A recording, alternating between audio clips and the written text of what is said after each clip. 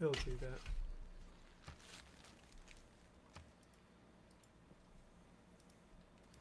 I'm gonna give it a second. Oh, we're back. I was lowering my graphics settings for the internet. Oh, I already did that. Yeah. But I was playing earlier, so I didn't have my graphics on minimal then. Where is this shit I'm looking for? How do objects that are supposed to be like right in front of me just like vanish so much? That's a good question. Couldn't tell you.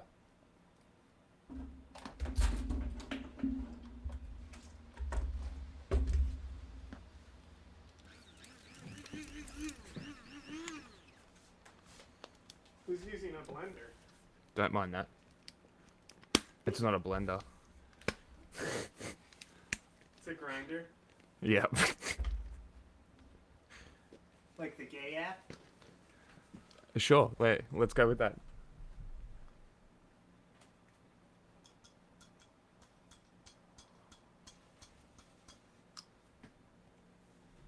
Man. I like...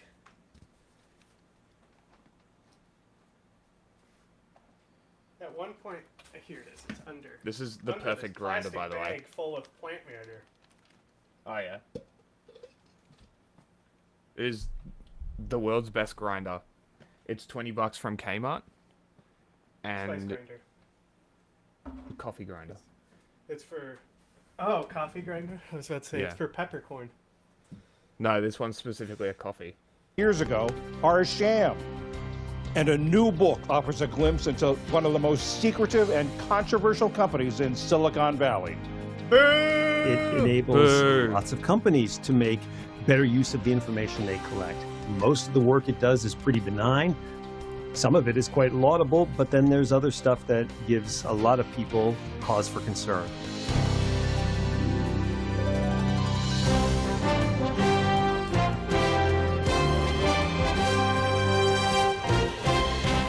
Major funding for PBS News Weekend has been provided by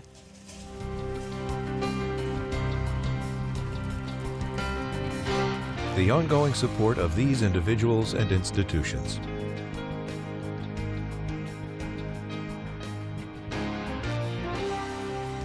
And friends of the NewsHour. Also, I learned... Friends of the NewsHour. I learned that when you know when you go into the screen here and it tells you the like I think it's the access level Yeah. or something like that. It's the whatever the spy operation is. I'll tell you when I have a spy up. I'm pressing next turn. You're good, right? Yeah, I haven't touched my next turn. Okay. This program was made possible by the contributions to your PBS station from viewers like you. Thank you. Thank you for your contribution. Good evening. I'm John Yang. Hi, John. Hi, John. This week's series of shootings by federal agents enforcing President Trump's crackdown on illegal immigration has like that sparked deal? a weekend of protests. That was a There good were deal. rallies and demonstrations across the country. They were organized after a woman was fatally shot by an immigration and customs enforcement agent in Minneapolis on Wednesday, God. and a Customs and Border Protection agent wounded 2 people the next day in Portland, Oregon. Well, they In were terrorists. Minneapolis, crowds gathered in Duh. the city where an ICE officer shot and killed 37-year-old Renee Nicole Good and demanded that ICE leave. Voices of anger and outrage were heard across the country. Killing people in the streets in intimidation tactics is horrifying, and we can't allow it. We have to stand up. We want ICE off the streets! From Durham, North Carolina, to rainy Washington, D.C., They should start and throwing salt Philadelphia. at ice. Demonstrators in hundreds of cities and towns took to the streets Salt the in a snail? mass protest. Have you seen Gail the snail yet? ICE out for No. good weekend Oh of action. man, it's so fun. That's do you know what are the fucking the fucking weird incest brothers in Always Sunny? What are their names? McBoyle twins. Have you seen them yet? They're one of the reoccurring characters that are just like, they're like weird, and they drink milk and only wear robes. And they're like, it's like implied that they're brothers who are fucking each other. And they have a sister, and they call her Gail the Snail. And then, like, they said, like, yeah, we would throw salt at her to get her to go away. And, like, I don't remember who says it, but somebody's like, oh my God, that's so mean. Probably D or something. And then Gail keeps talking, and D loses it and starts throwing salt at her. And he's like, see, it's the only thing you can do. And she's like, I didn't like doing that. I hated doing that. Why is she like that? That's genuinely funny. But no, I haven't seen Gail that one the yet. Snail. She keeps doing a, and they're like, either swallow or spit it out.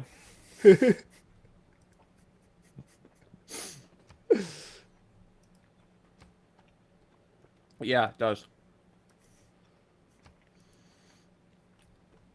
Oh, your favorite herbs and spices. Video play. Some protesters say ICE is overstepping its legal power and jeopardizing public safety. For others, the threat to democracy is just as urgent. We will win when we come together. Say ICE is Because it's not overstepping. about them. It's about us. Trump must go now. ICE must go for good. Wow, that's pretty More selfish, protests making are it about scheduled yourselves. for tomorrow. Lisa Gilbert is the co-president of Public Citizen, a progressive advocacy group that helped organize today's protests. Lisa, what are you hearing from around the country about turnout and whether or not there have been any problems or troubles? Well, turnout Troubles! has been amazing. We're holding 1,000 What kind of plus events, Let me get me the peaceful, shillelagh. lawful vigils around the country in this astounding moment where people are reacting to an atrocity.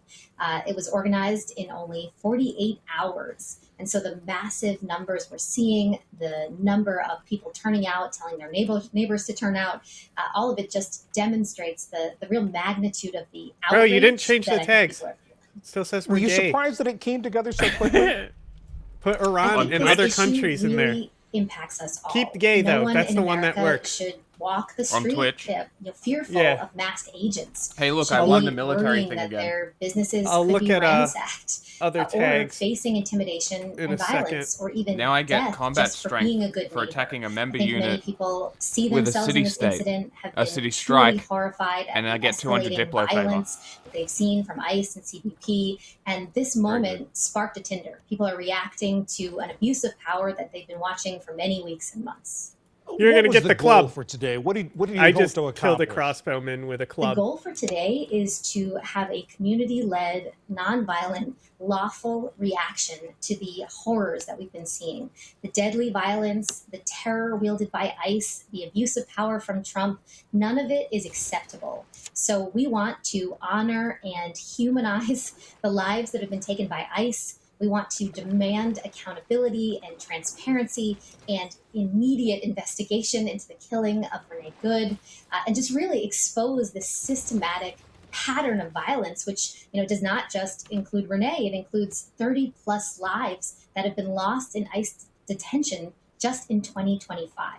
So calling attention, calling for accountability, these are our goals. The Trump administration has already said that they're going to send in, deploy more, a bigger federal presence into Minneapolis. I mean, what do you say to that?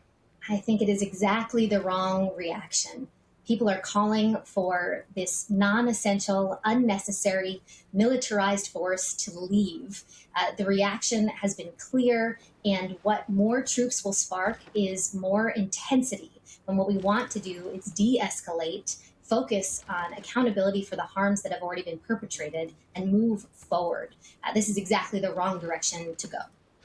Both Minneapolis Mayor Jacob Frey and Minnesota Governor Tim Walz warned against doing how you anything spelled that decide? could sort of be served, Why does it look used as a weird? pretext for sending in more federal agents. What do you say to that?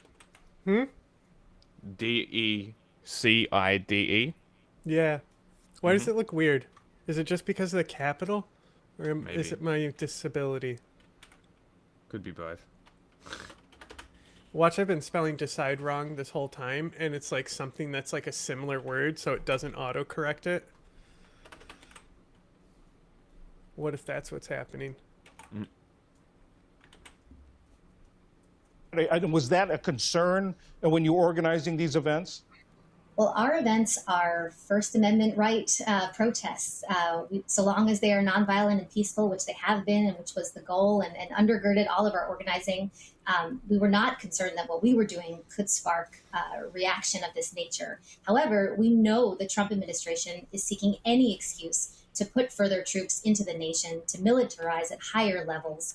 We've even been fearful, as many know, of the Insurrection Act being invoked at any spurious pretext. So we are, of course, always worried about what the Trump administration will do. They have clear authoritarian goals, but I think what we can control is how peaceful and clear our actions are. And they're needed in this moment of violence. We need to stand up together. And do you think the momentum will keep up tomorrow?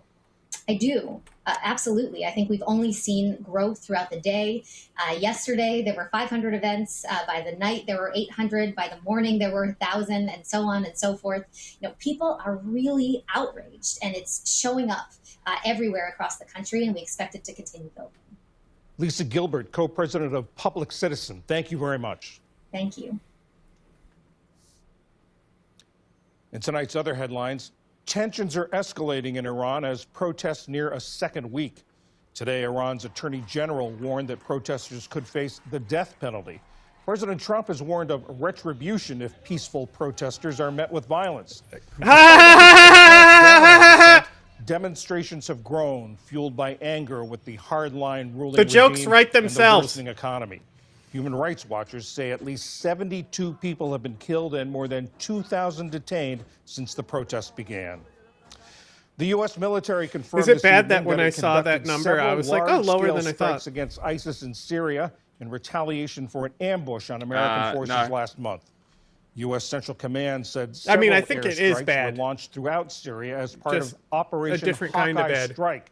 It's an effort to target like an Islamic Abada bad. terrorism and prevent future attacks. That's Last a Bin month's Laden attack joke. killed 2 U.S. troops and a civilian translator working in Palmyra. President Trump has moved to tighten U.S. control over revenue from the sale of Venezuelan oil. An executive order aims to prevent legal claims on the funds by putting the money beyond the reach of the courts. The administration says the purpose is to ensure economic and political stability in Venezuela and to curb illegal immigration. It says the money will be the property of Venezuela, but will be held in U.S. Treasury accounts. Mr. Trump signed the order Oh, after yeah, meeting yeah. with more Just than like a how dozen half the oil African executives economy at the is White held in House an francs, effort to French raise banks. $100 billion in investments to fix Venezuela's oil infrastructure. And rescuers in the Philippines say there's hope of finding more survivors in a massive avalanche of garbage. Disaster response teams say Bro, they're that sending is the worst special kind of equipment to avalanche. the scene after detecting signs of life. 4 We're people having were garbage killed and dozens went avalanches? missing What on is this, Thursday Wall-E? after a mountain of garbage suddenly collapsed. Rescuers have been racing the clock to find survivors. So far, 12 injured workers have been rescued. Still to come on PBS News Weekend. With they're voting garbage underway in workers? Myanmar, what's at stake as the country's civil war rages on? And a peek behind the curtain of one of Silicon Valley's Did you do most the tags secretive yet? and controversial companies. It still says cyberpunk. We don't need that in there. This is PBS Pretty News sure I took Weekend that out. from the David M. Hang on, Rubenstein I'm studio fixing at WETA in Washington, home of the PBS News Hour, weeknights on PBS. I'm gonna check what other. Bro, you still doing this turn? What do you got going on? This over there? weekend in Myanmar, which No, is also known refresh as your Burma, page. the second phase of national elections is Don't underway. change them.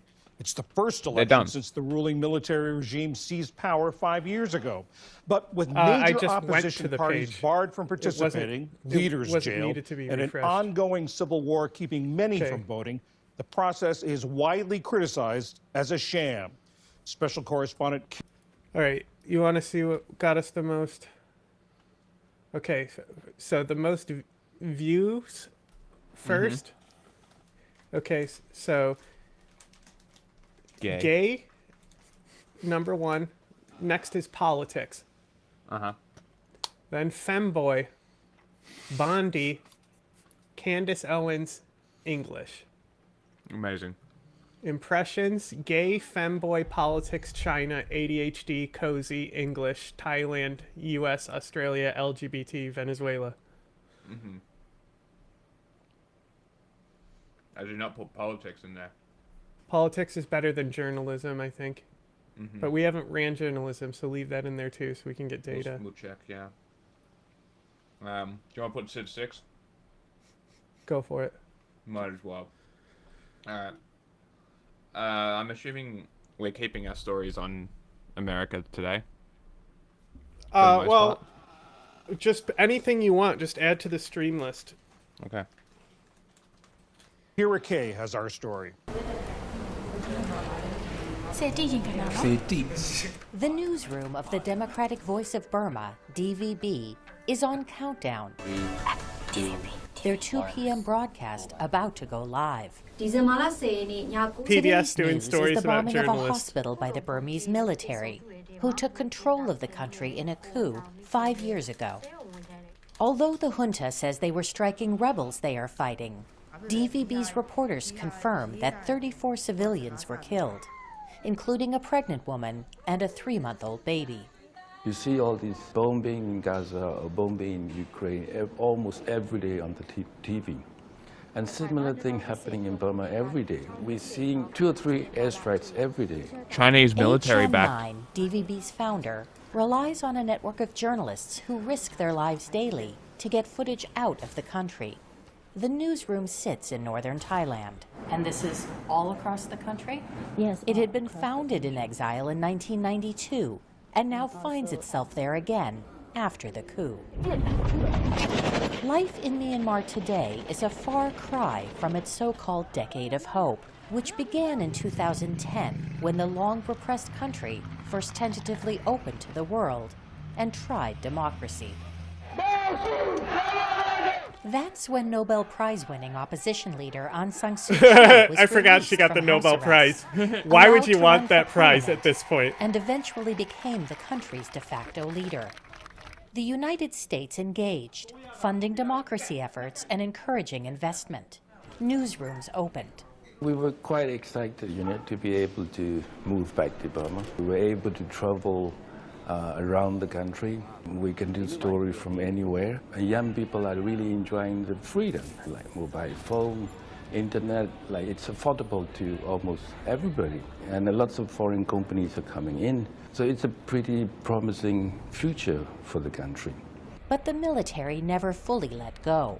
The Constitution guaranteed them 25% of the seats in Parliament, giving them an effective veto over true reform. And the army's genocide of the minority Rohingya people, which happened under Aung San Suu Kyi's leadership, was a black stain on her reputation. She walked a fragile line with the military from the beginning. If you have read the present constitution, you will understand that without the backing of the military, we can never say that we are really on the road to democracy. Then on February 1, 2021, following another humiliating loss at the polls and claiming election fraud, the military ended the democracy experiment. Newly elected parliamentarians, Are you in a dark including age? these 3 from Aung San Suu Kyi's party, were about to be sworn in for the new term. Just checking because of They detained us, regional representatives pressure elect, stuff. at 2 a.m. in our homes. Some of the male representatives were taken away with hoods over their heads.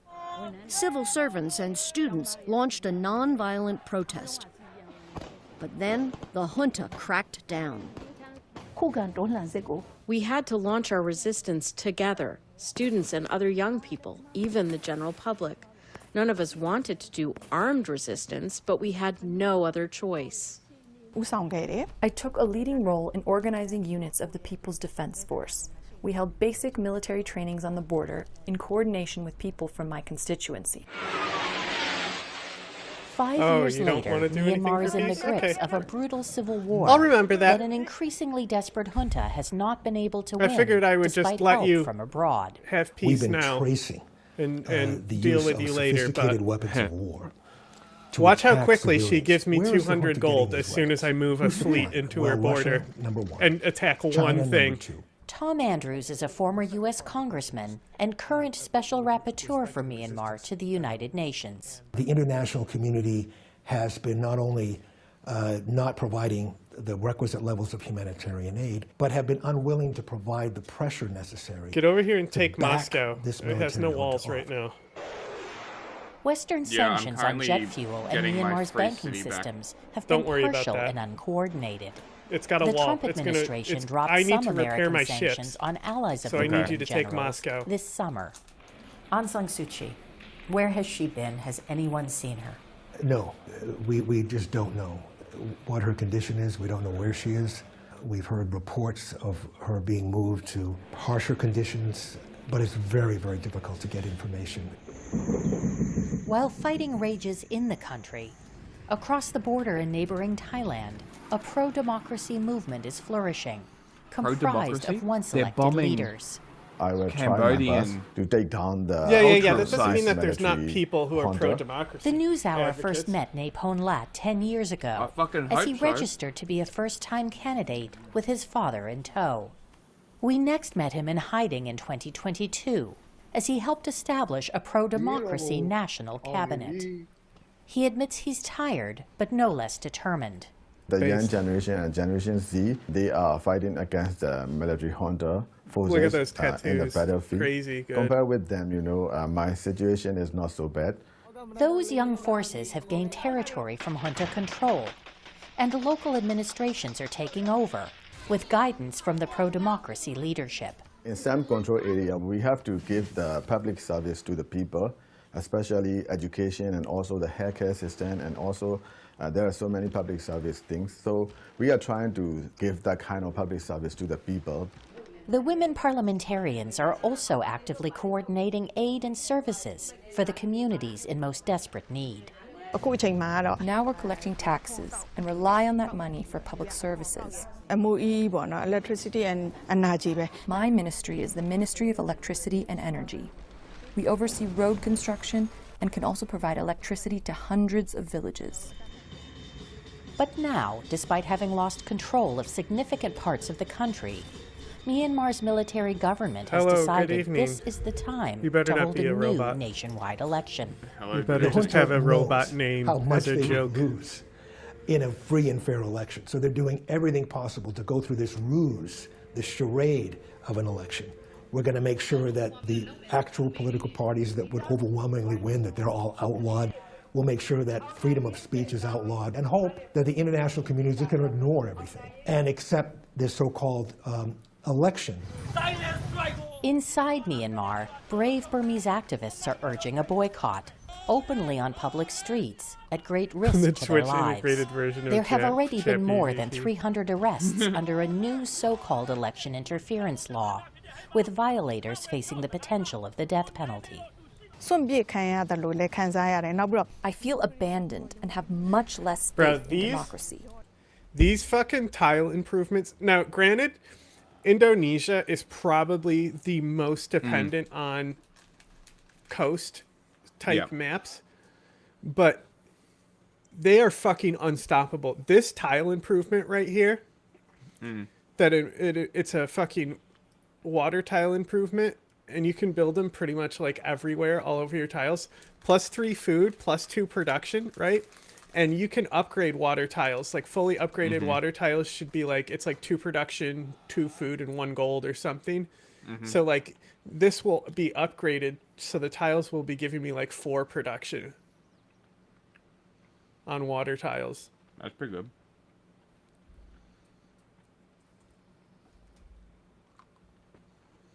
The world doesn't need to do a lot of things to help Myanmar. First, recognize our truly elected leadership. Put pressure on for the release of our leaders. Help prevent jet fuel and arms by sanctioning and other methods. And strongly reject these sham elections. You have Sanction champions China? on the front lines of the very values that are supposed to be about what Americans Well, that's are crazy. about. There's like It's light also in our reflecting national on the water. security interest. This is a very strategically important part of the I world. turned on the time of natural day resources that are there. Settings. The United Weirdly, States the and whole other world is the countries same time of day at the really same have an time. opportunity here to. That is weird. It would be cool if it was like Dynamic. basically like if it's your turn, it's in daylight. When it's someone else's turn, it's in darkness. You know, Yeah. So like it would go whoever's turn it is where the light would be. Stand for principle, but also sees strategic interest. Myanmar's military government says it will announce final results after a third round of voting at the end of January. Voter turnout so far has been low. For PBS News Weekend, I'm Kira Kay, along Thailand's border with Myanmar. On January 26th, the Trump administration will end temporary protected status for about 4,000 Burmese refugees in the United States, saying it's now safe for them to return. Advocates for these refugees say most of them are human rights defenders who would be targeted by the military regime if they were forced to go back.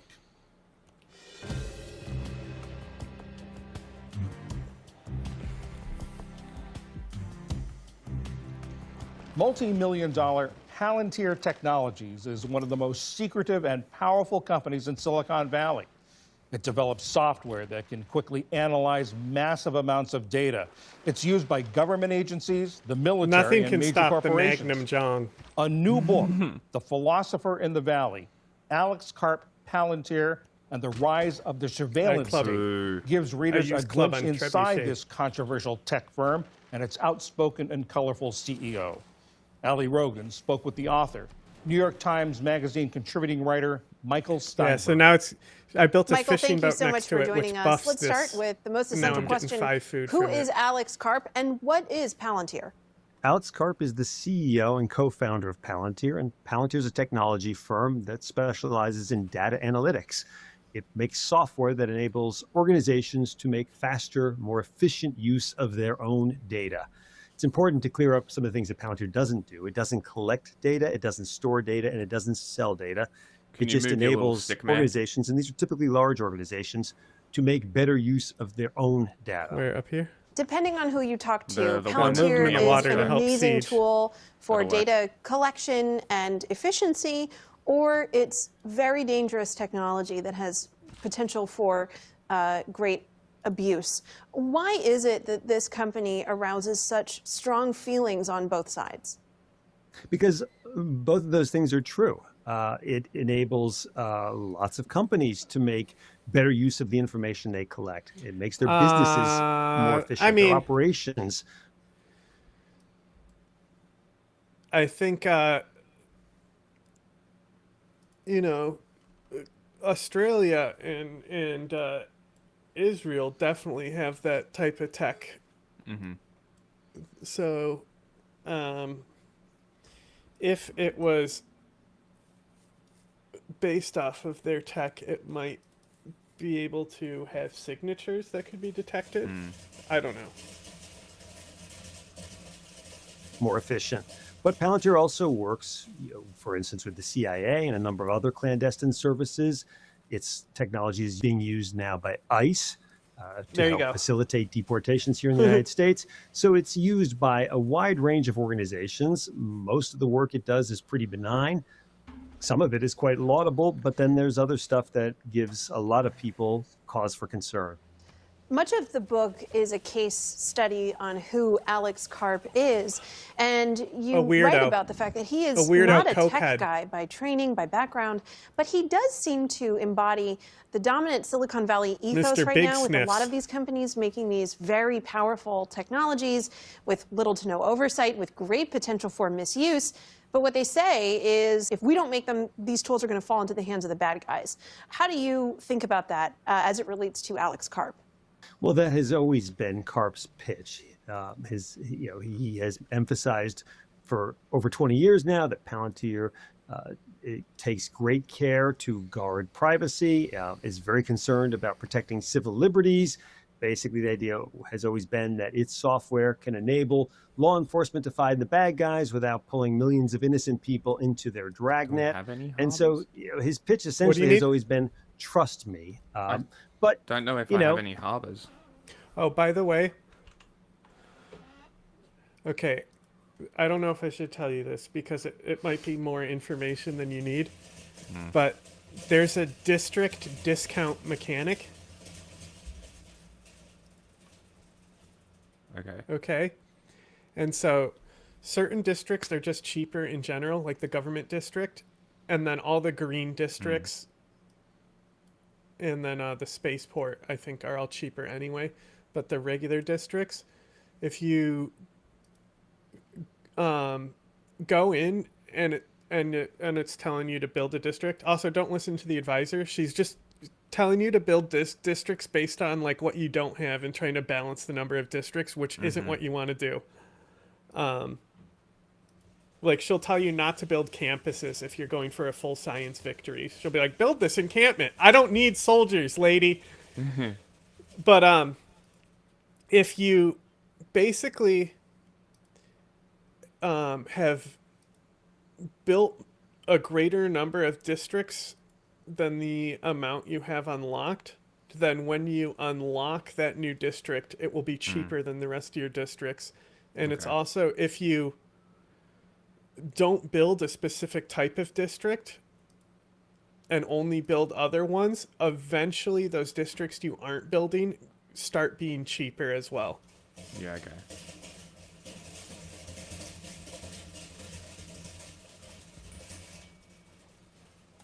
The reality is that Palantir doesn't police the use of its own technology. It is up to the client to decide how rigorously, for instance, they wish to enforce the privacy controls that the software is equipped with. And the concern has always been that technology this powerful can lend itself to abuse. And there have been instances of abuse, and there are obviously a lot of concerns at the present moment about how it's being used, for instance, by the US government, by different government agencies. I want to press on that. You write in the book about how CARP has defended his work with ICE. Palantir has had contracts with ICE for a number of years, and of course, ICE is coming under greater scrutiny these days due to some of its actions. How would you think CARP would explain Palantir's work with ICE if he were asked about it today? Well, he has defended Palantir's work with ICE.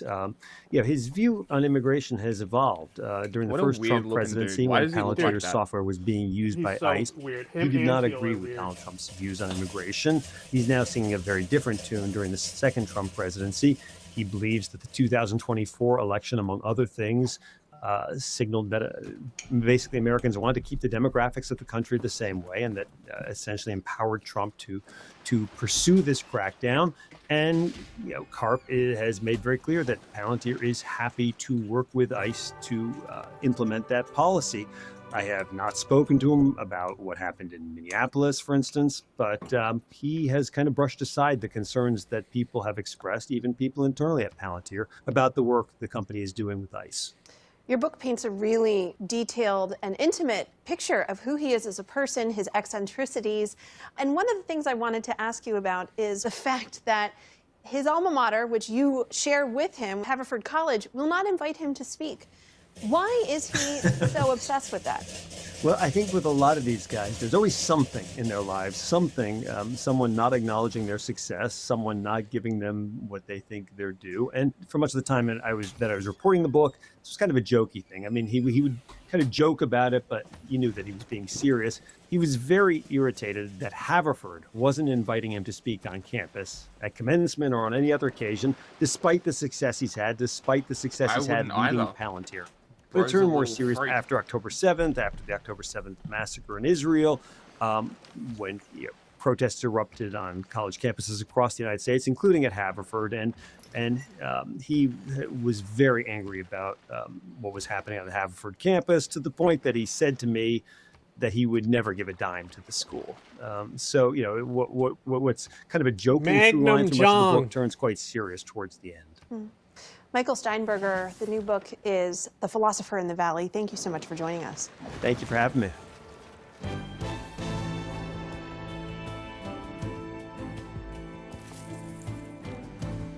And that is PBS News Weekend for this Saturday. I'm John Yang. For all of my colleagues, thanks John. See you tomorrow. See you tomorrow. Major funding for PBS News. Wow. Wow. Carreras. Not that one.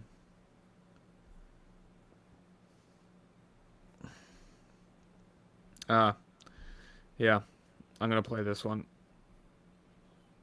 Take your screen share off for a second. Nope. Fine. Lines here because I this I on. just got back from a little ride. I went down to the And federal then- building where Hey, we were no. having an Remove ICE it. Don't rally. worry. I'm and taking it off. protest after But it's just they sitting killed there. Renee Good in Minneapolis just this morning. An event that is made so much more tragic by the reality that it was both inevitable and always optional. It's happened in Minneapolis, in a state that is already experiencing a lot of fuckery from the Trump administration. And by all reports and watching the video, which you can go ahead and watch it for yourself if you want. I'm not going to include it here if you want. To me, it's kind of like Charlie Kirk. I don't really need to, I really didn't need to have seen it, to be totally honest. I have experienced enough police violence in my life. I have had cops draw guns in me. I know what that feels like. And it is horrific to watch someone is this be gunned Alex? down in the middle of the street, because that's what happened. A woman was just gunned. Is this the down. motorbike She was guy? shot in the Yeah, head yeah. multiple times by an ICE agent, and their excuse is that she was trying to use her car as a weapon, which, of course, what got us to this moment is that this regime believes in violence as the primary tool for getting what they want. They don't believe in any type of coming together, any type of compromise between two positions, because these people are fascists to their core. That is also why they make things like complaining about fascism or capitalism or the system itself or the government illegal, and they call you a terrorist when you do anything that seeks to, that has Sure. anything close to a fucking whisper of not totally 100% being on fucking board what they have going on. I'm not going to be legal eagle over here and go point by point and explain, well, technically so in this or this federal law. No, the guy fucking murdered her, and it's pretty obvious. And we are so far past any type of like legal justifications. We need to start operating at the speed that the Trump administration is, which is instant fucking taneous. Trump is stealing fucking money through all of his crypto shit. He is accepting bribes openly. There is no law anymore other than what you can get the fuck away with. And they are going to do everything they can right now to get away with this murder. They are going to protect this ICE agent. They are going to protect everyone who protects him. Since the Trump administration has started these ICE raids, has started pushing, doing these different operations directly into communities, this is what they have wanted. Is they wanted some sort of normal person to experience consequences for standing up to them. Because here's the thing, ICE has killed lots of people already. They've done it in detention, they've done it in the streets. Yeah. Like, it's happened. What makes this situation unique was not that ICE killed somebody, it's who they killed and what they were doing when they were murdered. This person was operating in the function of a legal observer. That is, observing and recording law enforcement to ensure that they are doing their job within the legal restraints that they are supposed to operate under. But in Donald Trump's America, he has the ICE Gestapo, who operate under no law. They operate only under his personal authority, and they do what he and his fucking little cabinet of little shitheads like Marco Rubio and just bloodthirsty people like Pete Hegseth. And they have been on ICE agents to become more aggressive, more violent, deport people faster. That is what made this event inevitable. And it is benign in that inevitability. It was always going to happen. I've been waiting for this moment for months. And again, there have been other deaths I thought might be it, but this was the one. But it's so fucking tragic because it was never a requirement. We never needed to get here. ICE does not need to exist. And even if What you is want happening? them to Why is the exist, move- they why is the do turn not moved? need to I don't know. operate with like this. As much as law enforcement across our country is insanely aggressive and corrupt and like operates on their own fucking set of rules that privileges them above other people, like ICE is just, they're in a totally different world. I am constantly surprised by the horrific things I see ICE do in broad fucking daylight to people. And I'm so disappointed that we as a society continue to tolerate it.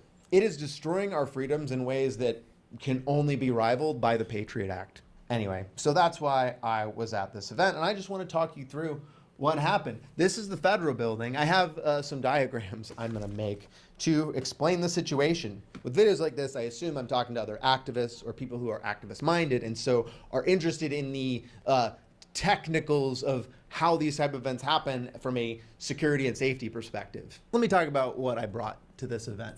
First off, I brought stickers because my goal with going to this at all is just to network and talk to other people. I go to a lot of these events, I see a lot of the same faces, but there's always new people, you know, it's their first time going, and I want to give them a good, positive experience, especially with someone who looks like me. I'm often wearing a helmet with a giant skull on it, so it's like a +10 to intimidation. I bring audio video equipment because I had intended to interview a couple people while I was there, but for reasons I'll get into later, I didn't get around to that. And before I got there, I gassed up and grabbed a little snack just in case. The point of talking about this is just to emphasize that I was traveling extremely light for this event. This was a impromptu, found out about this a couple hours ago. All right, I Again, saved in if you response want to to something try to that load happened it. today. I know it's going to be a rally. That's all I really know. If it's something like this where it's impromptu, really usually the only people that Do are you going to wanna show try? up are going to be the Or do you wanna propagandists to wait? create their content. I wouldn't Why, you really reckon it's expect like busted? other fascist groups. I don't know what's going on, bro. You exit first and see if it changes. Because I am in a dark age at the moment, but I thought you said you weren't in a dark age. I thought I wasn't. I'm going Okay. out of a dark age.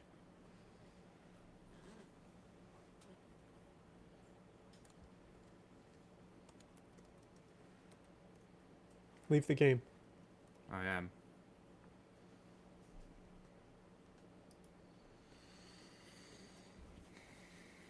Groups, Proud Boys, Patriot Front, whatever, just show up to this type of thing. Generally, they need way more time to coordinate their uniforms. In this center area here, this is where people are speaking and talking, kind of doing that rally piece.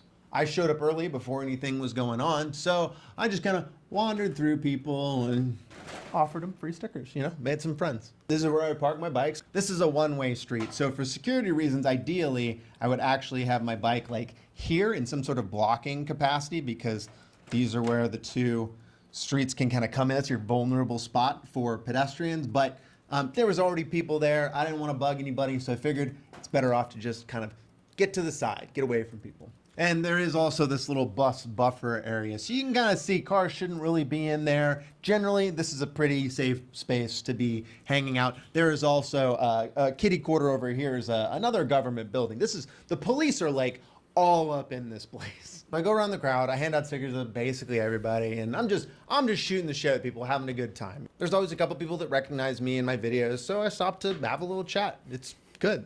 I make a lot of friends at these things.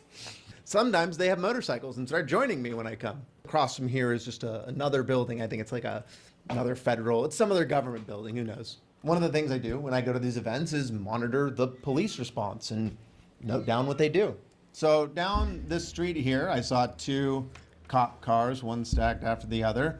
And you know, they're just monitoring. I don't have any problems with cops sitting there and monitoring a big group of people in front of a federal building. I guess that's kind of their job. In the building itself, there was cops, and these are sometimes Seattle PD or DHS or ICE people too. And then there was a small group of cops. I think they might have been what are called POET officers, which are like community outreach. They're way less aggressive. They'll talk to you.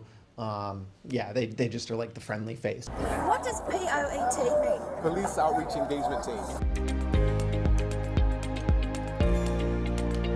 After the riots in 2020, you know, we made lots of changes to our crowd management policy. And so POET came about to just increase dialogue between the police and protesters. And these people kind of wandered around and, you know, after they talk to people, because they do try to get intel about what is happening, you know, and I think for them, they think of it as less malicious than it is. But I mean, that is what they're doing. They will talk to you. They will ask you, you know, how long is the rally going for? What's your plans? Are you with a group? You know, they'll want to get as many details as possible.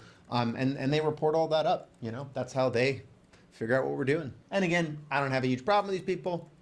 I'm just paying attention to what they're doing. And then there was some reporting that noticing like a things? paddy wagon was down here, like a van. So if the event gets is going it letting you proper, I join? noticed that like there's some like I'm photographers and video people up here setting up their cameras, and I remember, oh shit, I need to get an establishing shot of this for the video, you know, so you can see the whole crowd, how many people were there.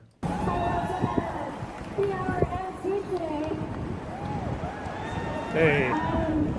So I wander over to do that, and I'm just taking photos and videos, and then son of a bitch, I look to my left, and you know who I fucking see? Just on this little fucking balcony. Jared Fogle. Jonathan Clown Cho. It would have been Jonathan crazy Cho if it is was the Jared disgraced Fogle. former journalist Isn't he in the who clink? was fired from the I local think news he's in station jail. Como back in 2022. Cho, I know this guy. Yeah, Jonathan Cho. Oh yeah, this guy. This guy loves to lie about shit on the internet. away. I'm just right here, Stay away, dog. man. You I'm just call me. enjoying the city. Stay away. Don't come Do you even know near what's me. going on over here, buddy? Don't even come near me. Do you know what's going on over here, I'm here buddy? to cover it. What, cover what? Now you gotta bring reinforcements, like I said. Everybody around these reinforcements, dog. I don't need reinforcements, motherfucker. I'm just here. I'm like me. I'm not scared of the Take off the truth. helmet. Take off the helmet and talk to the man. There you go. Yeah. You know what these people are here doing? They're here to target the I man love of that he Seattle, instantly not took your off the community. helmet. Why? Because What do you mean, why? he blamed What are they them. doing Saturday, dog? What are they doing Oh my Saturday, God, dog? Oh, I you would have time fuck to him tell so people hard. What's the truth, what's fucking happening, dog? Oh shit! Oh shit! Fucking Jonathan Cho just fucking assaulted somebody. Holy shit! Cops! This guy just fucking assaulted somebody. Hey man, you wanna fucking find out? This guy just assaulted this guy. See that? He just hit that guy with a fucking stick. He's the guy right there. How convenient. How fucking convenient. How convenient. That guy got fucking hit. That guy was hit by that He guy. assaulted me. Holy shit. Doing my job, turning. Jonathan Cho is a fucking liar. I was able to talk to John just after it happened, and here's what he had to say. All right, what's up, Cam? What happened? Basically, I was covering this beginning of this rally here outside of City Hall, and 3 Antifa activists started swarming at me. One of the guys grabbed my shoulders. I just cleared the area, and thank God there are tons of officers, and it looks like they just made the arrest. And I got it all on video, of course. And the far left activists are blaming me. He is so fucking goofy. It would be funny if he wasn't such a giant piece of shit. And unfortunately, these types of events where, you know, people are murdered by fucking unhinged federal agents, he shows up to make fun of it for his audience. That's how he gets a paycheck, because there's now an entire DEI ecosystem designed to employ people who are just the worst motherfuckers in our society. All right, so again, we're at an anti-ICE protest in Seattle, right in front of the federal building, and of course, these far-left activists are flying a Palestine flag. This has nothing to do with Palestine, but of course, it's the same crowd, same group of activists, just different cause, going after the latest shiny object. So far, a lot of speeches, chanting, yelling, and now ICE out of whatever city they want ICE out of. And they're calling everyone fascists. I haven't interacted with this guy since I watched him hit somebody right in front of my fucking eyes. So of course, that's the first thing on my mind when I see him.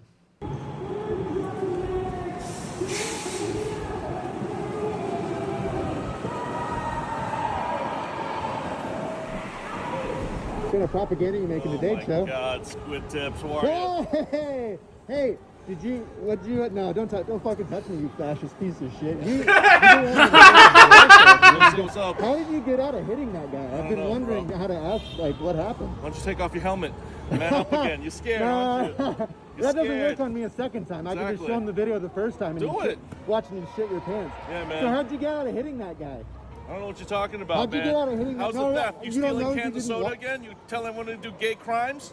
What does that mean, gay crime? I don't know. You said it. What's a gay crime? I just want to know how Be you gay, do do that. crime. I'm Is sorry, I assault a misquoted gay you. crime? Is that what? Because you. Hey, how's that? You find a new job, or are you professional YouTuber now, full time? Yeah, well, I made a whole bunch of money doing my cybersecurity job, so I can just kind of hang out and do whatever I want. Congratulations, man. I'm It's glad. pretty awesome. Yeah, I know.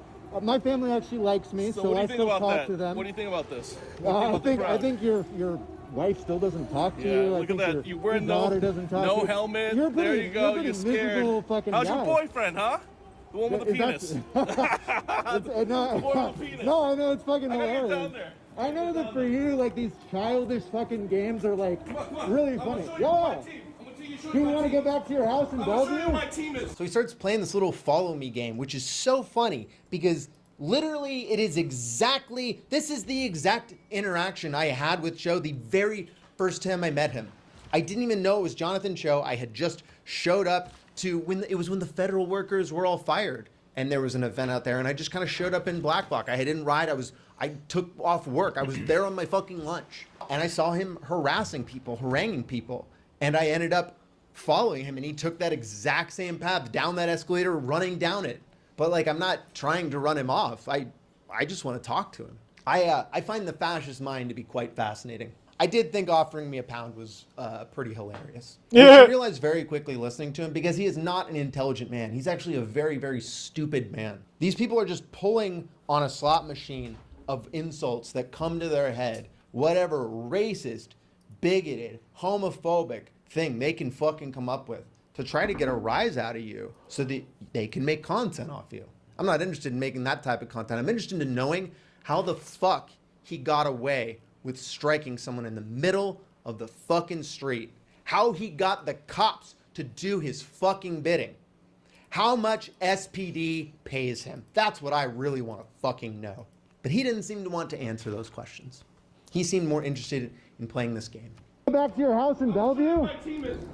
Sure, let's see your team. Would you like a fuck ice sticker? Where are you going?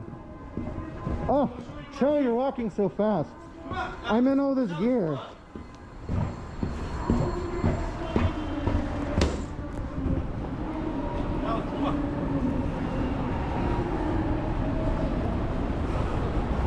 What the fuck is this guy doing? Bro, I don't want to walk the... I'm gonna get my bike. I'm gonna get my bike then. This is so fucking far, dude. Okay. All right, all right, all right, all right.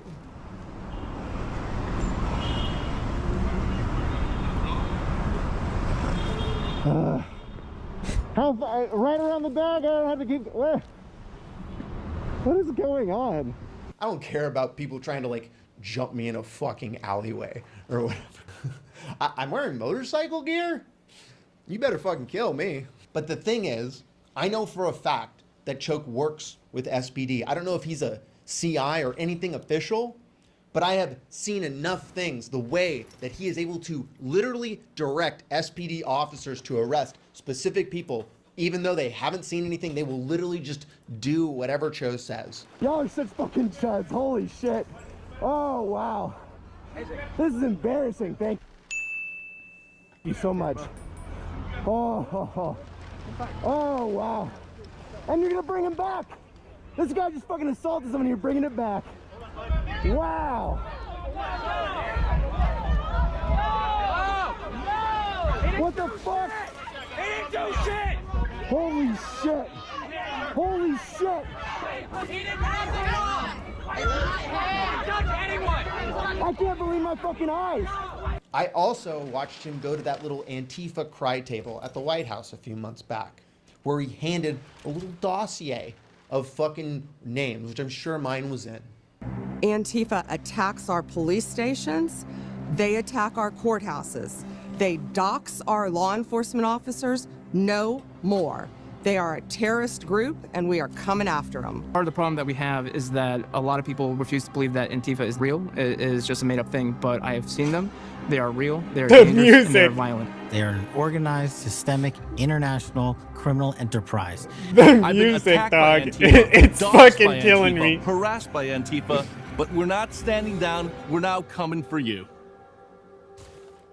So understand that Cho operates like this with total impunity, saying these terrible things because he knows that he is backed by these institutions, these powers. Just like the ICE agent who shot Renee Good on the orders of the Trump administration to be as aggressive and violent as possible, Cho knows that he will be protected by this administration.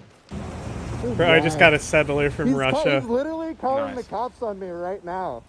He's literally fucking calling the cops on me. What a weird psycho. So yeah, I don't want to play his little fucking game.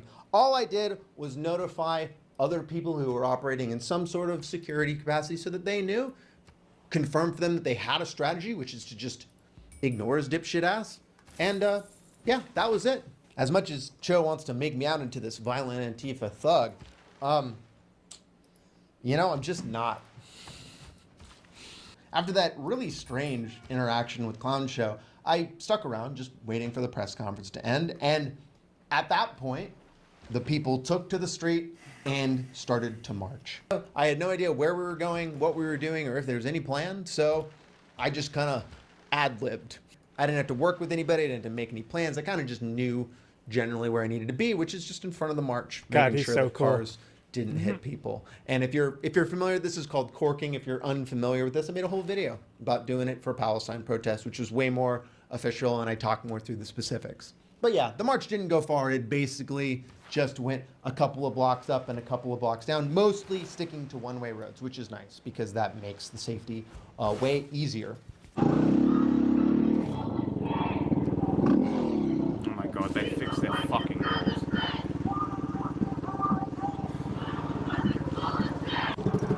Watch your back there. Watch your back. Watch your back. Watch your back. They have a green light. Come back. Come back. Come back. Come back. Okay. Okay. Now we can take it. See those cops behind them, right? Way down at the back.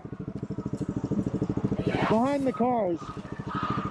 As the march started to double back, I started to see that cops were preparing to contain the march. What that generally looks like is, let's say this is a one-way road, they might go up a street ahead and then block that off with their car. When they doubled back toward the federal building, I kind of lost them, so I went farther down and came back over here where I saw a whole bunch of bicycle cops lined up.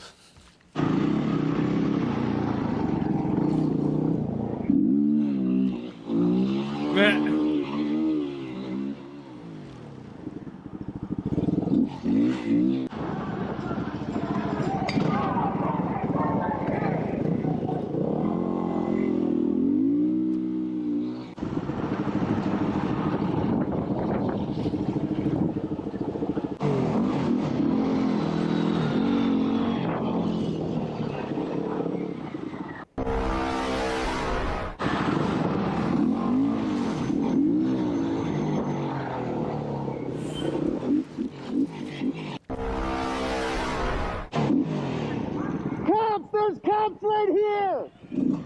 There's cops! There's cops! White cops! Now here's the thing, this march was not violent. Nobody was throwing things, nobody was breaking anything, you know, other than traffic. I'm not sure how I feel about the mod that, like, it overhauls the policy cards, so, like, it's traditional.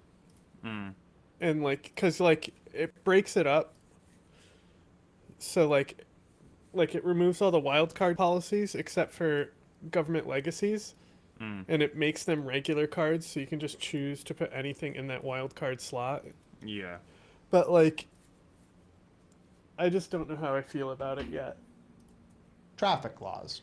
So, generally, in Seattle, it makes some of that the is green not going policies to be a actually reason for them worthwhile. to violently rush in, and it seemed more like maybe they were waiting for an opportunity to do that. So seeing this, and then seeing the other cops, you know, farther up, and then seeing them start to block, you know, the extensions out. That's this is like your basic kettle situation. So I sat here and tried to get everyone's attention and letting them know that that was what was there. And then afterward, I drove around to the back of the march and let people know there too, only to find that cops had already basically permeated their little bubble there. White cops, yeah, like a big fucking group of them, like 12.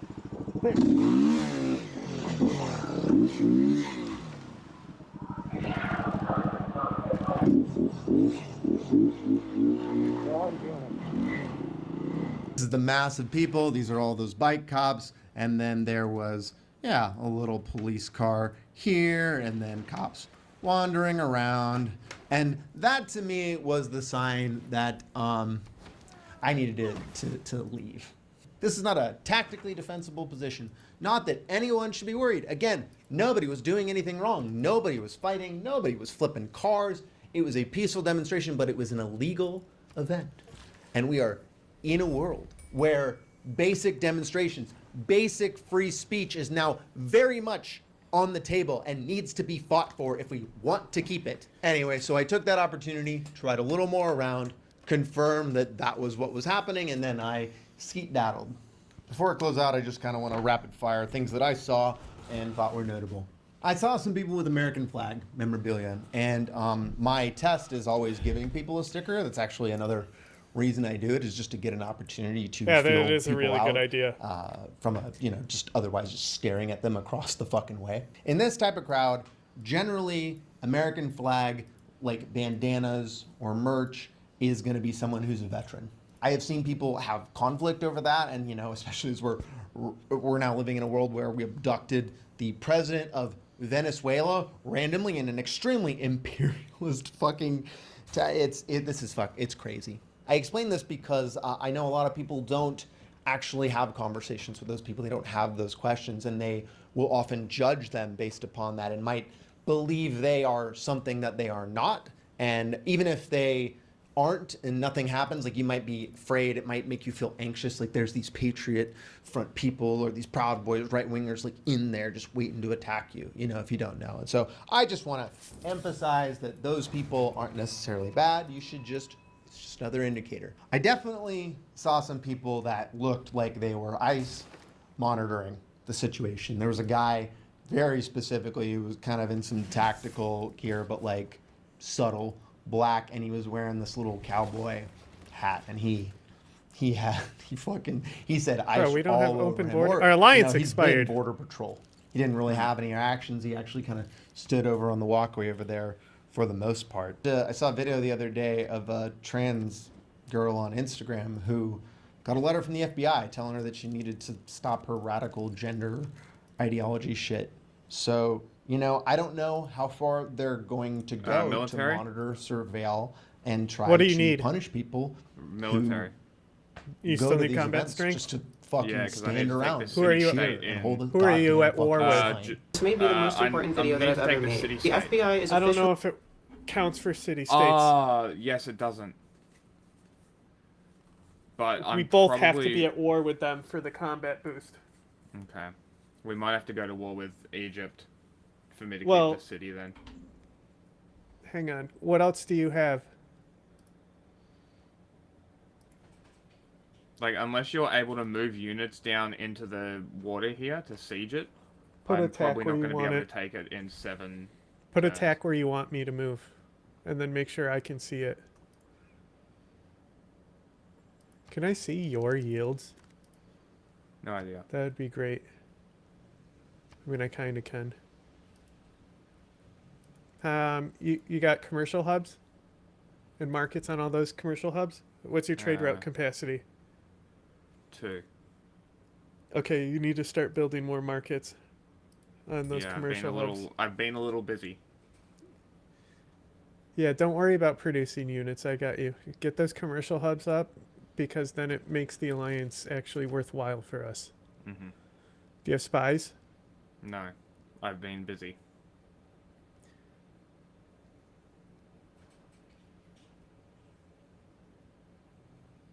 Like, I've got a siege tower here, so I should be able to take it relatively quickly, but I don't know. I have a trebuchet coming in two rounds.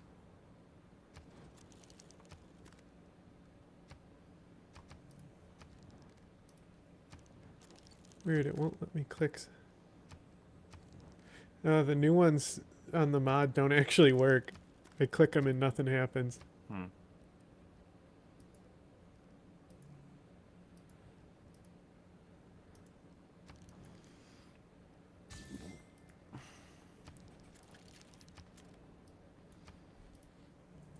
Officially targeting trans women and trans activists. My good friend Tara Knight is a black trans woman, as well as a published author, an essayist, and a prominent trans feminist. 3 days ago, she was sent a letter from the Federal Bureau of Investigations demanding that she cease publications of her book and her online essays. So as you all have likely heard, I was forwarded a letter from the FBI informing me that my work and my platform and everything I've built over the past 3 years has to go for propagating what they are calling radical gender ideology.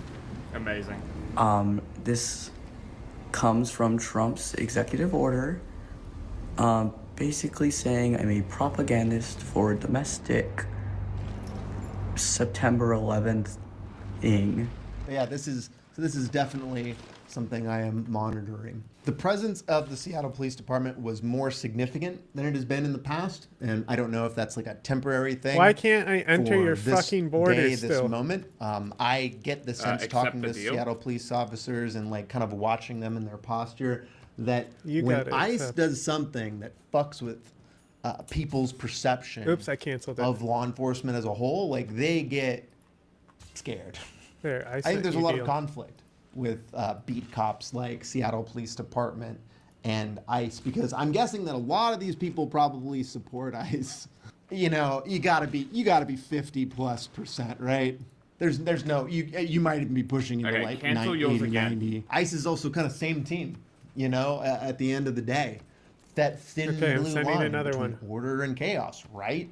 I mean, you can't have different lines, right? There couldn't be like a thin blue line Finally. and then like, you know, like a fat red line behind it, right? Where it's like ICE, like they're all the same team. It's all that thin blue line. And now it's so, stuck on the screen. And I think that they get a bad rap for what ICE does. You Huh? know, they feel like they get a It's little literally stuck negativity even on though your they screen. didn't. All I can see is you. Nothing can be clicked.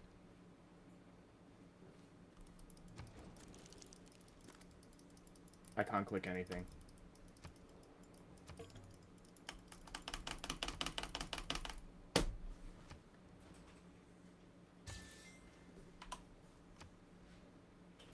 This is why I don't put mods on games.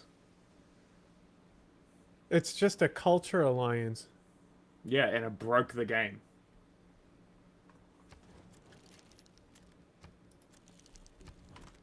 Huh, let me. Like, I literally have to force quit the game now because I can't go anywhere. I literally can't click anything.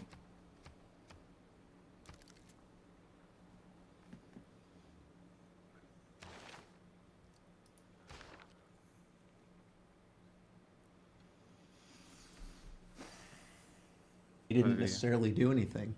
But to be honest, I think a lot of them like putting on the riot gear and pushing around fucking college students. So, but yeah, this is another thing I monitor. How much they. Yeah, like I've had screens break before with Civ. It's because it's like we're constantly sending the fucking alliance thing back and forth and canceling it. It shouldn't matter. Yeah, but I can understand why it gets overloaded. It's like processing request on top of request. It doesn't know what screen to go to. Like it's already loading a screen and then it gets the flag that that screen shouldn't exist and then it just doesn't think it exists.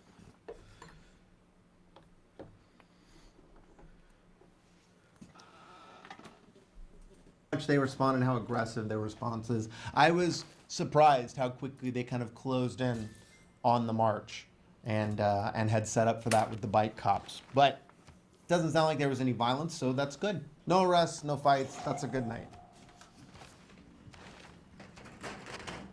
Forgive my casing if it bothers you. What the fuck do we do about these motherfuckers? Sorry. What do we do about ICE from this moment? Well, the first question is, what can we harass? Do? So if ICE was funded via an act of Congress, and they have billions and billions of dollars, like way more money than we're ever going to be able to burn up. Our Congress is dog shit. They're not going to do anything until we completely get a totally different set of elected officials who have some sort of actual value system. And that's something we should work on. This is like a long-term thing we should be fixing. That's why I got involved in the Katie Damn, Wilson the Cree campaign. have this fucking electoral politics double are not aqueduct everything, with these but they cities. are It looks a sick as fuck. part of a larger picture, and we need to be pushing back in every arena possible.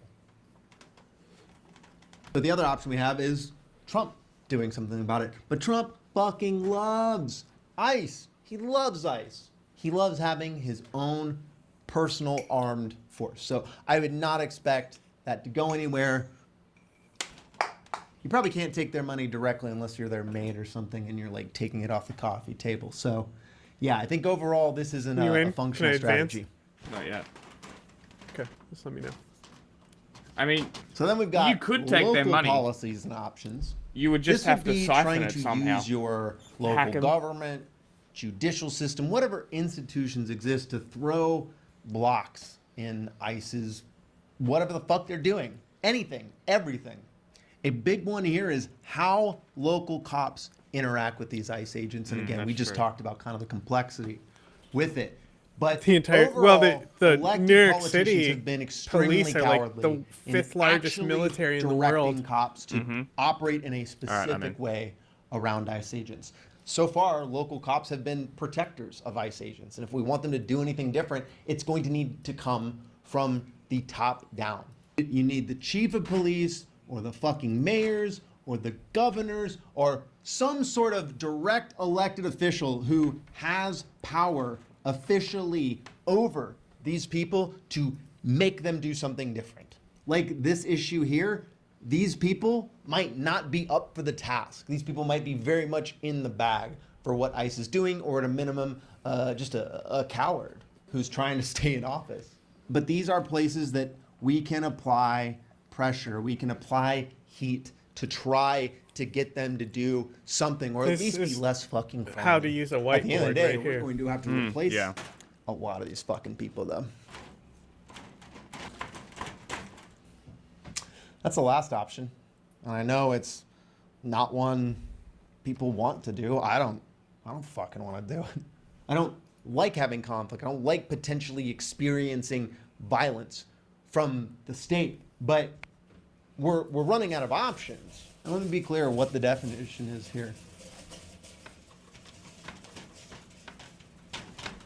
When Renee Good was killed today, she was doing this. She was just documenting what the cops were doing. As much as they want to make this illegal, this isn't really something they can make illegal, because the questions are going to be, how far do I need to be to record you? Do I need to be 25 feet? Do I need to be 100 feet? Like, I can get a better camera and microphone if we're just talking about distance. If you're saying I can't record them, prove it. Make them try to arrest you and take the data off and prove that that's what you were doing. If you're going to do something like this, you really need to think through these strategies. And you might be interested in getting yourself a Graphene OS phone. But here's the thing. You need to have your safety in mind, because these people will fucking kill you.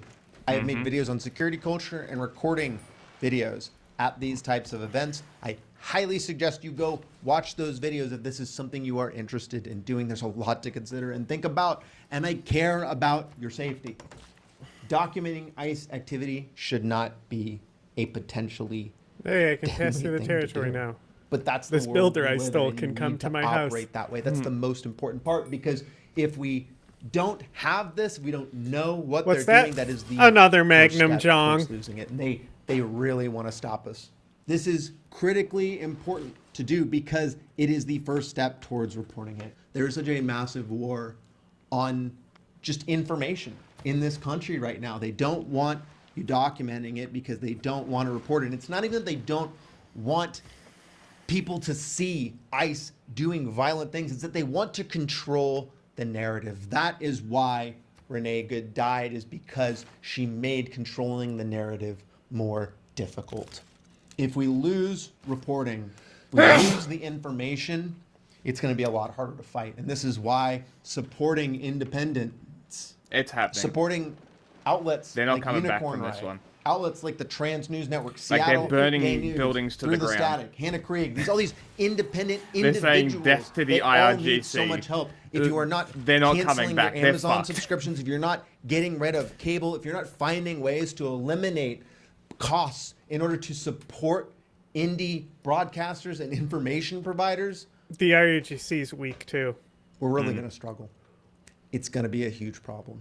We're talking about like a digital dark age. Anyway, don't really want to think about that. And then finally, we resist. But here's the thing. Resistance, fuck. It's a continuum, you know? There's different levels to this. And I don't necessarily mean violence. I think that getting creative is actually really important here. As an example, I want to tell a story that I heard recently from a podcast that is run by a couple of trans women locally. Very small podcast called .fem, and they specifically focus on queer history from a queer lens, and I find it really great. So in the 1980s and 1990s, the AIDS epidemic killed lots and lots of people. But because it was predominantly gay men and trans women, it wasn't really taken seriously.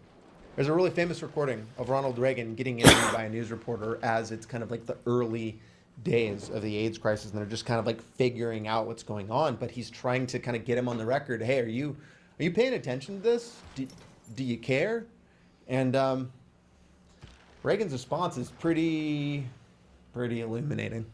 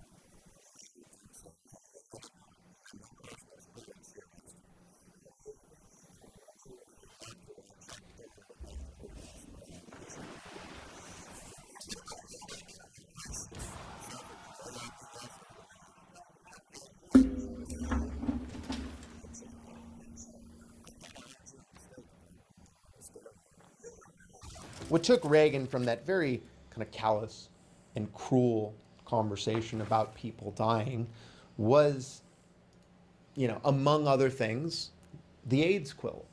A lot of people who died from the AIDS crisis, especially early, struggled to have actual funerals for many reasons. Cost was obviously one thing, but a lot of people, because they did not know the source, they were really afraid to handle the bodies, so they couldn't get them a proper funeral.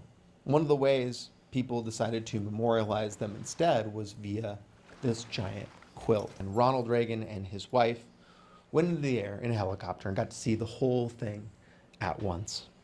And reportedly, it was a very impacting moment for them. It caused Nancy Reagan to cry. You could fight these people directly. There are videos you'll see of people grabbing and de-arresting people from ICE. And that's a strategy, but it's really, really risky right now, especially now. I think creativity is the name of the game. Finding creative solutions. Fascists want you to swing at them because they want to come at you with all of their toys and money and everything they've been saving up. Look at Charlie Kirk, that's what they want. But they're not smart. We carry the all. flame. Just like fucking Clown Show Cho.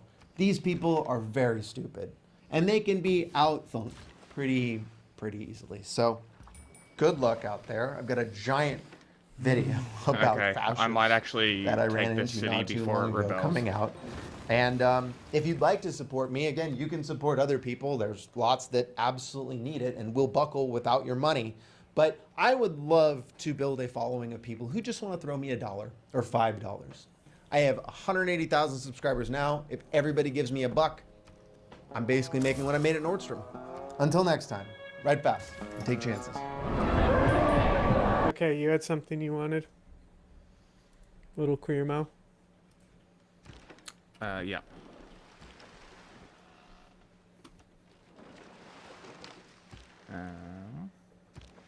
Get rid of that one. Put that one on. Boom. Renewable energy generated more Oh my electricity God. than coal for the first time in history. In medicine, doctors can now effectively treat newborn babies for malaria, something that was impossible until this year. Dozens of endangered animal species Dude, I'm are really recovering hoping around so the as world. well. And Like- the Pacific just got a marine protected area. The tankies have been very quiet on the feminist revolution of Iran. It's because the IRGC has been destroyed. Yeah, their network is gone. Ultimate W's all around. Half the size of China. I'm Freddy, this is good news, and this is our biggest episode of the year, as we are looking at the biggest wins of 2025. It's crazy because it's like, Our first story brings incredible news for the planet. If it does For happen, the first time it'll ever, only be renewable because of energy generated more electricity than coal globally. Palestinian lives being lost Between January in the and first June, place. You know what I renewables mean? Like supplied the over reason why the 5,000 regime is terawatt-hours weak is worldwide, because of the surpassing situation coal in for the first Palestine. time. Yes. China and India drove most of this shift, despite rising energy demand from economic growth. China's solar grew by 43% and wind by 16% compared to last year. Despite coal still being the largest energy source at 58%, renewables have expanded rapidly. And India saw even bigger renewable jumps. Wind and solar increased by 29 and 31%. This helped the country reduce coal and gas use by over 3%. All of this pushed the world past another big milestone. More than 40% of global electricity now comes from low-carbon sources. Europe played a major role in hitting that milestone. Data released this year shows the European Union already generated 71% of its electricity from My clean fucking sources in city. 2024, with solar accounting for 11%, surpassing coal for the first time as well. Bro, she to just put got the a scale wall of up. solar into perspective. Fuck Global off. solar generation Your wall ain't is gonna now help you. large enough to power all of You're already India. too weak. And here's even more good news. Coal phase-outs accelerated across Europe. In June, Ireland shut down its last coal-fired power plant, 6 months ahead of schedule. The Moneypoint plant had powered At the least country it's not for a nearly nuclear 4 one getting decades. shut down. Closing it made Ireland one of 8 European countries to completely eliminate coal. So, how did they replace all of that power? Renewables were already growing rapidly. This past July, wind supplied 24% of This is Ireland's cool. electricity. Like, I guess the Netherlands The has same this month, tile solar that just broke is all like a previous flower records too, garden or something. hitting It's the 798 windmills. megawatts from grid Oh, yeah, connected it would be, farms, yeah. and covering close to 6% It's of the Dutch. demand. And Ireland They wasn't love the their- only their European country tulips. reaching big milestones this year. It gives Finland gold, shut down food, its and Helsinki coal production. plant in April, 4 years Doesn't ahead seem of that schedule. good. Just like Ireland, wind power made it possible. Since 2020, Finland's wind generation has more than doubled. Maybe they can and now supplies combine a together. quarter of the country's electricity. other tiles, who Over knows? the same period, coal generation dropped significantly. Finland had It looks already like, reduced coal to less than 3% of their electricity Damn, this mix by this 2020. city-state has And mad last year, loyalty. it dropped to less than 1%. It's gonna take a lot for me With to these break it. countries and others doing the same, Europe's coal era is rapidly coming to an end. Okay, and now from global energy milestones to helping families. Australia and New Mexico both delivered major financial relief this year. In Australia, the government made history by wiping out $10.5 billion in student debt overnight, affecting That's 3 right. million people. I got some of this. If you had HELP or HELP debt, 20% just vanished. No forms, no waiting. The law automatically slashed everyone's higher education loans. Yeah, I by don't know if I can 20%. get in where your For someone with the typical marker is yet. $18,000 loan, that means Okay. It doesn't matter now. $3,600 less to pay back. That's where I needed you. And but across the it's all good. Pacific, New I got the Mexico city. just made history for American families. As of November, it became the first US state to offer I could- free childcare for I can everyone, spawn no them matter maybe. the family's No, they'll income. probably spawn on the wrong Families side are instead now of this saving side. an average of I don't think I have anything $12,000 per over year. there that will deploy To stuff. fund the program, New Mexico tapped into the Land Grant Permanent Fund. This fund invests revenue from oil and gas extraction on state-owned land, money that's been building up for decades. Beyond the savings, the program created 5,000 new childcare jobs, with workers earning at least $18 per hour. For the first time in US history, an entire state made childcare completely free for everyone. And in the Pacific, we got to celebrate the creation of the world's largest marine protected area. In June, French Polynesia created the world's largest marine protected area, nearly 5 million square kilometers of ocean. To put that into perspective, it's 1.5 times the size of India and could swallow the entire European Union. President Moetai Brotherson made the announcement at the UN Ocean Conference. The protected area covers their entire territorial waters. Over 1 million square kilometers received the highest level, roughly 4 times the size of the UK. In this core zone, only traditional coastal fishing, ecotourism and scientific research are allowed. And across the entire sanctuary, 2 destructive practices were banned completely. The first is deep-sea mining. That's when the seafloor gets dug up for minerals, destroying ocean life and harming marine species with noise and habitat damage. The second is bottom trawling. That's when fishing boats drag massive nets across the seafloor and wipe out coral reefs, sponges and seafloor habitats. This is particularly significant given the nation's size, because French Polynesia represents less than 0.01% of the world's global GDP. Yet they are now protecting one of the planet's largest ocean areas. They even committed to adding another 500,000 square kilometers to the protected zones in 2026. That's roughly the size of Spain. Small countries are taking big responsibility for the planet's future. Almost at And the good Merchant news Republic, for our planet and then didn't stop in the oceans. then 2025 I'm gonna blow the saw fuck major up. wins for forest protection around the world. In March, the Democratic Republic of Congo created something extraordinary. A green corridor stretching over 2,400 kilometers, connecting 2 major national parks. This became the planet's largest protected tropical forest reserve. The Congo Basin is home to thousands of Magnum species, Jong. and over 60 million people live Crazy. there who depend on the forest for The food, fact that I can heating, just get energy, and frigates jobs. and buy them with This faith project is and they funded by don't the DRC cost any government, the strategic European Union, resources. private foundations, and international partners. Up in Canada, 21 indigenous nations across the Northwest Territories secured $375 million to protect an area twice the size of Florida.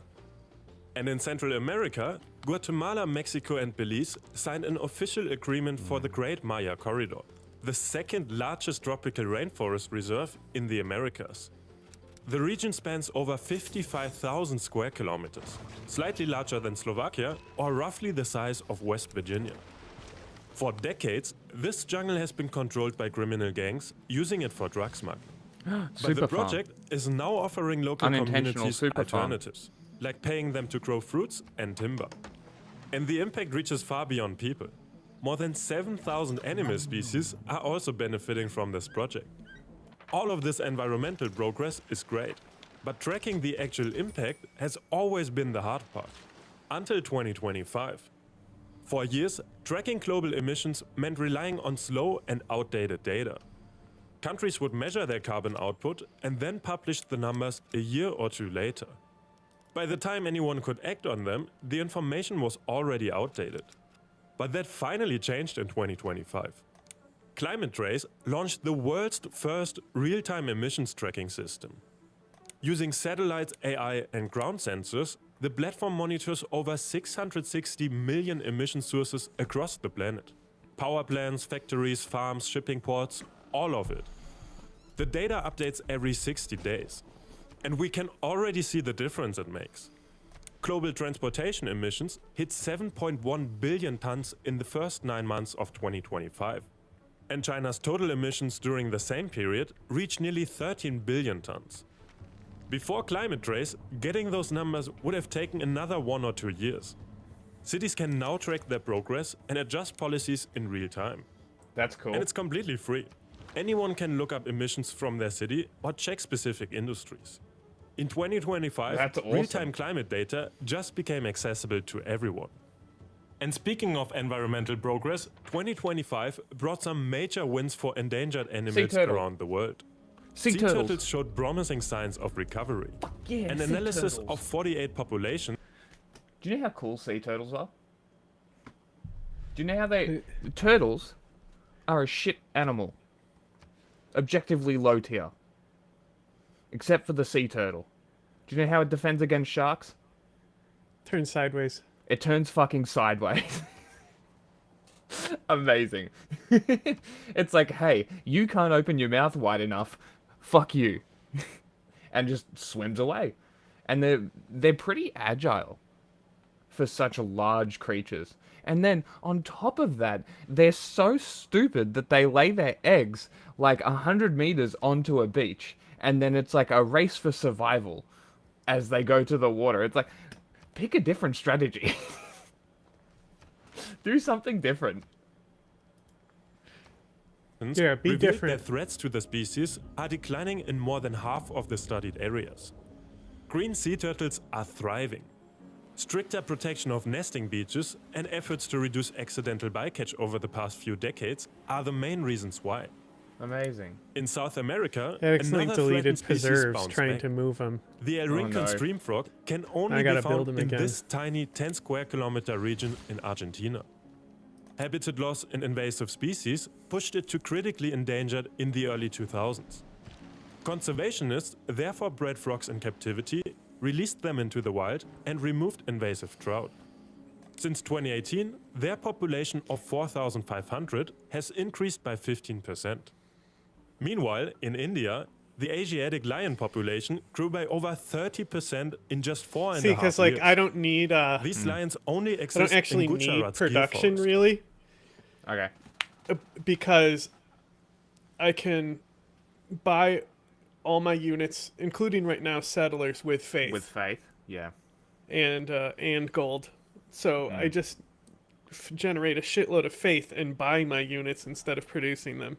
Yeah, the only thing that I have right now is production. Yeah, well, you're Germany. You should. That's how it should be.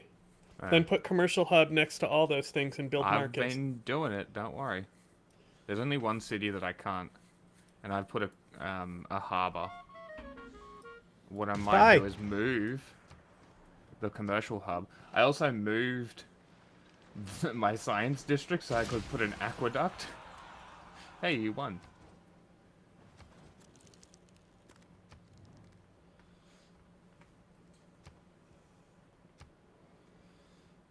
Oh, actually. Now you don't want to give me the offer you just gave me. Okay. When we don't have anything to say to each other.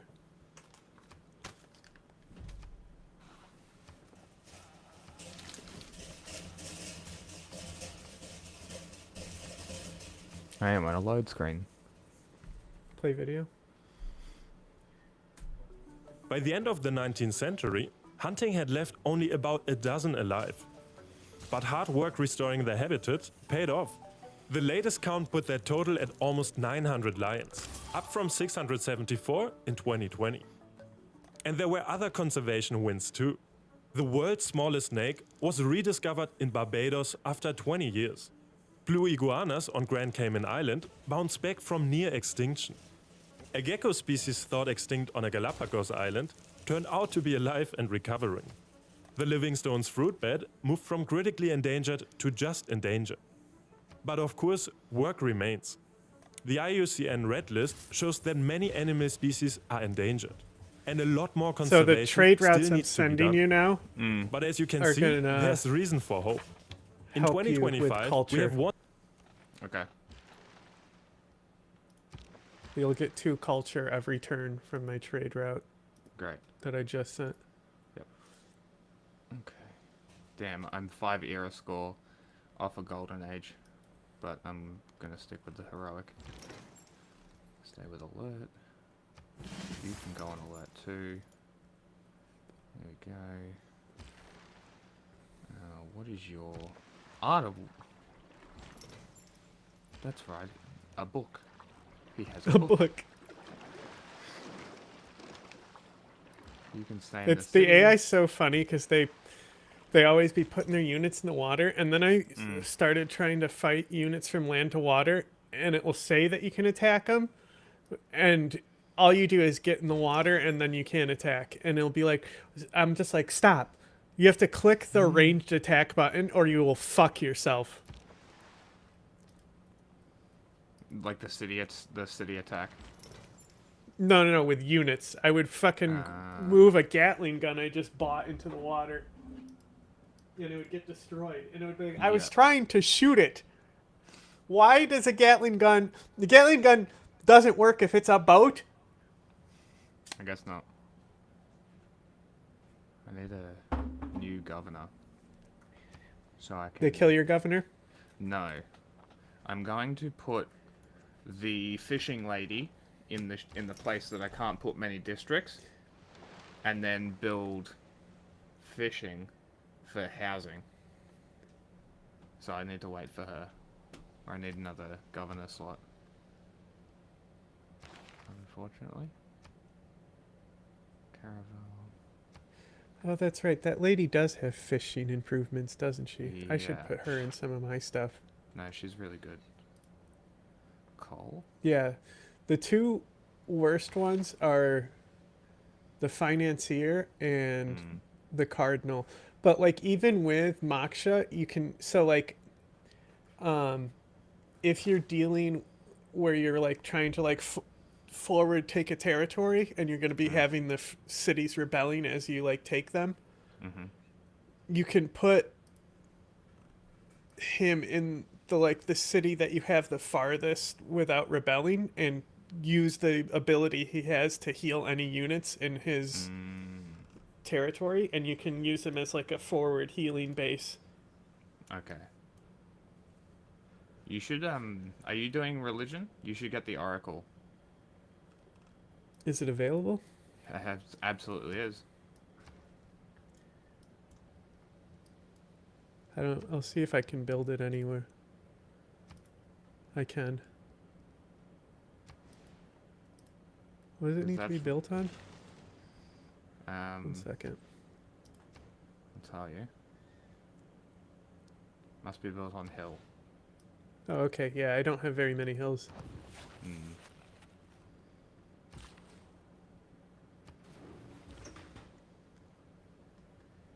We're just a simple marine economy. Hit play.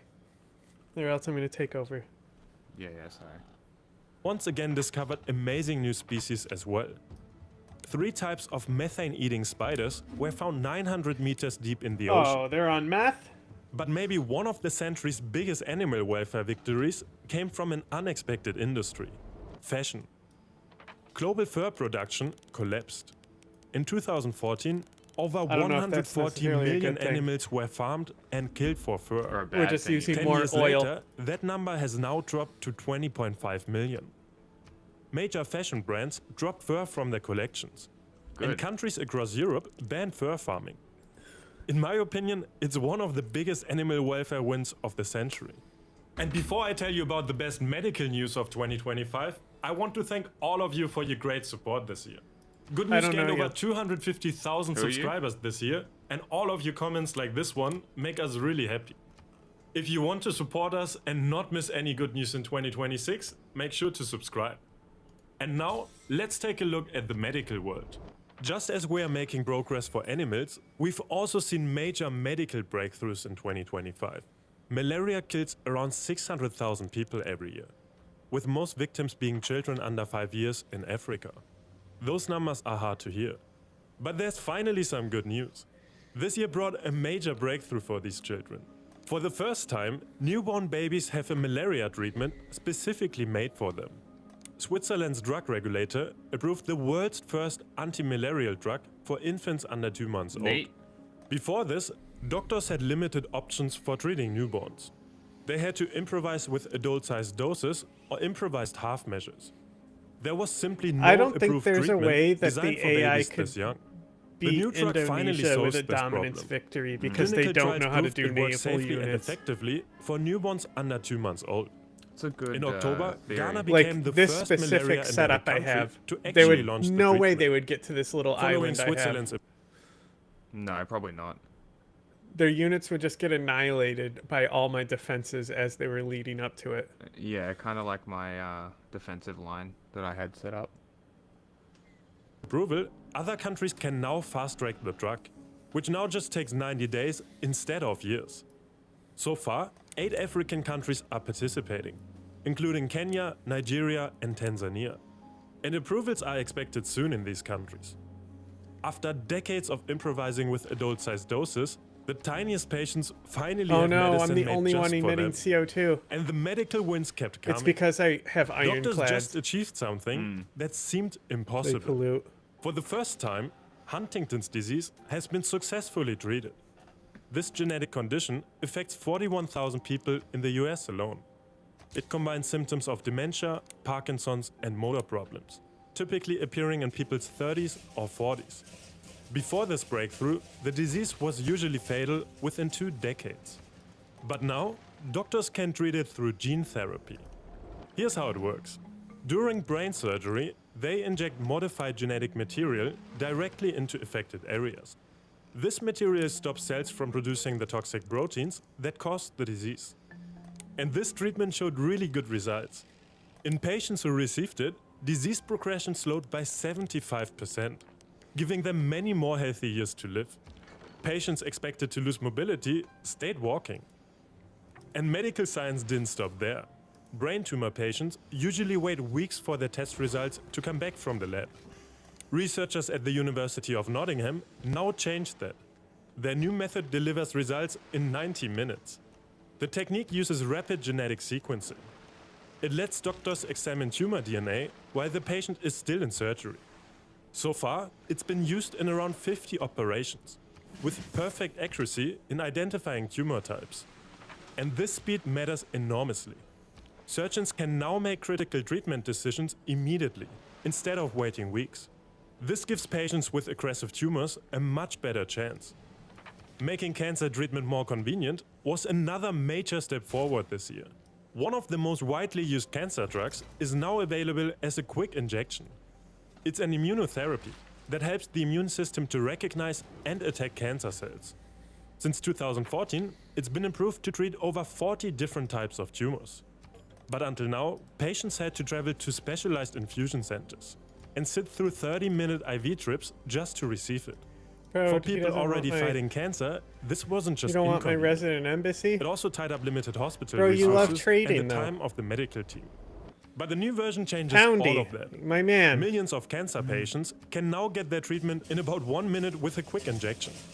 It can be given in far more places, from major hospitals to local clinics, making the treatment a lot less disruptive to daily life. Clinical trials showed the injection works just as well as the IV Hey, version, there we go. with That's no what I'm difference talking in about. effectiveness. What happened? And this Hard isn't just loyalty an gang. isolated case. We love this. Other major cancer Oh, 'cause drugs you're not, made you're not similar in the dark switches age now. earlier this year. Mm-hmm. Using the same injection method, treatment times now drop to just 5 to 7 minutes. We Hopefully saw my the world's production goes largest up protected now. forest created. Diseases once thought incurable finally being treated, and renewable energy Even building surpassing those coal commercial globally. hubs are going to boost After it. all, 2025 was quite And a now good that you year. have the movable districts, Which of these good news you stories can- did you like the most? once you get them all Let built, me know you down can in the kinda comments move them below. around and Thank look. you for watching. You can and use the here's to an text even to see better what the 2026. multipliers are too. Bye bye. Yeah, I've basically used the policy cards. I use the policy card to give me more loyalty. Everything gives me gold. What do you think about except how they're for- arranged with that mod? I like it Okay. because it means I don't have to swap out production. Like I can have settlers and builders without using up 2 red policy cards. Yeah, and it moves the productions of builders is a yellow policy, and then production towards settlers is a green policy. Mm-hmm. Which I think like. it's better. Put me on. I did another one. Okay, go ahead. Although it is 4 corners. Have No, we go done ahead. 4 corners before, right? Go ahead. Oh well, I don't know. We stopped because we weren't An worried about offensive from the YouTube for a fringes minute. has been launched against mainstream society. This is your opportunity to leave. If you don't do that, we'll be arrested. That's alright. It's a public broadcaster, so it should be fun. Yeah, who knows though. Yeah, we'll see. You got all that? How do you feel then when you get labelled as a domestic terrorist?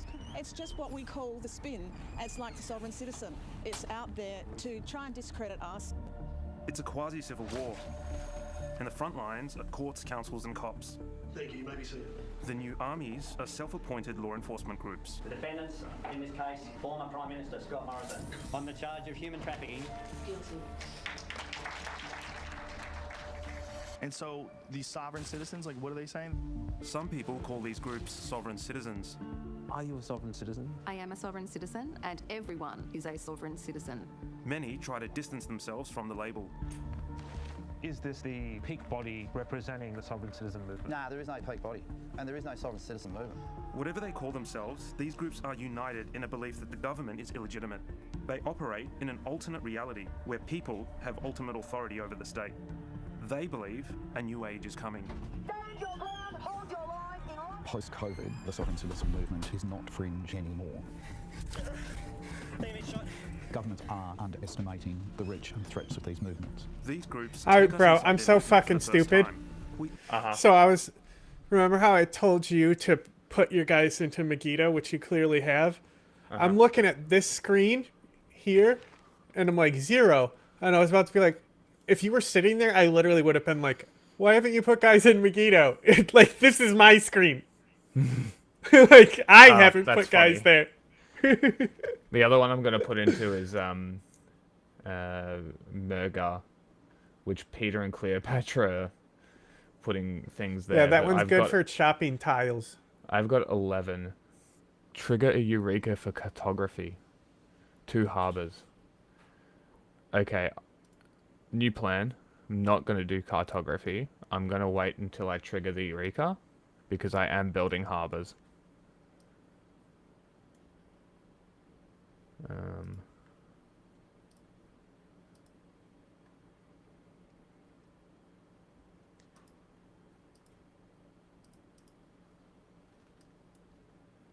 Where can I put another harbor? I don't want to double up. Here. Oh my god, it's going to take 49. Yeah, you can't just get them for free. Is Kick just bots? Yeah. Yeah, pretty much. Yeah, pretty much. Like, it's actually useless. Yeah, but we have a 3rd place to stream, and it's given us more viewers than Rumble, so... Exactly right.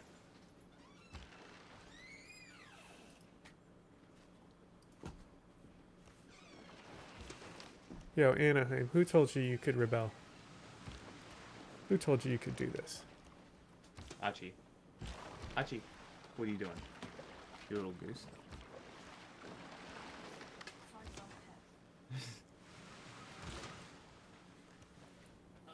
You gonna hit play, or are you gonna give it back to me? I am getting dog on camera. There he is. Look at him.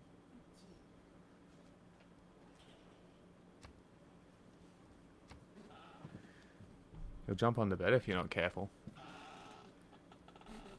Ask them what they want and what they're prepared to do to get it. People that are angry and are willing to choose which laws to obey or not do start making death threats. This is really violent. We have to be really careful about this. This is not a laughing matter.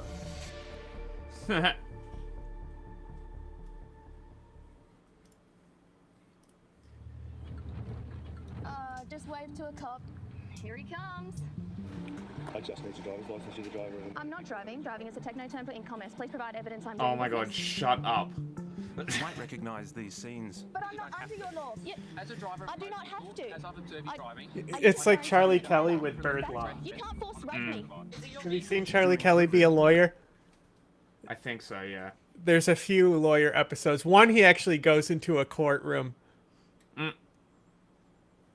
You know what you should do? Is you should look up Legal Eagles videos on Always Sunny's lawyer episodes. That's a thing?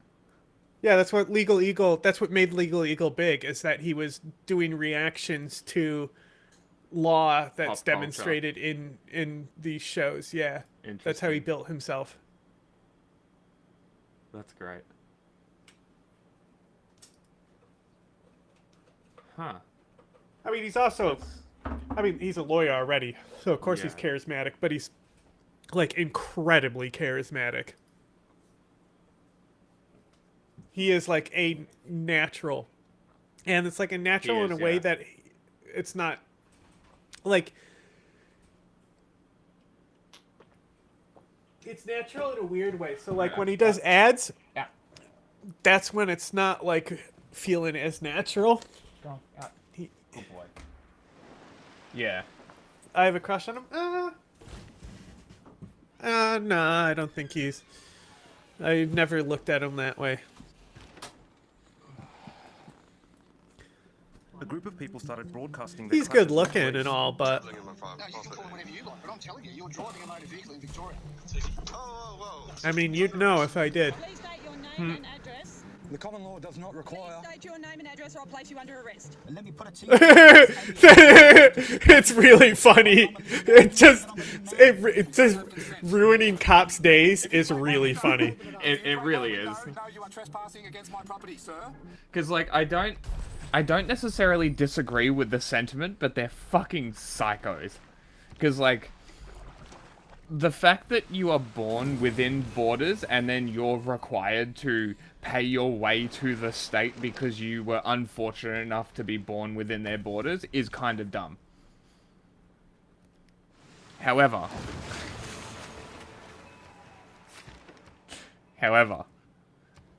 they don't get to this point through logic. They get to this point because they're nutcases who are convinced by other nutcases online that what they're saying is legitimate. Man, I'm trying not to like pollute at all, and the decision to upgrade to that ironclad just now really hurt me emotionally. You know? Yeah. Oh, cool. The volcanoes emit CO2 as well. That's neat. Indonesia, +3. Where does it say that? In event history. Yeah, that's just damaged tiles. Ah. I was about to be like, because we have this better screen now that actually gives exact percentages. Yes. And information you can read. So I was like, wait, it tells us volcanoes? I figured it would be something that was hidden behind something in the game. Mm-hmm. Hit play.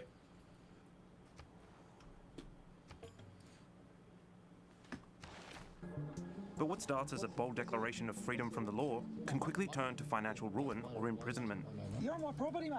I'm asking you. I'm on your property because we're impounding your vehicle. I want to meet the man in this video. You're breaking the law, fellas. I know the law.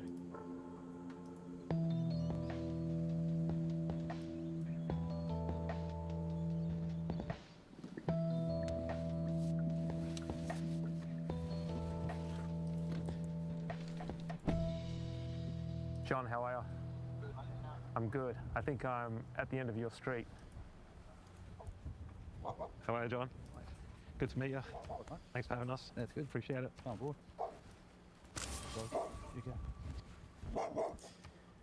One-time law student John Quaremba lives on a houseboat docked on Hindmarsh Island.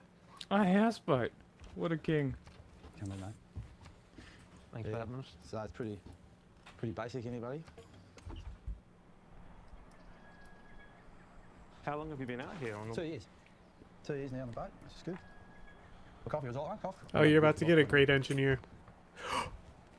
Bro, you're about to get a really good great engineer for you. From his boat, John is waging what he calls You'll warfare build against an the industrial system. zone He has on your thousands of border followers. with tiles What I see, and I that said are to you, undiscovered, it's like a quasi-civil war. that are Yeah, it's like unclaimed still. a paper war. They won't go into the enemy territory here. When COVID border closures But, kept like, him from visiting his mother, I don't John know where began you could do questioning it. the government. Oh. Maybe mum was, on this she was one, getting you would cancer take, treatment, she was you would be able to in take these So sea when we went urchins over on to this see side, her, or do that it on was- this that side was and profound connect. because it was the first time that I thought, wait a second. Yeah. I thought we were one country. Could you do me a favor and send me like 100 gold? And so that then really started making me Or question the hold on, law. maybe And- 150 because and I need to move my sort aqueduct. of study. I thought I Okay. did it And at before, that but it time, didn't work. But you also really just, you wanted to see your mum, right? I really wanted to see mum, yeah. So I went over, I broke the law, you know, that they said there was at the time. Here. And that was pretty tough. I sent a resident You know, I didn't embassy get vaccinated, I request didn't wear a that mask, gives you I 50. was ostracised in my community. I had pretty strong beliefs about what was going on. We haven't had any accountability, and the people are still angry. Under the surface, still bubbling. That anger is still bubbling. Anger over COVID restrictions. I'm reached a getting crescendo in my commercial 2022 hubs and during the harbours convoy to up and Canberra. running, so I should get gold production going pretty well. Yeah. All my cities are growing in food production. I think I'm almost to neighborhoods. It would become the largest protest I ever mean, you held don't on the need steps them. of Parliament. Fucking got populations in the single digits. I think the only one that's above the single digit was a city-state you took. Yeah, even my capital isn't my highest. Oh, but it was because it was. Megiddo's got a lot of farms. I didn't know. I thought I was just going there to be a protester, like everybody else. Just just say enough's enough. But then what happened when I got there, really quickly within sort of 48 hours, I found myself like right at the tip of the spear. Unit, forward. The military camps giving you fucking production is clutch too, especially with the Megiddo bonus. Like, I only recently learned that they do give you production, and so like I could build them in my territory just so I can avoid building industrial zones if needed. That was the first time that I've really confronted law as a coercive force. Law telling you that you can't eventually do will. the thing that you really want to do. I have to wear a mask in public. I have to get the vaccine if I want to go into this job. That felt really onerous for a lot of people. And suddenly, law was not always their friend. Dr. Joe McIntyre has been charting the rise of what's called pseudo... It's so funny watching Australians, the country full of bootlickers, apathetic bootlickers, have the law turn on them and then them go, what? And then straight to fascism. Like, not even hesitation, just straight to fascism. I was looking for the fucking how much until I get envoys, and because I basically have just put them in, I couldn't find the icon because I was looking for the circle. There is no circle, it's just a blank icon. law. It's where people use legal-sounding phrases and arguments that have no actual basis in law. This is such, it's so funny because this is like Always Sunny made this character with Charlie before it existed. Really operated to help disseminate a lot of the theory of pseudo-law. And then that spread back into the regions, and we've got different hotbeds all around Australia. So I was finding out who was going and who was challenging the system. So there's different methods of challenging it that people are doing. John operates in an alternate legal world, and it's difficult to make sense An of it. alternate legal world. Paperwork that comes through that's been actually interpreted into sort of Australian jurisdiction to. I don't. what it is. Okay. Maybe we can get away with this if we put it in the smaller screen. Okay, because of I innately know what's going on with the sovereign citizen. An alternate legal world. So that's a declassified AP Amazing. document. So this here is literally what they are. I just about. discovered a new city-state. So that there, where you see when someone's put a thumbprint on there, the AFP and the authorities say that if you see that anywhere, you're dealing with a sovereign citizen. They don't worry about what's written on there. They look at something as an identifier here. But when you look at that identifier, you can also see that there's a public notary. Bless you. What's the significance of all of this? Right. So it has come to my attention that the occupying Unidroid government is in flagrant violation of Palermo protocols through unconscionable use of debased fraud. Therefore, I'm cancelling power of attorney of my legal persons and all relevant trade names. Back to the domicile of the land and soil jurisdiction. Fucking stink bug just flew into my face. John believes this document Literally, like, hit me right below my fucking eye. This, he says, allows him to live his Dude, life while riding my bike, he calls I common law. didn't have my jacket on, and I don't usually ride in a shirt. In whose eyes? I mean, I reckon I killed maybe 4 massive bugs. You have been with denounced, bro. With my body. Everyone's mad at me, and it's your fucking fault. I got hit by a massive bug, and I was just like, Ow! What the fuck was The way that? these groups use the term common law is different to the way our legal It system was does. nuts. It was They massive. believe I couldn't fucking empowers them believe to it. operate under a natural, God-given law that is superior to any of the rules that govern society. Sounds fascist. Can you see why these ideas might appeal to most people? This is really a powerful spell. If I cast this spell properly, I don't have to pay my mortgage. Who wants to pay their mortgage? I don't have to pay my tax. Who wants to pay their tax? So I can believe in the law. I have the access to the You know, law. this I'm not a must be lawbreaker, what and I avoid it those felt legal like to consequences I don't be want. That's a really King Henry. beguiling Bro, combination. this And we get city lots of different groups that are is doing this. that Russia has here. sovereign He citizens literally most people may have heard of before. built it entirely around a volcano. So like the city and the holy site are destroyed by this volcano. Amazing. Why would you do that? Unregistered, uninsured, and with someone else's plates on his car. People are going to ask, like, why don't you just get a license? Okay, so... You know what I mean? What the fuck is happening? Law. That's probably why. Hey, look at Aurora Borealis. And what I found is What do you mean? once I we start keep applying paying the rules like everybody else does, like the to Barristan move laws do, my shit, is that, and it doesn't stay. we start to have success. There is absolutely let's no try it legitimacy again. to any of it. And that has been found by courts at every level and in every state in Australia Okay. and at every level and in every country in the world. Yeah, I mean, I accidentally deleted my pastures moving them around, so in New South Wales. He remembers when he first encountered it's the sovereign cost citizen you or pseudo-law you pay arguments in for his fucking courtroom. with shit. A smattering of people came before me talking what I thought was an entirely different legal language, which was along the lines of, I am not that person. Let's see You what must happens. capitalize my If name. this You have doesn't no work, authority I'm sit not gonna there. bother You moving didn't take anything an oath. anymore. I have a right to a trial by jury. If And so aqueducts a are mishmash tricky, of, it might be what something we now know as specifically sovereign with citizen No, I aqueducts. moved my and science approaches. district moved back to where it These was. groups are no longer an occasional administrative Huh. headache for courts. We've confirmed they are now I've a top moved concern mine. within the judiciary today. A few I weeks got a after we double met science John, district we joined between him as two he faces cities. the Adelaide Magistrates Court.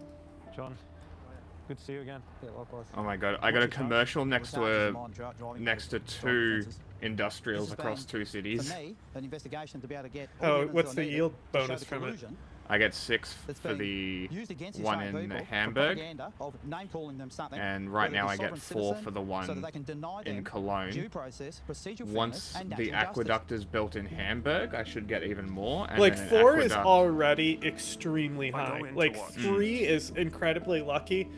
John tries I to know the have hardest common law one to defense get that he was adjacency breaking the law bonuses out of with is the necessity. theater district. And as evidence, I just know that he it, presents the declassified government AP plaza briefing on does sovereign give it that, citizen so I he showed me normally earlier. always build one next to a government His arguments plaza. failed, Yeah. and he's found In my guilty first on all city. 5 counts. I also always government plaza in my first city.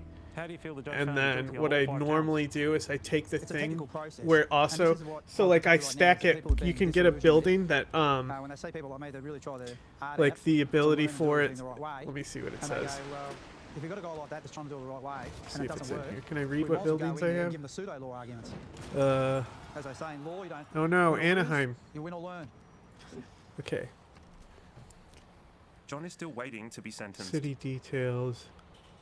Oh, it These are crashed. people who feel as though they've lost a lot, or I bet are you at risk of my losing it all. science And district many is of going to them are, get put because back to where once it they go was. down the rabbit hole of sovereign citizenship, you know, they may And lose their I've license, just but they don't wasted care. 800 That doesn't gold apply to them, so they keep moving driving. So then it's districts that driver moved back. disqualified. I'll And give then you that's gold great if when the you police need tell it. them to stop, and that becomes a police chase, and then so it just escalates, and the end result. Yeah, from there Ancestral is Hall, prison. 50% And they're gonna increased fight that production every step of towards the way. settlers in this city. New cities receive a new builder. That includes cities that I Threats take. to So every judicial time I've officers from taken a pseudo-law city, I've gotten a hearings are builder real and rising. Interesting. and moved them back to like my line. Because I've So, been playing around but with it those- also gives you the buildings. production towards This man, settlers, so that Derek Ballard, combos has a with the history one of intimidating governor. courts. Mm. He sells advice to people in The one that expensive doesn't online classes, take, claiming great success in getting people settlers Yeah. from the city. Can I get someone to count how many sheriffs are here, because they will all be putting our affidavit to the federal police? I've got one sheriff's badge number. Can we have every sheriff's badge?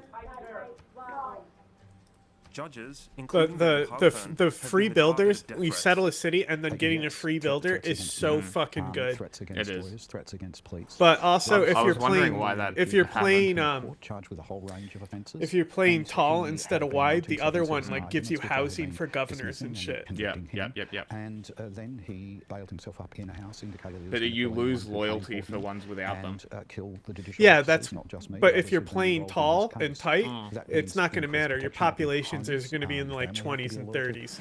There's increased security measures in the courts. Those things. It's like playing the Maya. As a judicial officer. India. Also, the Khmer These kinds of are. threats I haven't Ah, played okay. them yet, become violent. but the Khmer They're have a saying lot of that their perks laws around and rivers. their rules and their orders override Makes sense. the legitimate ones. back. And that Fishing is boats a for step C+1 towards production. What we've seen, which is violence. The US has seen a cascade of violent incidents involving sovereign citizens, like the shooting of 2 police officers during a traffic stop in Arkansas in 2010.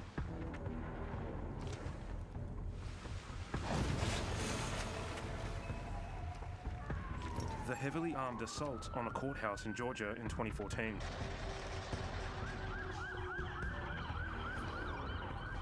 And just last year, 5 shootouts with police, including at 2 traffic stops. Hey, Patrick. This is your last chance to come out, Patrick. You've got a felony warrant for your arrest, a bunch of other warrants. Oh, there you go. I've been tracking sovereign citizens' interactions with police and also sovereign citizens who have engaged in violence. Dr. Christine Sarteski is a professor of criminology who's been recording these incidents for years internationally. I have currently, in terms of the violence database, over 600 cases where they have engaged in violence, and approximately 140 of them are involved in murder cases. And you know, there's been I think a notion that sovereigns are rarely violent. I think that I've heard that repeatedly, that they are primarily paper terrorists. And so I wanted to track some of their behavior and crimes to see, is that true? Are they primarily paper terrorists? And while it is still early in the data collection process, it does seem that they do engage in quite a bit of violence activity. I told you, it did. And it's happened here too. They take the gold? Villa is a rural town west of Brisbane. No, it gave it back to me. Okay. In late 2022, it was the scene of a deadly shooting and marked a turning point in Australia's understanding of domestic extremism. He shot Rachel, I believe. I think she's dead. They're coming. They're shooting.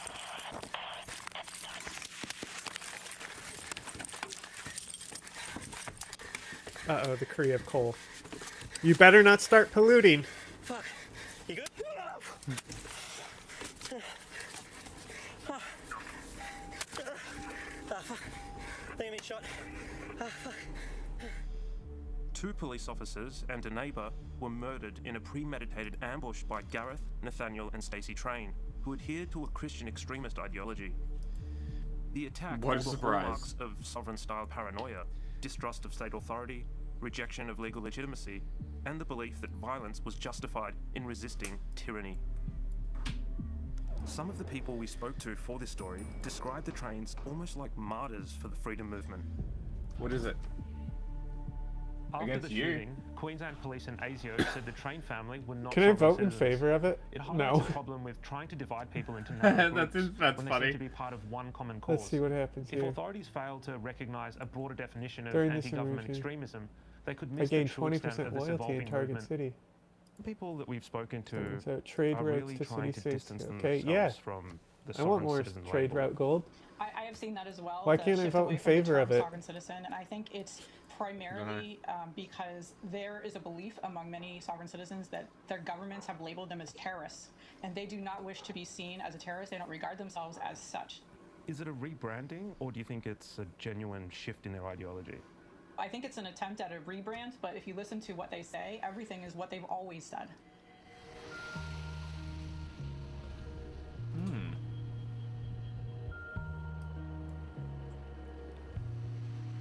Northwest Tasmania is a known Man, you have hotbed so of much gold, anti-government what the views. fuck? Here, people are forcing their agendas on local councils. And many of the people we're speaking to say this man is a key figure in implementing the strategy, Shane Allison, known as Kush. How are you, Kush? Good to meet you. Pleasure. All right. So this is sort of where it all started, my mate. Oh, My grandmother Cleo. lived up there on the Cleo. corner of Bell's Parade. Load screen. Cleo. Views range from opposition to wind farms It's and because I'm vaccines being declared to war on in conspiracy the theories that city-state politicians emergency. traffic Cleo children spent and 2 Jewish bankers control the world. Diplo favor to do He it. rejects the term sovereign Honey, citizen. Amazing. your military strength is 0. Same as conspiracy theorist. It's just branding people names. You know, you get people. I deal with people that call themselves activists. Well, why do you want to be branded anything? But there is an umbrella of I knew frustration I was that taking the city, and I'm like, these I bet when I community do this, members they're going to declare this all on me. feel together. Umbrella's probably a good word rather than bracket. And yeah, they all feel disjointed, not I getting. wonder if they do it if you annex them just as well. being respected for coming in as a community. Which is why I don't annex. Kush I only believes do it the if, best like, way to challenge I the get government really is with annoyed. grassroots action in local councils. And they keep, He's a like, former competing councillor with the himself. city-state I need. You can enact a lot of changes if you have a I think it's fair kind of council, like a proper cheat, debate, but it's like a and quality people of are life voting on cheat that I don't have to have a their headache. community to start with, and then their region, and then their state, rather than voting for an idealism of a government. I or annex them opposition or a tactically. party, or what the government's agenda is trying to be. I just think it's What like about the councillors that say they feel threatened? not necessarily when fair. I mean, you people can come into balance these it by council making it meetings in cost big more, but I numbers? make it so If it you're not doesn't answering the questions really and you get increase. gaslit while you're in there. It did it again.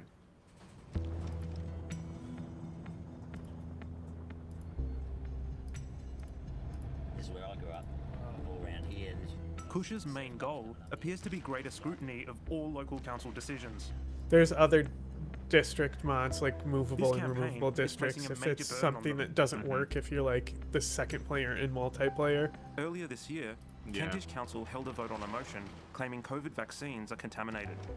Kush and his Plus, supporters I backed it do and passed have the 22 to 12. philosophy that, like, The mayor told us councils don't have the authority to decide I on guess anything to do with vaccines. making them permanent makes it so you have to get good.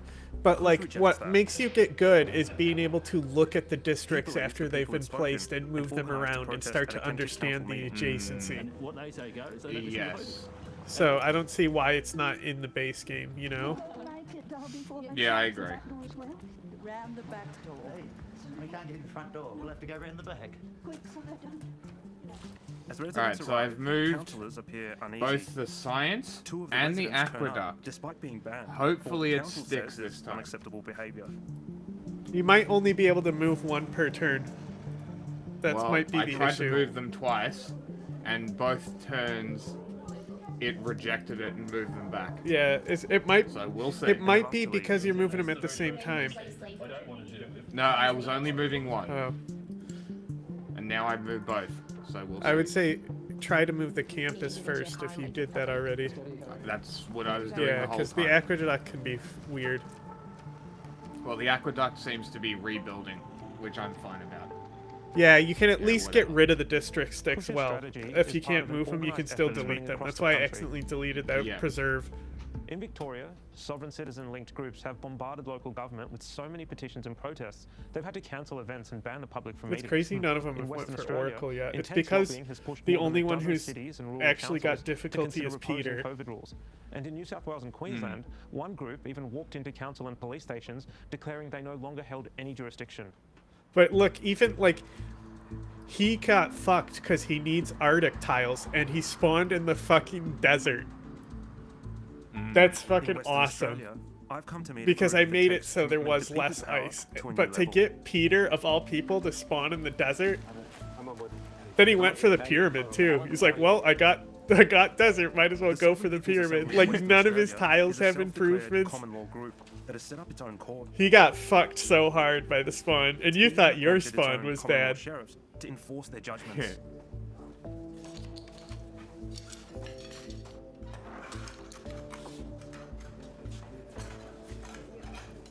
For the first time, they've agreed to speak to the mainstream media. It's full time for some of us, all day, every day, 7 days a week, fielding lots of phone calls, lots of emails, queries from all over Australia, all over the world now as well. This is from the Federal Court of Australia. They're breaking their own rules. So that's why people are coming to us, because they want remedy. The government is Thank hypocrites. you very much, ladies and gentlemen. This common law court is now in session. They held their first common law court case in 2022. On trial were the people who imposed the mandates during COVID. Has the jury reached a verdict on all charges. Their jury finds the then Prime Minister Jury? Scott Morrison and all the state premiers guilty of multiple crimes. I can't believe he said On that. the charge of violation of the Nuremberg Code, how does the jury find the defendant? They're just making up words. The Nuremberg On Code. the charge of human trafficking. Guilty on the charges of human trafficking. I want to. Is there a policy where I can declare war on environmentalism? I want to declare war against pollution. With all the defendants on the charges of That fraud, should be a the thing. remedy will start I'm sure there's a mod for it. I bet there is. Duly noted. The people have decided. And that is it. And that is it. I'm keen to ask the adjudicator, Alan, about the court cases. Alan. When the common law sheriff's sentence Cut someone in like the Prime Jurassic Minister, Park, Alan.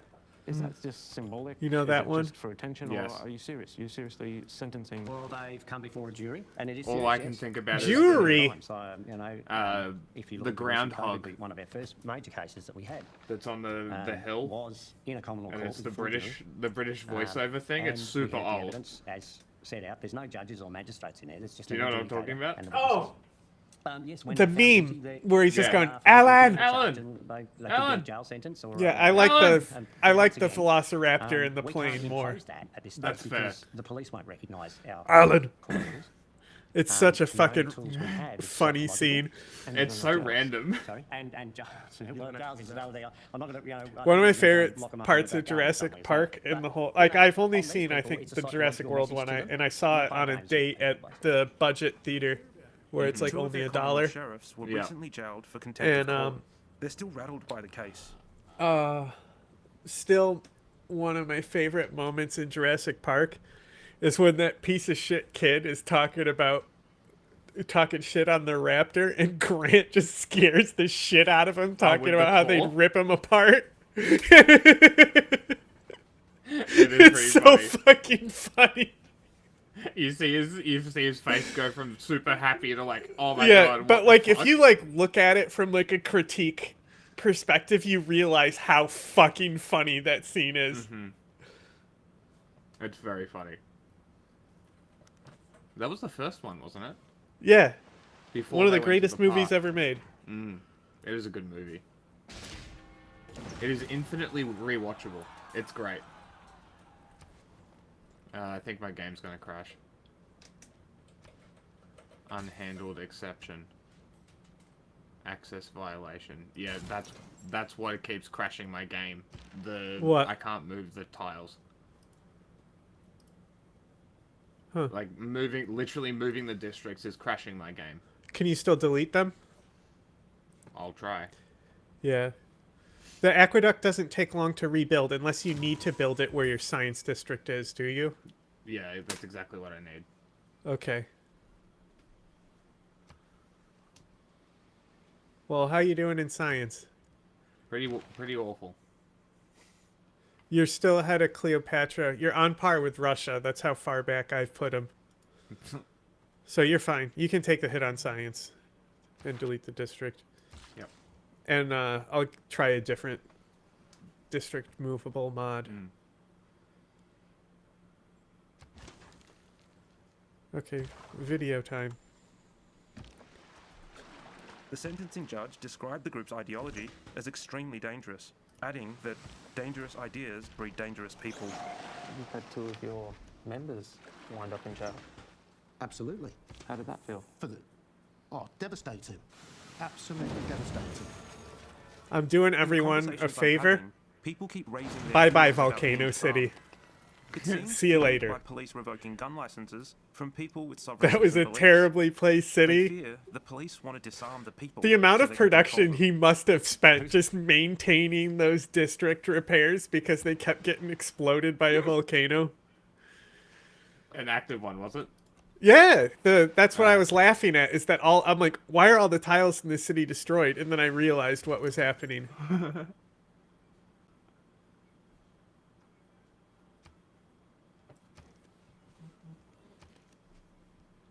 Who's got all the guns?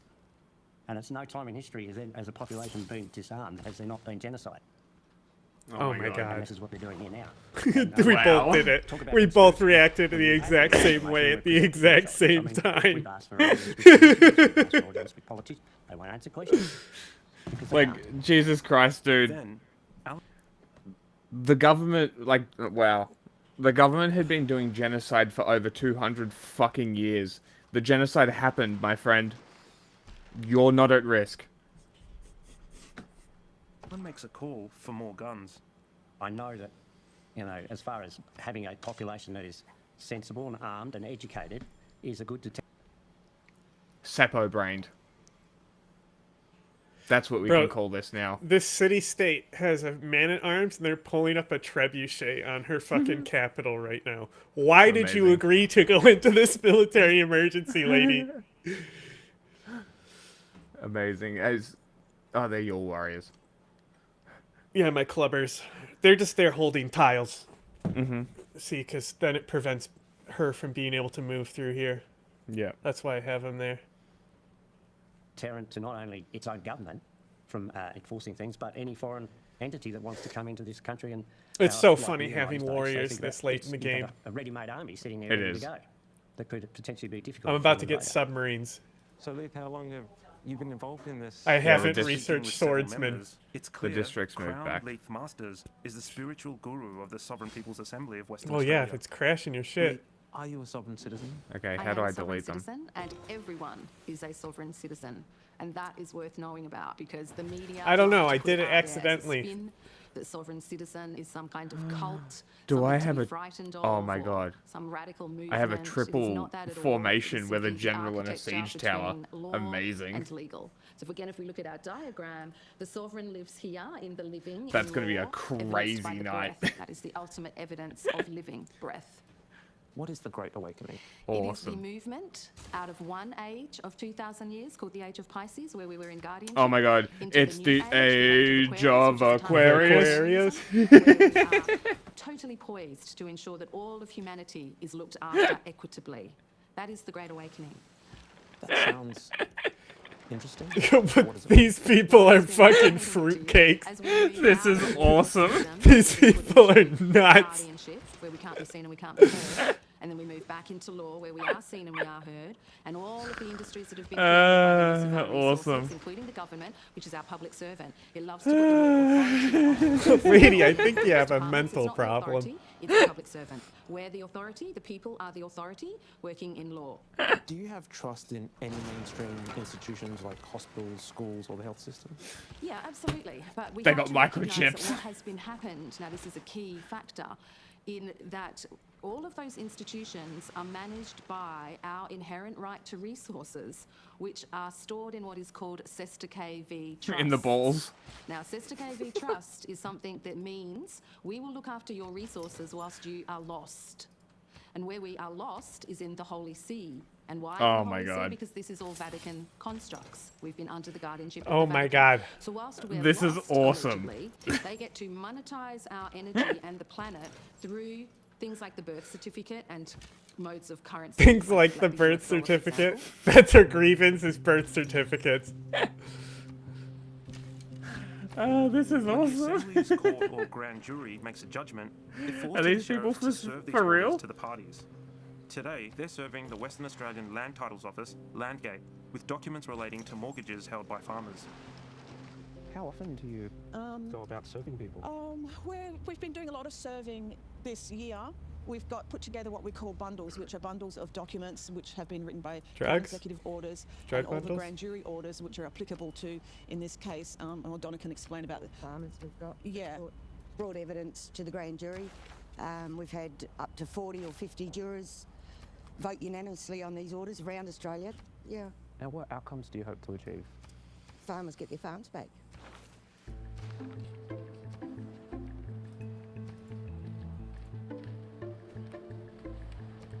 Roads upgraded.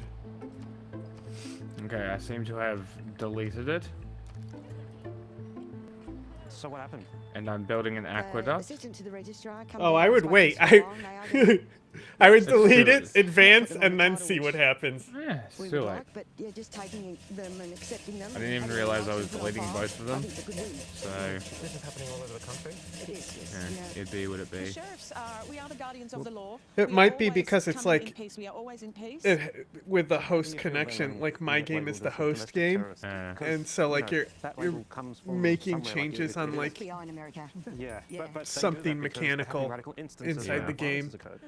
Well, Oh, well. it's just what we call We'll the see what spin. happens. It's like the sovereign citizen. It's out there to try and discredit us, but at the end of the day, law is the superior jurisdiction, and that is going to win out. Fishing eventually. boats plus production. Dude, let's go. Cal, Landgate about the documents they received. you nailed it. It's no different to Charlie Kirk.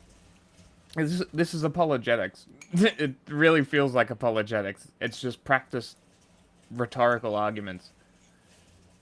And it's like NPC cult shit. Filibustering. Yeah, basically. Like, it feels like it's more a distraction tactic, more I'm just saying, if anyone is an artificial intelligence, it's these people. You tell me they don't sound like AI. My favorite is does. the one where the guy will ask the AI something, it will be like completely wrong. Mm. So like I saw one, he's like, I don't know what the word was, but it had 3 R's in it.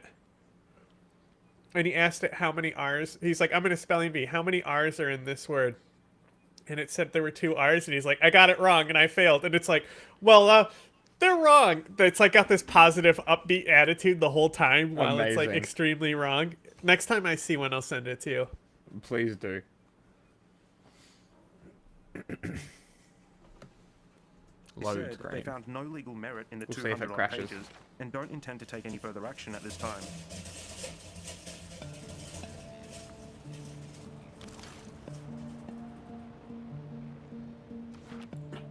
For some on the receiving end of pseudo-law judgments, the harm What? can feel very real. I heard that through the monitor. How are you? Pleasure to meet you.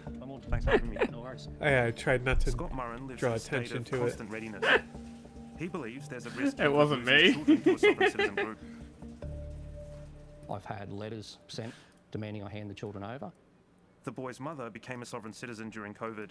Yep, I it had didn't one work. letter sent to say that I had to take my children to a I'm fucked. I'm isolated just rural property stuck somewhere with in Gympie, I think in the Queensland. shitty and hand them placement. over, It and face, didn't work. A law court No. up there. Did it help you learn? I was looking at life Sure. in prison and It being stuck, have you learned? Sure, I've had why threats not? That their law enforcement officers, spelled LORE, or their sheriffs, would come and take the kids and return them to their mother.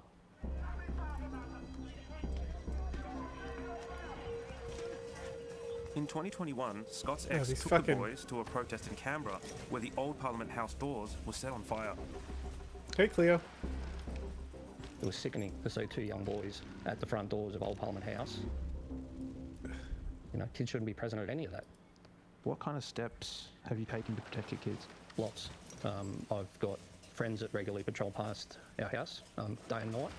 If any suspicious vehicles or persons around, I'm made aware pretty quickly. I've installed CCTV Interesting. cameras. I've had to put trackers on my younger son. So the 2 dots there show the boys still at school. I'll get a phone call from Tyler at the moment he gets on the bus or just before. Once I know they're on the bus, I'll track them all the way. What the until I fuck get is to the wrong with site. these What is people? happening? I need your most senior on duty. Scott's ex is Helen Delaney. A video of her being stopped by police in her car went viral in 2023. You don't have any jurisdiction on this land. Oh, that's amazing. Bro, I don't think the cop meant to even break the window. Like, you can just force windows down, you know? Yeah, I just think he was that mad that the window broke. And stalking. Can you imagine? Like, that's why. So like, while I think these people are kooky, I entirely support their existence in annoying the police. Yes. And sometimes murdering them. We won't talk about that one, no. Yeah, there was definitely that. But- you know, they didn't catch him. They never caught him. There's more than gone. that guy, but okay. I know. Besides that one guy, hang on. Let me be clear. Besides that one guy, they all faced justice, didn't they? The other ones, that trio of 3, that Yep. cult, they faced justice, didn't they? I'm pretty sure they did, yeah. But yeah, no, he got the fuck away. He's gone. They're not finding him. It's fucking crazy that he just got away. Did you see the video of the bear that was, like, basically, it decided it was going to hibernate under a guy's house, and they finally got it out from underneath the house? No. That's pretty nuts. It's a very funny video. I bet they have to deal with a bear. Fire food, god damn.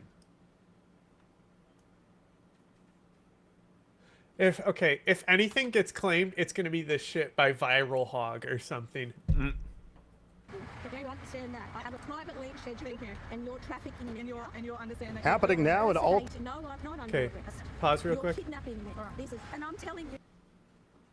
Tadina, incredible video here. You're looking at a large bear somehow squeezing itself into and out of a tiny crawl space under a home.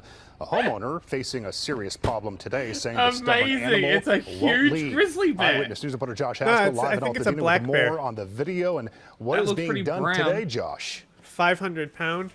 And Mark, the bear right now is underneath that home behind me. How do Let I me know see. that? How much well, do you- throughout the day we've had looky-loos, all sorts of people come by here trying to get close, and that is when, from Okay. our vantage point A here, we've heard adult black bear a can get up loud to roar. 500 pounds. That's when those folks have been coming, Goddamn. running right back towards us. Crawl spaces under homes can be tight. I think he's even just a for a bear. really big black But this bear. now famous Altadena bear has made the narrow space under Ken Brown Johnson's bear, home 300 a den to for the winter. I think the longer 1,500. he's there, the more comfortable he's going to be, and this won't end. The bear is famous in this neighborhood along Altadena Drive below the San Gabriel Mountains. See, it's the white on his chin that makes me think it's a black bear. Okay. Because it's been spotted almost every week for over 6 months. Some residents believe the Eden Oh fire... my god, that was a fucking coyote. Some residents believe the Eden fire Depends, destroyed it's its home, Pasadena, is which this is why it now California? roams their neighborhood looking for shelter and food. Our neighbors had a bear, and I hear now there's one across the street, and it's in the mountains, and we burned, so they had to go somewhere. They had no place to live. Where are they going to It go? might be a And brown bear. nice dark basements, perfect place. But the size of this Over here it says particular bear enormous who is black bear. tagged concerns Johnson. Hang on, Who hang is on. worked concerns Johnson. This particular bear who is tagged concerns Johnson, who is working on a plan to draw the bear out of the crawl space, then block the entrance with sandbags. It's terrifying. I have to stop shaking when moments ago. I'm starting to get used to it, but it sounds like a dragon. It's coming around. I think it's just a matter of time something's going to happen. If they're that bold to get under the house, and I've talked to people up the street, and they've had the same thing. The bear has torn the door out, and they go in there. Johnson has reached out to the California Department of Fish and Wildlife, who says they're aware of the situation and will Okay, determine the next California steps, has which black could bears? include capturing the bear and transporting it back It's got up a to the tag. mountains. Keep your distance as much as you can. Make sure that you're giving the bear enough space to escape. That's a huge element. Bears don't want to be around us anymore. Okay. Now, they got it out of the house. They just did it. Not that long ago.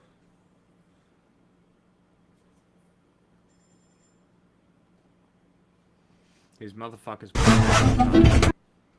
Oh, they got dumbass music on it.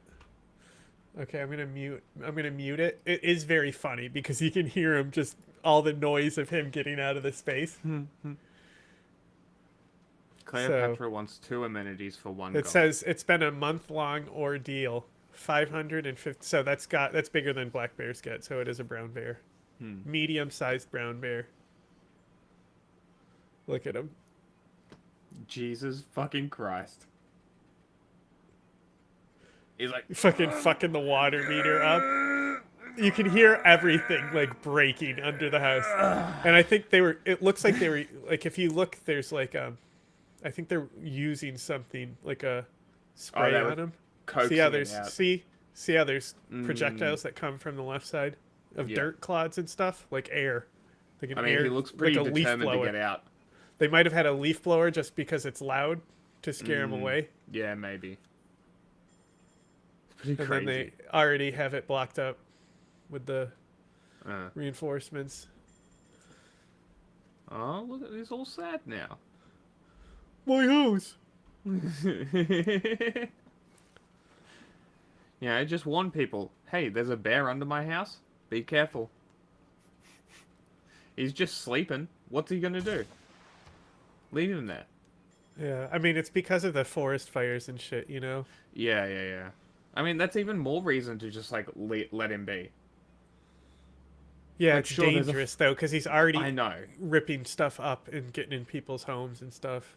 It's Then, a bit of and a, then they're going to have to a fucking balance. shoot the bear if it gets too comfortable with people. Like they did with that walrus. They didn't shoot it. The walrus? Are you talking about the one in Australia? No, that's a elephant seal. Oh, there's a different one. So that happened like right after the walrus was shot because it became a viral thing. That's crazy. Right that- after, that and a lot of, people and just so shoot it. because it's more remote, I think that's like not any one could just go out there, but a bunch of influencers flocked and started interacting with that walrus, and so I mean, got when it I say killed. they had to kill it, I'm not saying they actually had to kill it, but you know what I mean when I say that. Like Yeah, they yeah. made the decision that it had to be killed because of how it was interacting and being dangerous with people. Even though it's not its fucking fault. And I Yeah. fucking hate this anthropocentric view of the world. Okay, like, what are you, a fuck off. vegan? No. It's just That's absurd. how Peggy Hill says it. It's like fucking especially in Australia, like shark attacks, right? Everybody in Australia understands if you go in the ocean, that is the shark's territory. And if That's you where get they live. attacked, it's literally your fault. Don't go and kill the fucking sharks. The Hey, sharks our did alliance nothing level wrong. increased. Like yeah, I saw that. Like does the that only mean? thing that the sharks did wrong was misidentify you as a seal. They do not attack humans. They don't go out of their way to attack humans. And sharks literally kill, like, You got what, grievances against me. 3 people a year or some shit? Leave them alone. Bro's got me Especially the- denounced and has no grievances. Fuck off. Especially the big great whites. Leave them alone.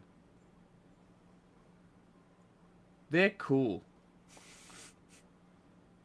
Fucking Jaws. It's all because of Jaws.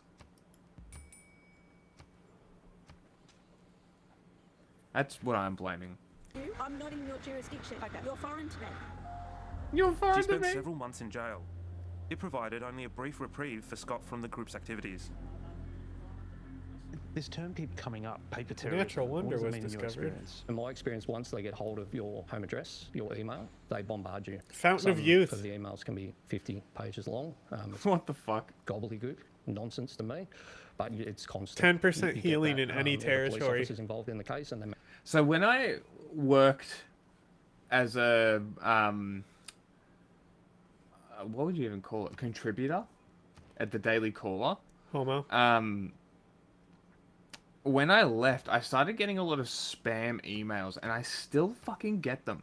I still get these conservative spam fucking emails. And some of them, I delete most of them, but some of them are just like, funny. Fuck off. And I can't not reply to them. Like, some of them are just absurd.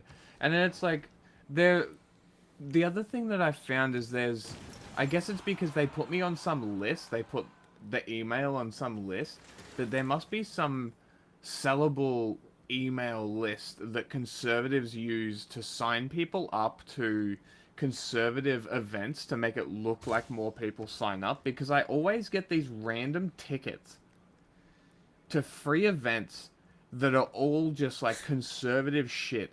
And I'm just like, if I'm getting this how many other people are getting this? And how many of these conservative events are actually just faked with data mined emails that sign up to the tickets to inflate the numbers? Like, something is going on. Managed to get his email, then he'll get the same. It happened to my lawyers. It happened to all of the judges and registrars in the federal court that were involved in our case. And it's relentless. It doesn't stop. Yeah.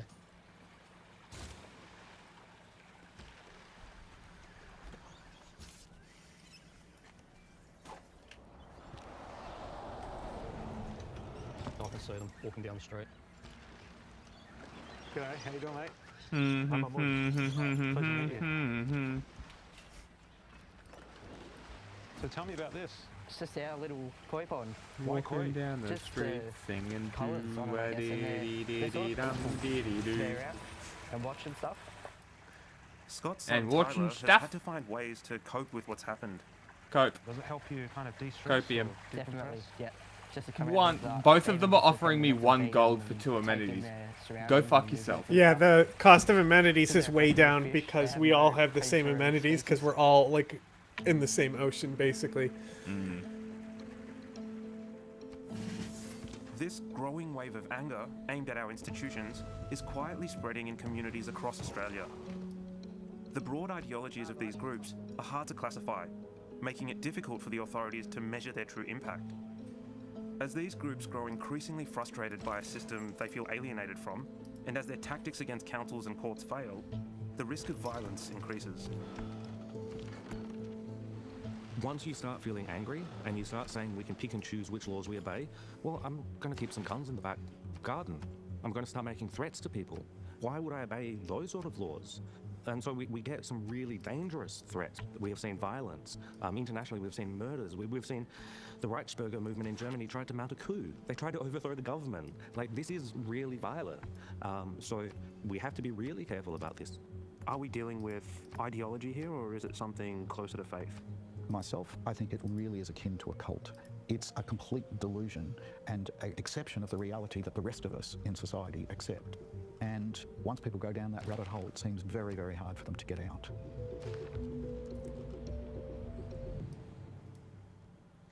You know, I wanted this war to be over, but give it back to me. Yes.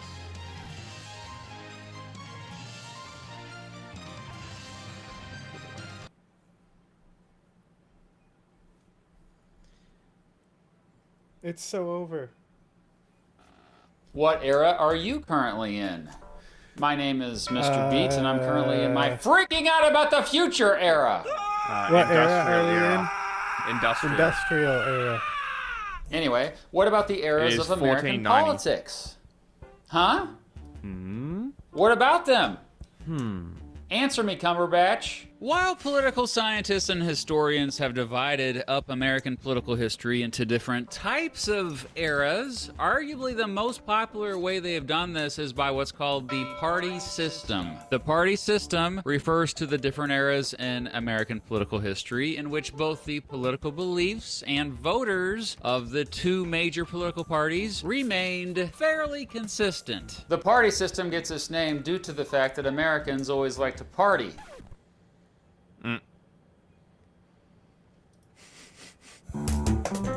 Just kidding. The party system gets its name due to the fact that it has political parties, or basically big teams that organize to elect people to public office that generally share the same political views. When the United States first started, political parties didn't exist. In fact, the beloved first president, George Washington, warned against them. However, George must have got really sad when political parties formed anyway. But you don't need to cry, George. There are only two political parties. Well, two major ones. There are at least dozens of smaller political parties, which we call third parties. The two major Which we call ones imaginary. you've probably heard of because you're smart and stuff. The Republican Party and the Democratic Party.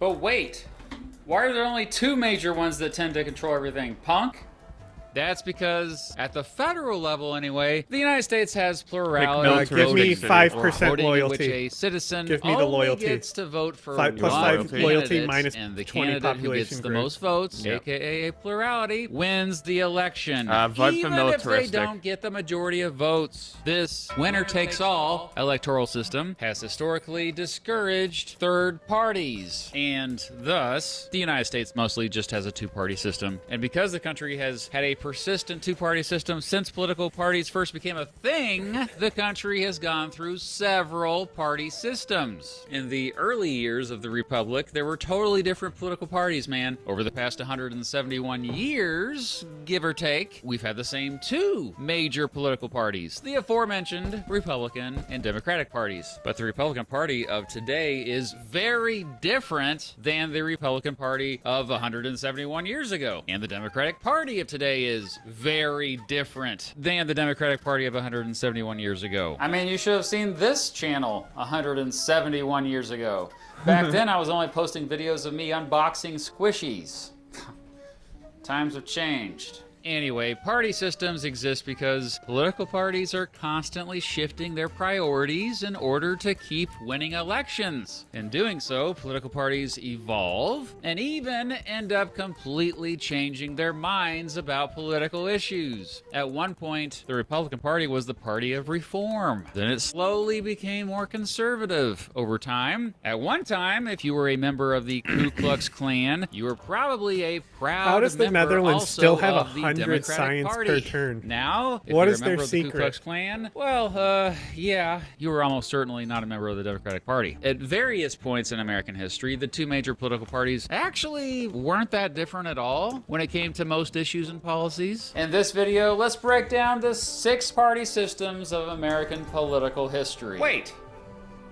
I thought there were now 7 party Fuck you, systems in Pound American Maker. political history. Oh, they all wanted the other 6, ones. 7. They all need population Oh. growth. That makes sense.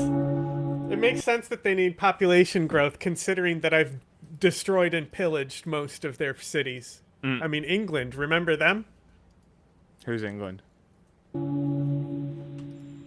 The first party system emerged soon after the Constitution got ratified. On one side, you had the Federalist Party, led by folks like Alexander Hamilton and John Adams, who I now favored have a 8 strong production out of federal Hamburg. government, a national Industrial zone. bank, and more trade with Britain. What? The Federalists I were now have generally 8 associated production with the elites out of the and industrial those who zone in lived Hamburg. in Oh, cities. just the On the industrial other zone side, alone. you had the Democratic Republican Party, not What to be about confused with if the you hover over your Democratic tiles Party at the or top? the Republican Party What about of 'em? today, What's led by your folks highest like production Thomas city? Jefferson and James Madison. They favored a My capital. What is it? 30. Nice. So that's higher than my capital. But my industrial zone here only has 2 because I'm not able to aqueduct. I fucked up. It's okay. And I can't move it. a weaker federal government, which yes, usually meant more states' rights, more trade and better relations with France. And yes, we're generally against a national bank. Well, the Federalists started to dramatically lose power during the War of 1812, and by 1820, the Democratic Republicans were so dominant that President James Monroe ran for re-election virtually unopposed. However, after the economy went to the crapper and after the passing of the Missouri Compromise, which increased tensions over the expansion of slavery out west, the Democratic Republican Party would begin to splinter, leading to the end of the first party system. The second party system is often associated with the sharp rise of democracy and populism in the United States. Populism. And it all started because of one man. For the first time, all white men could vote around the country instead of just rich, property-owning white men. And yep, the second party system is when we saw the creation of the Democratic Party, which completely revolved around Andrew Jackson, who kind of got screwed over in the presidential election of 1824. He won the plurality of votes, but still lost the election. Well, Andrew Jackson absolutely freaked out. A bunch of other American politicians, they'd end up forming their own political party, literally known as the Anti-Jackson Party, but aka the National Republican Party. They're just really unoriginal with names, okay? After the country's first third party, the Anti-Masonic Party, became a thing, it and pretty much all other anti-Jackson groups united to form the Whig Party. So yeah, What, again, they wear wigs? Congrats, Andrew Jackson.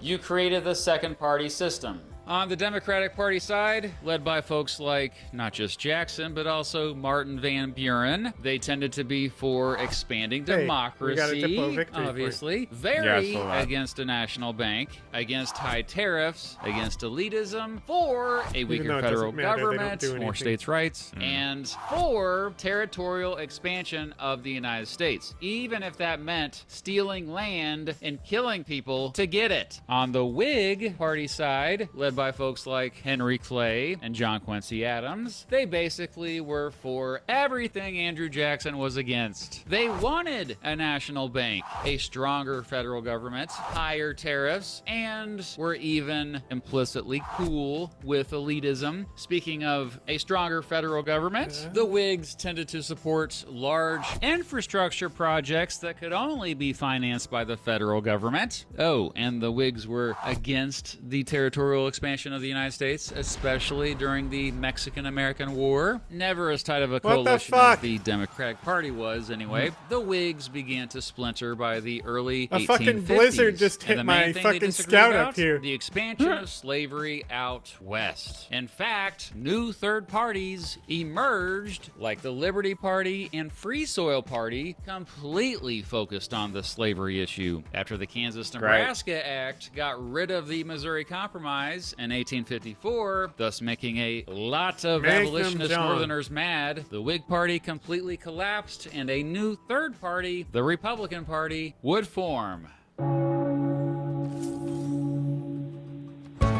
The third party system highly revolved around the American Civil War. The issue of slavery, which obviously was the main underlying cause of the Civil War, caused the third party system to happen to begin with. But the war continued to have huge political influence even decades after it ended. Despite this being a distinct political era marked by rising American nationalism, a push toward modernization, and the Gilded Age, a period known for extreme wealth inequality and corruption, the Democratic Party survived mostly because it adapted to the changing times. Yeah, Still, the it was the aforementioned removal Republican is not Party working at all. that dominated during the third party Like I said, system. The probably- first Republican president, Abraham Lincoln, Probably has to who do is with often me being, also like, the considered host the connection. greatest American So it's like, president, was you know, like- extreme.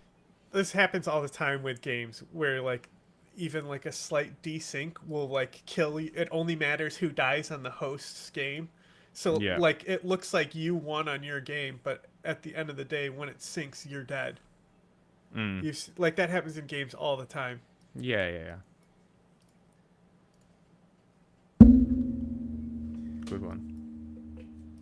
Extremely influential, and pretty much every Republican politician following him during this era was trying to be the next Lincoln. I mean, they even all had beards, led by Lincoln and later folks like Ulysses Grant. The Republican Party generally Dope was name, though, for right? equal rights for African Americans. Well, Ulysses Grant? African American men for a Yeah. stronger federal. Like can you come up with a better name than that? It's a pretty good name. Never thought about it though. Government, for higher tariffs, and for Reconstruction policies. Or when the federal government had a much heavier role over state governments as southern states got reorganized and re-entered the Union following the Civil War. This time, the Democratic Party didn't have as tight of a coalition. You had folks in the party for the gold standard, but others passionately against it. For example, led by folks like Stephen Douglas and then later Grover Cleveland, they generally were against equal rights for African Americans, for a weaker federal government, more states' rights, against higher tariffs, and against Reconstruction policies. You know what's funny? I had to go research ironworking, but I already had the man-at-arms researched from the industrial side of things, but I still had to go back and get ironworking so I could produce man-at-arms, but to upgrade the clubs, I had to go get swordsmen.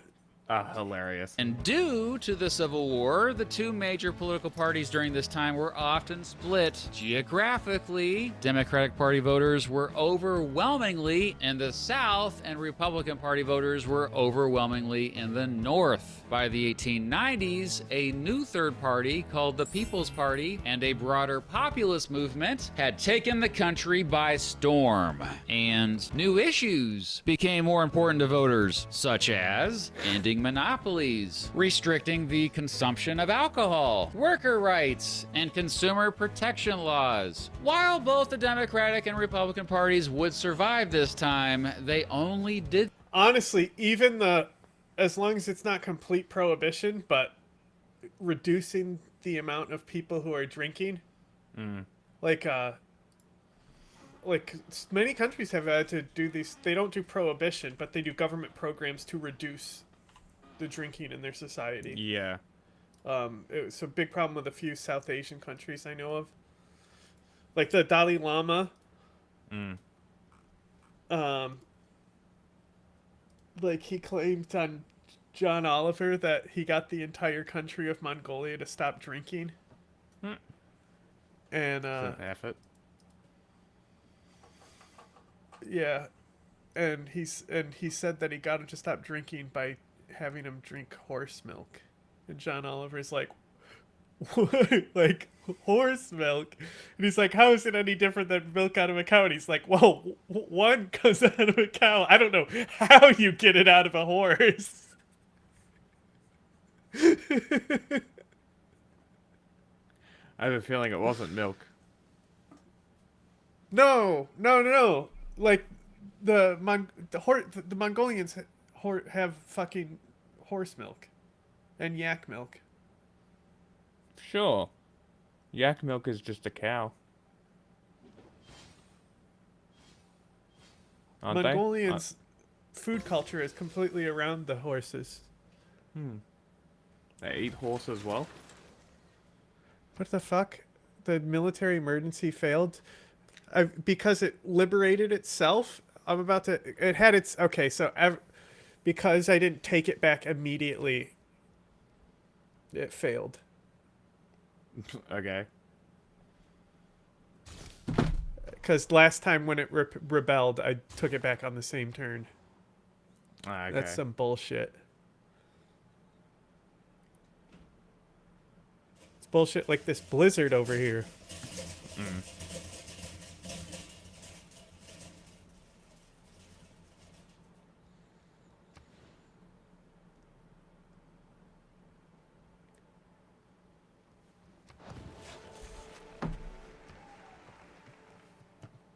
Video. Did so because they forgot dramatically changed their platforms. Plus, the country had been going through its longest and most severe economic depression yet. Most of the fourth party system was dominated by the progressive era, that period of widespread reform and activism between roughly 1890 and 1920. Sure, the economy had recovered by the late 1890s, but Americans had not forgotten the damage giant corporations had done to the country. Suddenly, both the Republican Party and Democratic Party had become reform-minded, supporting things like taxing the super wealthy, breaking up monopolies, ending corruption in politics, expanding worker rights, and a city-state once again is about to take out a fucking player. Hilarious. Her capital is on 0. I don't think they can take it. But if you have a unit right here in the front, I don't know if you're at war with Egypt. You can just take this, walk right in and take it. I mean, I can be. I'll take it. I'm right there.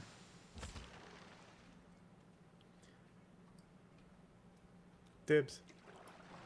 Whatever.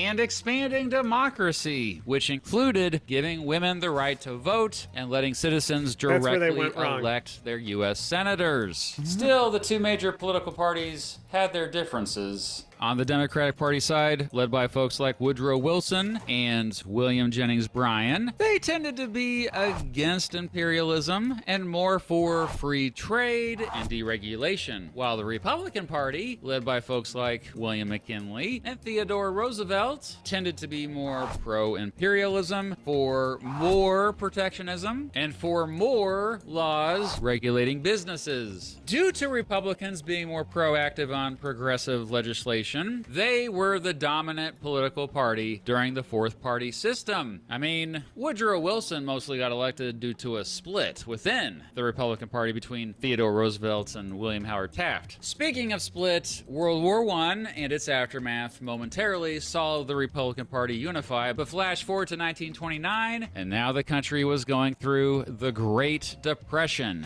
the worst global economic crisis in history. Because the Republican Party was the party in power and was at least partially to blame for making the Depression worse, suddenly the Democratic Party became very popular.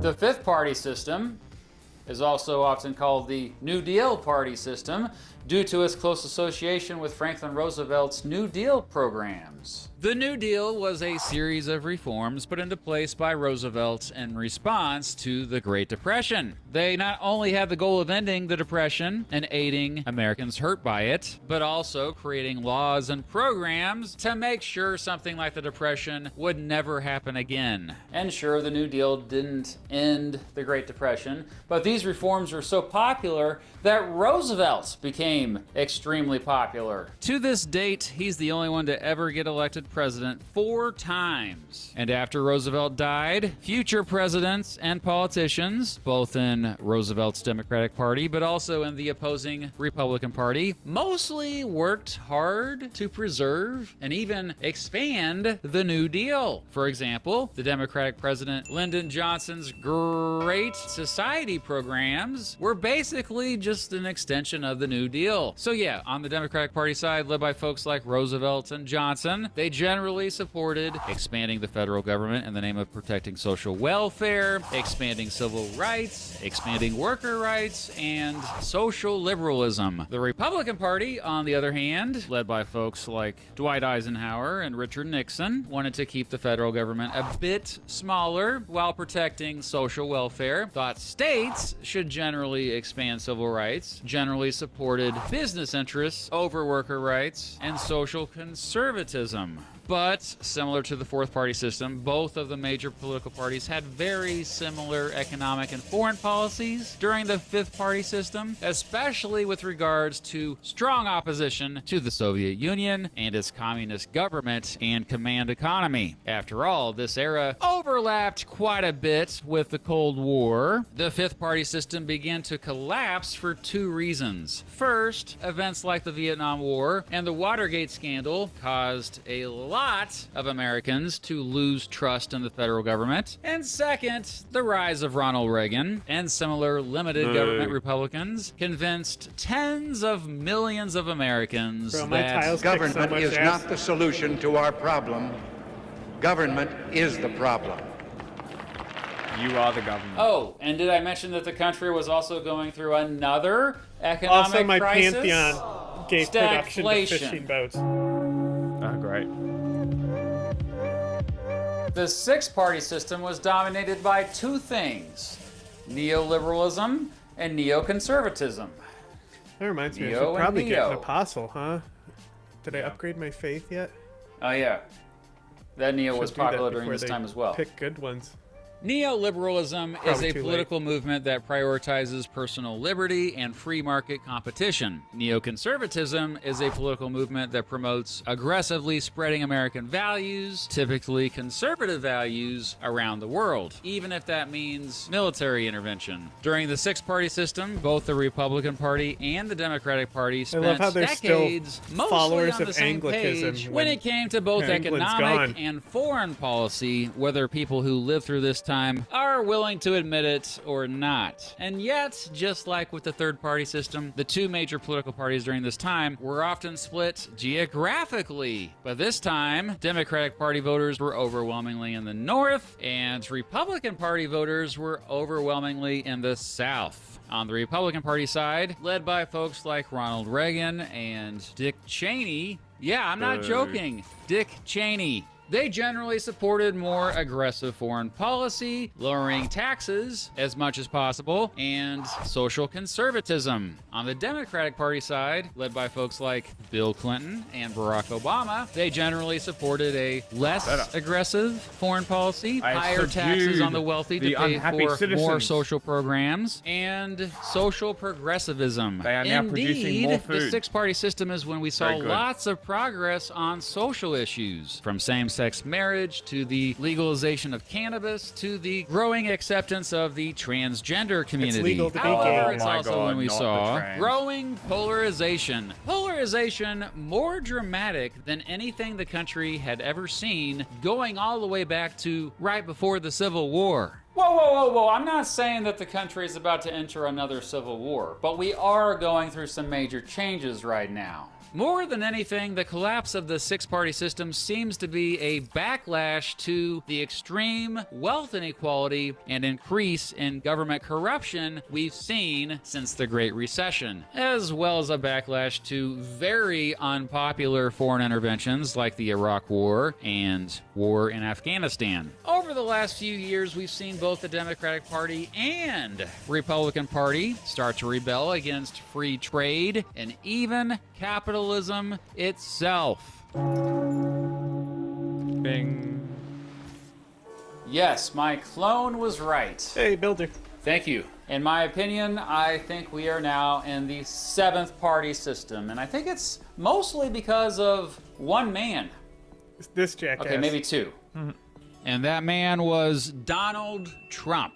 Him becoming president has changed the Republican Party, man. It's now more populist, nationalist, and protectionist. I mean, a great example of this is the fact that the United States currently has its highest effective tariff rate since the early 1930s. It has increasingly rejected internationalism, or the cooperation and collaboration among different nations. It has increasingly rejected both neoconservatism and neoliberalism, while embracing post-liberalism, a political movement that promotes the idea that both liberalism and individualism are hurting society more than helping it. But it's probably not just Donald Trump. The Democratic Party is changing too. Folks like Bernie Sanders, who nearly got the Democratic Party's nomination for the presidency in both 2016 and 2020, have also been influential in helping the party embrace populism and move further to the left on economic issues. During the seventh party system, the Republican Party has had more success reaching rural voters, and the Democratic Party has had more success reaching college-educated suburban voters. Now, I should say that there are political scientists out there who disagree with me, but they're full of crap! I agree. What the heck? Hell, just kidding. Fuck those political That was scientists. mean. They make good points. The fact that political polarization still persists, that yeah, sure, the presidency may have changed, but Congress hasn't changed so much since the six-party system, or it's just too darn early to analyze this since some of this stuff happening recently might just be temporary blips. These are all reasons why other political scientists argue we're still in the six-party system. Then again, there are other political scientists who argue that we're still in the extremely fifth-party system. Yeah, don't generate so grievances. So who the heck though. knows? Other players will have grievances. All this stuff is against made you up for doing anyway.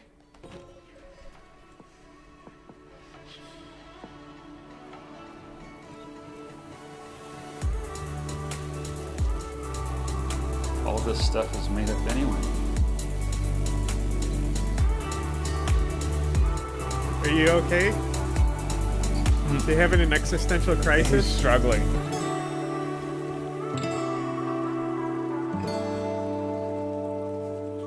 Is he gonna be okay?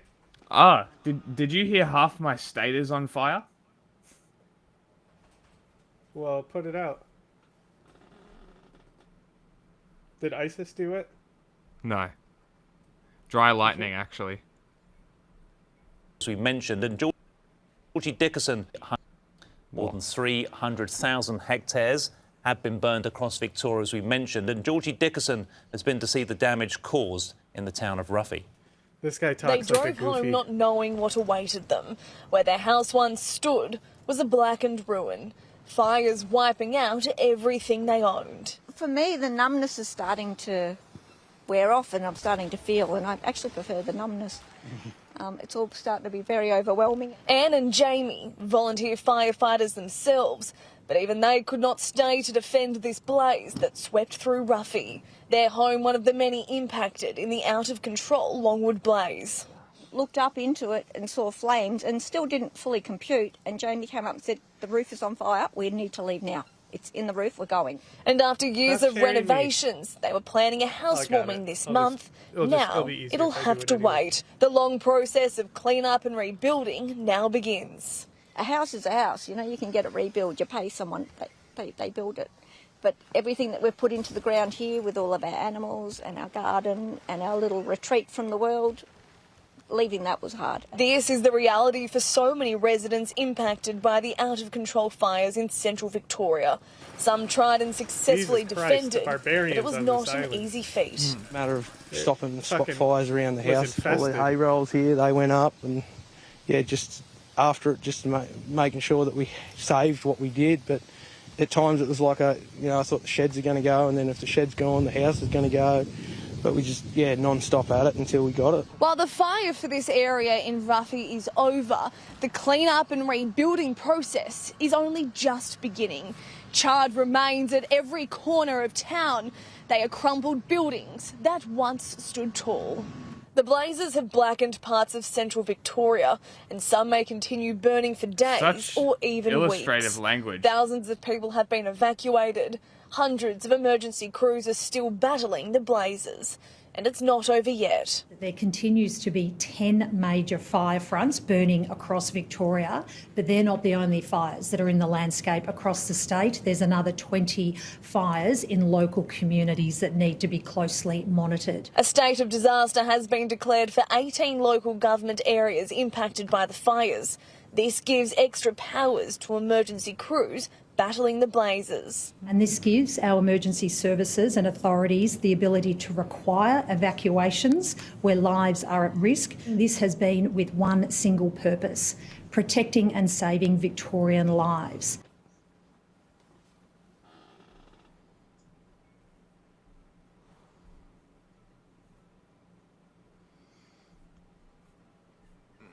More fire thing. This one. Good evening. A severe and Cleopatra terrifying of bushfire Egypt emergency proposed is a continuing deal. to unfold across Victoria. Late yesterday, a wind change whipped up flames in Harcourt near Bendigo, forcing the state's premier to declare a state of disaster in the early hours of this morning. Friday's catastrophic conditions saw 200 grass and scrub fires erupt, resulting in 10 major fires that are still burning across Victoria right now. Of most concern, the blazes at Longwood, Ravenswood and at Walwa on the New South Wales border. About 115 homes, structures and businesses have been lost across the state, in at least 50 in the Ravenswood blaze and 30 in the Longwood inferno. We have reporters in Victoria and in Sydney, where temperatures remain in the high 30s this evening. But we begin our coverage with Sam Mills in Harcourt. Ray and Loretta Rice have lived in Harcourt their entire lives. Now, at the age of 79, they're going to have to start again. Devastated, I guess. Yeah, been holding together until now. So this was all ours. It was. When their previous house was acquired by the state government 20 years ago to redevelop the Calder Freeway, the couple built what they thought would be their forever home. Last night, that forever home went up in flames. Lifetime of memories, born and bred. Probably hasn't hit me yet. Across the road, Ray's brother Tyrone lost everything too. A long-time CFA member, he was out fighting fires, helping save the homes of others, while his own burnt to the ground. It was gut-wrenching in a sense, but it can be rebuilt. We've got our lives, we've got our safety. It'll be the memories we've got in our heads now because we haven't got the hard copies. Coolstore Road, ground zero for the destruction in Harcourt. Fire swept through with reckless abandon, seemingly selecting houses at random. Some homes untouched, while others merely metres away were reduced to rubble. I don't know why Spot people are fires so continue to surprised spark every time as this smoke happens. billows across the town. In a matter of literally seconds, I watched the hot. whole top of the mountain and the ridge just light. Like, the news reporters are making it sound like this is an unusual thing. But every time there's a fire, reporters say, the fire seems to be selecting houses at random. There are always houses that get spared. For whatever reason, maybe the shrubbery burns, the wind blows it over, whatever the reason might be. There's always somewhere where a house or multiple houses don't get hit, don't get burned down, and people get annoyed because this person was lucky and their house didn't get burned down. And it's like... Cleopatra giving me 18 gold for a piece. A one-time payment of 18 gold. I see you have 145 gold, honey. At least come at me with a serious offer. Shouldn't have voted. Light up and in a glow. While the fire has so far spared lives, the Should've kept community your is fucking grieving the mouth loss shut. of one of their own who was preparing The for only the reason fight. I'm over here is a man because of in Jack his to begin 60s with. found unresponsive in a vehicle in his own Pissing paddock. everyone The off fact over that here.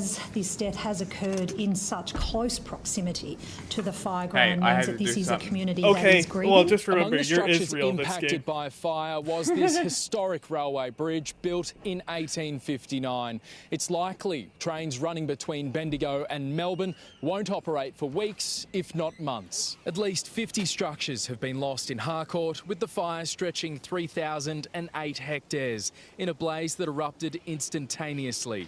The town remains without electricity, but the emergency alert has been downgraded to a watch and act.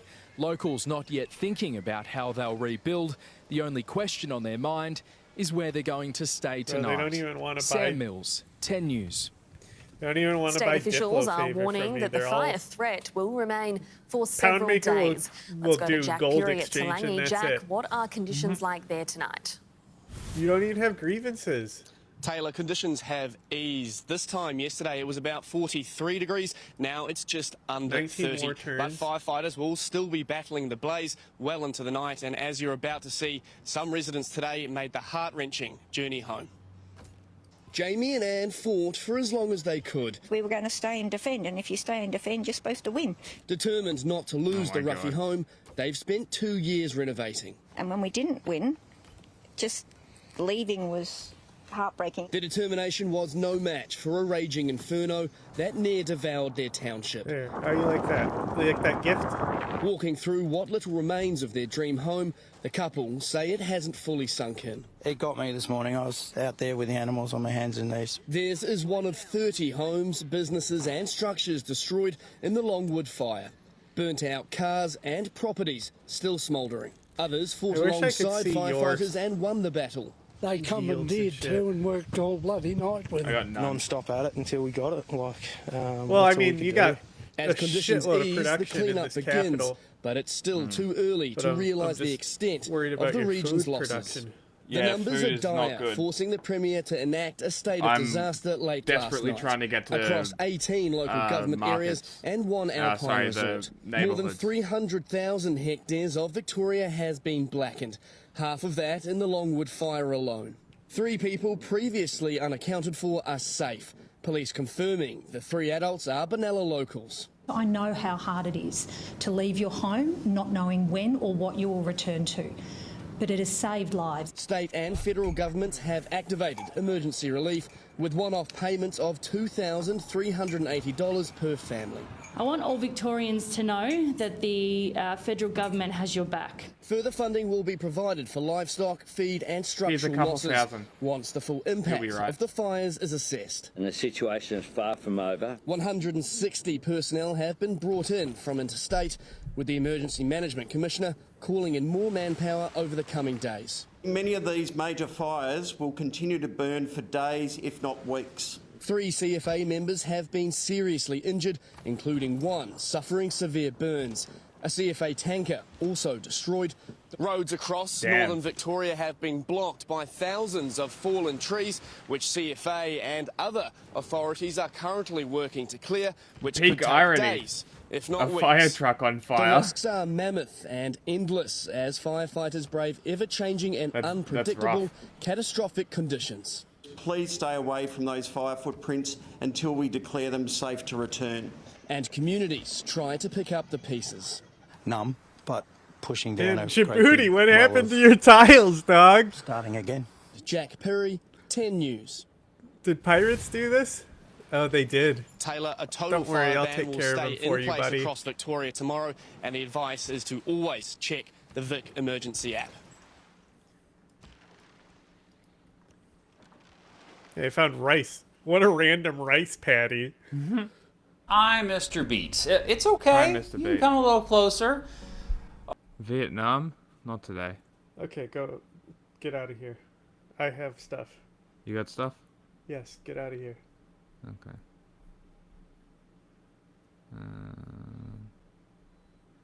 Take that one off. Where's yours? So many different angles. How did you come down on it? What was your take? I think it was a bad shooting. I think that ICE just seems to hire this archetype of high school bully, tatted up sleeved arms, bandana wearing bullies. And maybe I'm projecting on this, but it's like the guy got disobeyed and started opening fire. It's like, you shouldn't be a cop. I thought it was a good shooting. That lady had been stalking them all day, like following them from like neighborhood to neighborhood. She had turned her car sideways in the middle of the road and obstructed them while they were trying to get some illegals out of the rafters of a house, is what the quote was.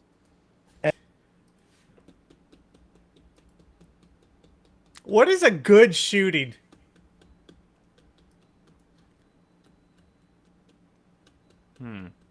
What does that mean? A good shooting? Justified, maybe? I think it was a good thing he shot her, is what he's like, bro. Weird. What's wrong with you? And then when they approach her vehicle and say, stay right here, when she gets lawful orders from a federal agent, she accelerated toward him. I don't care that her wheel was turned to the right. He can't see the wheels. He hears the car accelerate, come toward him, and he shoots her in the face. Why did that happen? Maybe. You tell me. Maybe I hit something. Okay. Hi. When you do a 3-point turn, you do this. Actually, you know what? No, just advance. I will advance, but I am going to do something. I'm going to set this one on explore. Okay. I haven't done this for a minute. Okay. Oh, and look. I've got a road set up You didn't advance. Stop fucking dinging.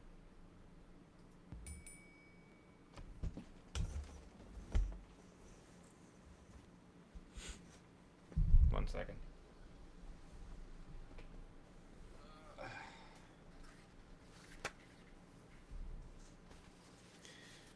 I'm sure this will totally be worth it. Yeah, it will. Doesn't matter. It's for the novelty. No, I'm just fucking with you. Okay. So. Jack's lessons on how to fucking drive. Okay? So, ice vehicle. Am I the microphone? Here. Okay?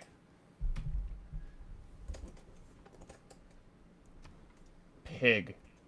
Okay? We got it? Bitch. Here is her car.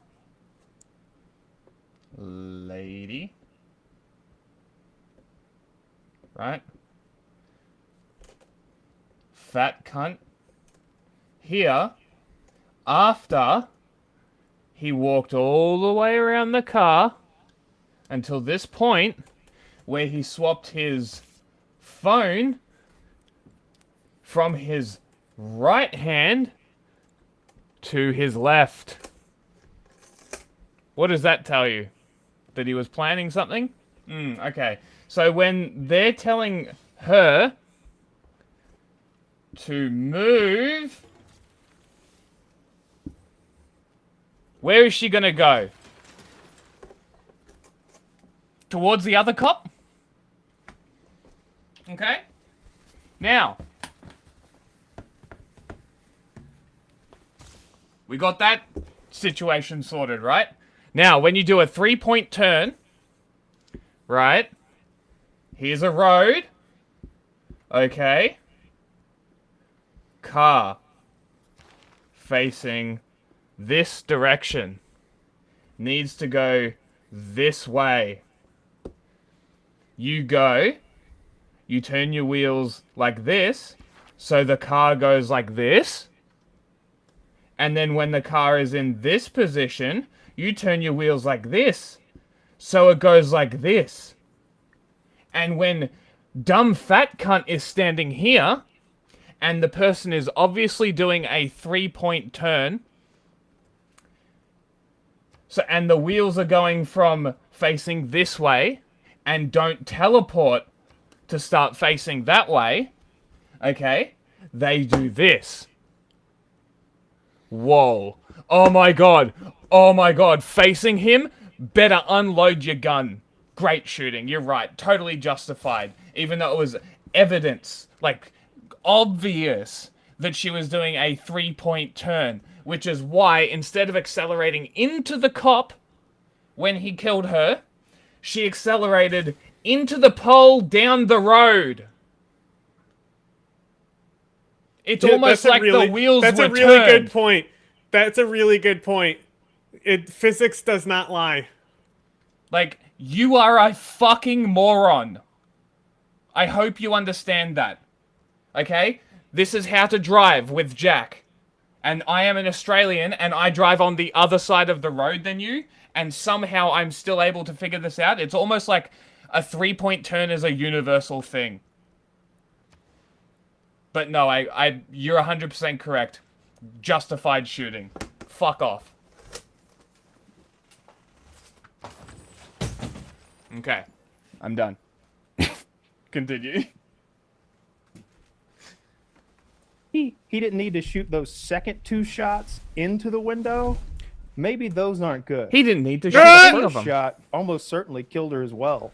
And I felt like that one was justified. Why is your shit doing this? Yeah, I felt like that one was justified. Hit. I Just think we'd hit both stop be guessing. sharing. You don't have to add it if you just. I saw her same wave time had another been hit by a person car by. drug. This idea that you know, she was like obstructing or whatever. She's waving the SUV by right before the 15 seconds before the shooting.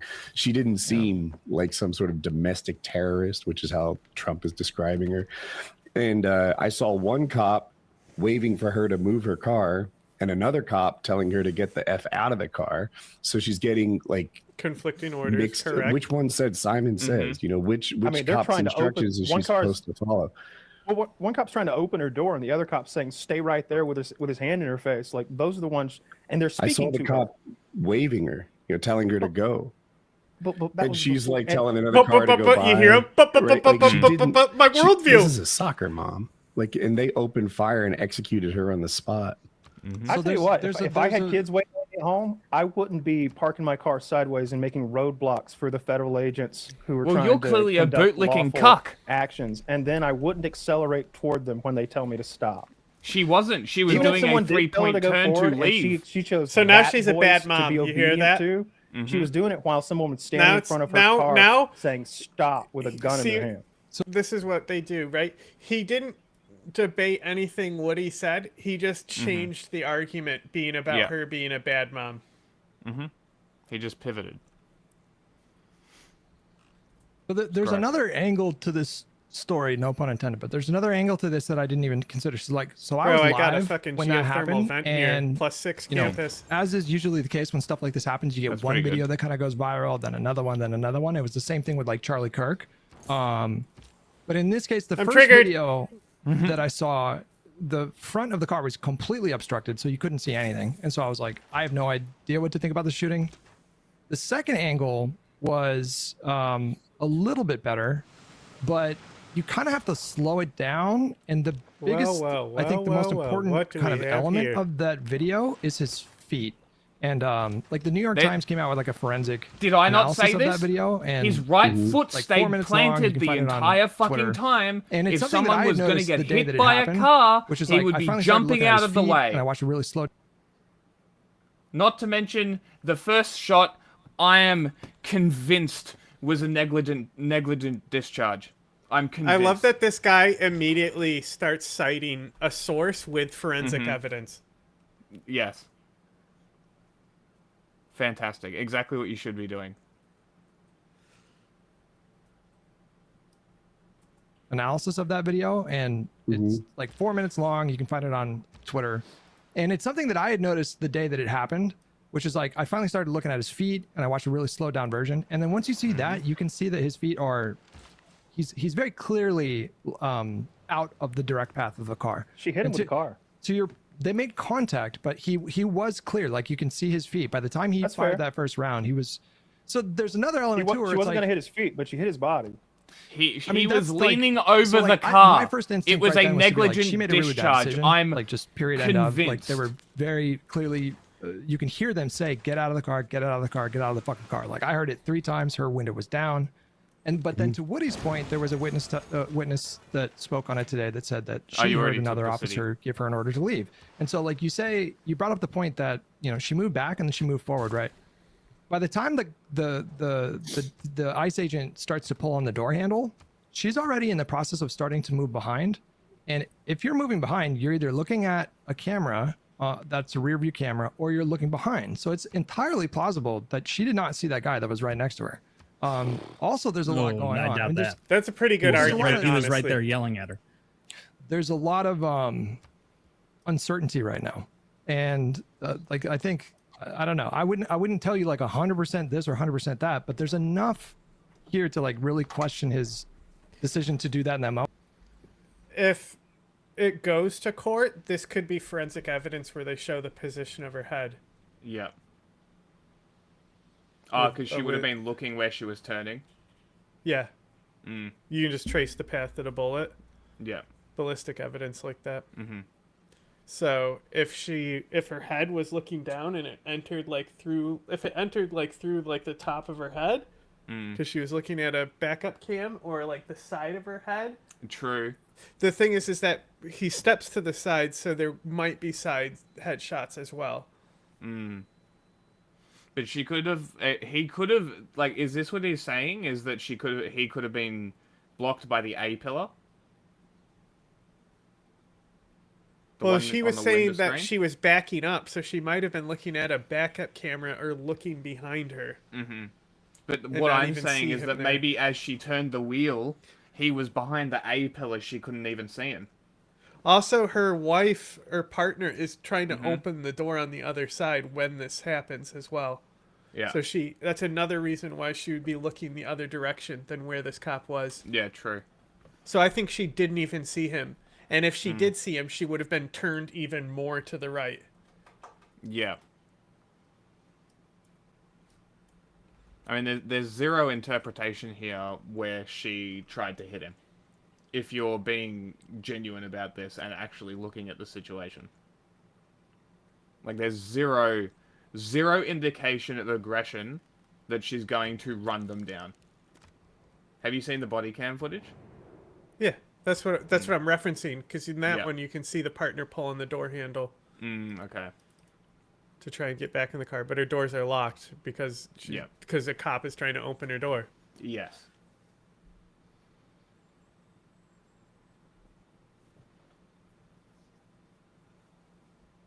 Go on. In that moment, I understand that cops, we give them the legal authority to use lethal force, and you can't expect perfection. Sometimes mistakes are going to be made. So don't give them lethal but there's force enough here authorization. to have very serious doubts about the narrative that they're spinning. Obviously, like, why does military Christine need a Noem chain of getting up there command and accusing this confirmation woman of that being cops can just a murder left-wing people? terrorist? That is. Why do you have pretty 120 insane. grievances against stalking me? federal agents. I don't know. Like, imagine that. You're driving Donald around Trump stalking said federal the cop agents. was in the hospital recovering from his injuries. He went to the hospital. What he said Did was he go? factually correct. I don't know. Kyle? He went to said the he was hospital. lucky to be alive. He was lucky to be alive. He was lucky to be No, alive. but Did Trump- you Oh my watch the video? gosh. Wait, hold on. I've Did you watched- watch the? Oh my well, hold God. on. Let's. You think there's There- any chance I love haven't that watched the that guy in the bottom corner wasn't here for the first part of this. Ooh, They've hot already rock. covered Oh, that they put had a it down. forensic analysis they're Yep. referencing, bro. And he's like, did you watch the video? Bro, where were you? Do you not have fucking headphones on and listen to the argument when you're walking away? Yeah, don't believe your eyes. I Thanks, forgot we Taylor. had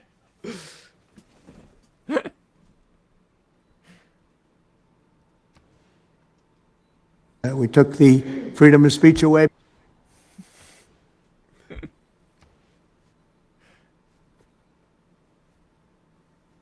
What rules, you sons of bitches? Okay.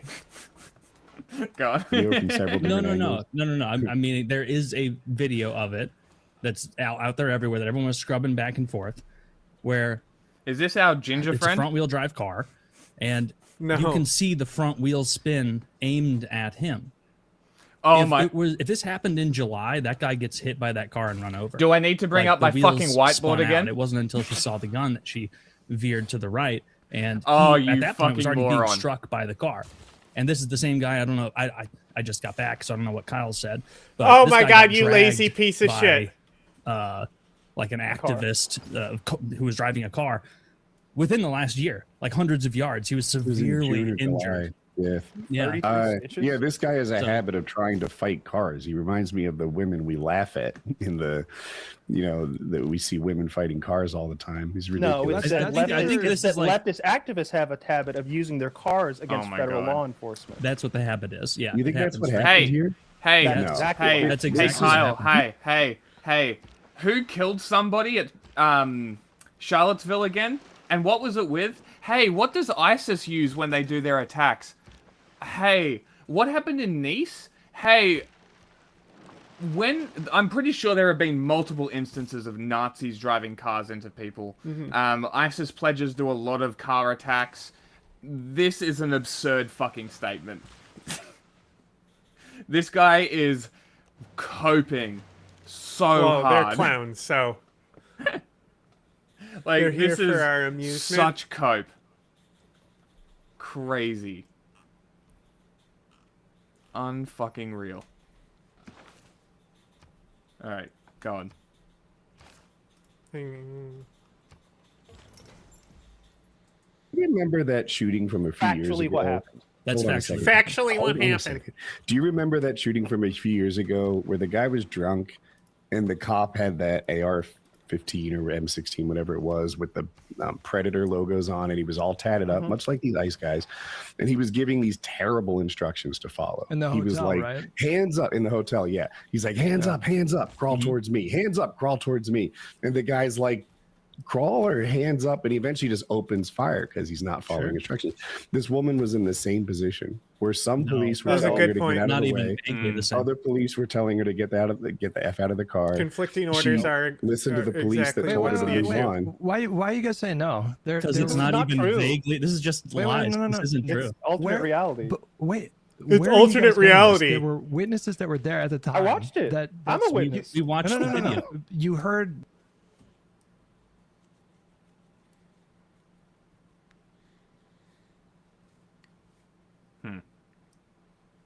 Watch it again, I guess, bro.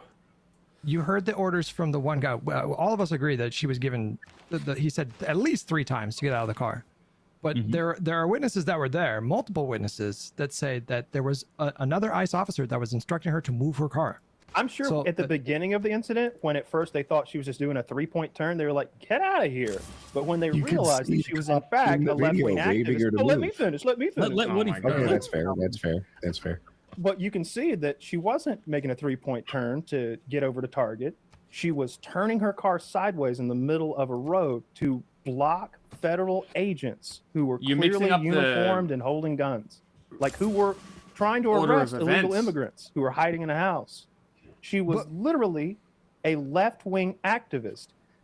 It doesn't matter, dickhead. Of what she was doing there. It doesn't matter if she had she's an American citizen, a group, or she was a card-holding member or whatever. Her actions were those of a left-wing radical activist impeding federal law enforcement. Have you seen video of how her car got that way? I haven't. I thought maybe you've seen video. I've only seen video of like nothing starts more than a minute before the shooting. Have you seen better video than me? How her car got that? What do you mean got that way? Yeah. Like I haven't seen her. Like there's this argument that she like put her car in the road sideways to block agents and stuff. Yeah. I didn't see long before the video. Get there? That's why people were saying. I saw her side. Well, I mean, it's snowy, it's slippery. I don't know how it got there. I know every car on that road seemed to be pointed in sort of a non-traditional direction, and she's waving police by right before the shooting. No, wait. Why? What is the only circumstance in which you could wave a policeman by if you're blocking them? Like she pulled forward to block them. Like there's also eyewitness stories. A woman who said, yeah, she'd been doing this all day and she was doing a great job of what she was trying to do, which was impede a federal law enforcement operation by blocking the road, you got cities by all the way under it, have agitating. you? There's kind of this weird thing. It's sad that she died. Them and she's waving them by. You're stuck on the cities I took waving. from England. I don't care about her waving. She's clearly parked her car sideways in the middle of the road on purpose. Yeah. She didn't. I'm going to sue her in this city-state so I can get the NITA. That perhaps she got like loose in the ice and snow and accidentally her car spun sideways and now she's, oh no, whoopsie daisy. I'm parked sideways creating an accidental roadblock. Is that what we're I don't know how she got that way. I said it was slippery. We know how she got there. One way. Wait. Okay, it doesn't matter.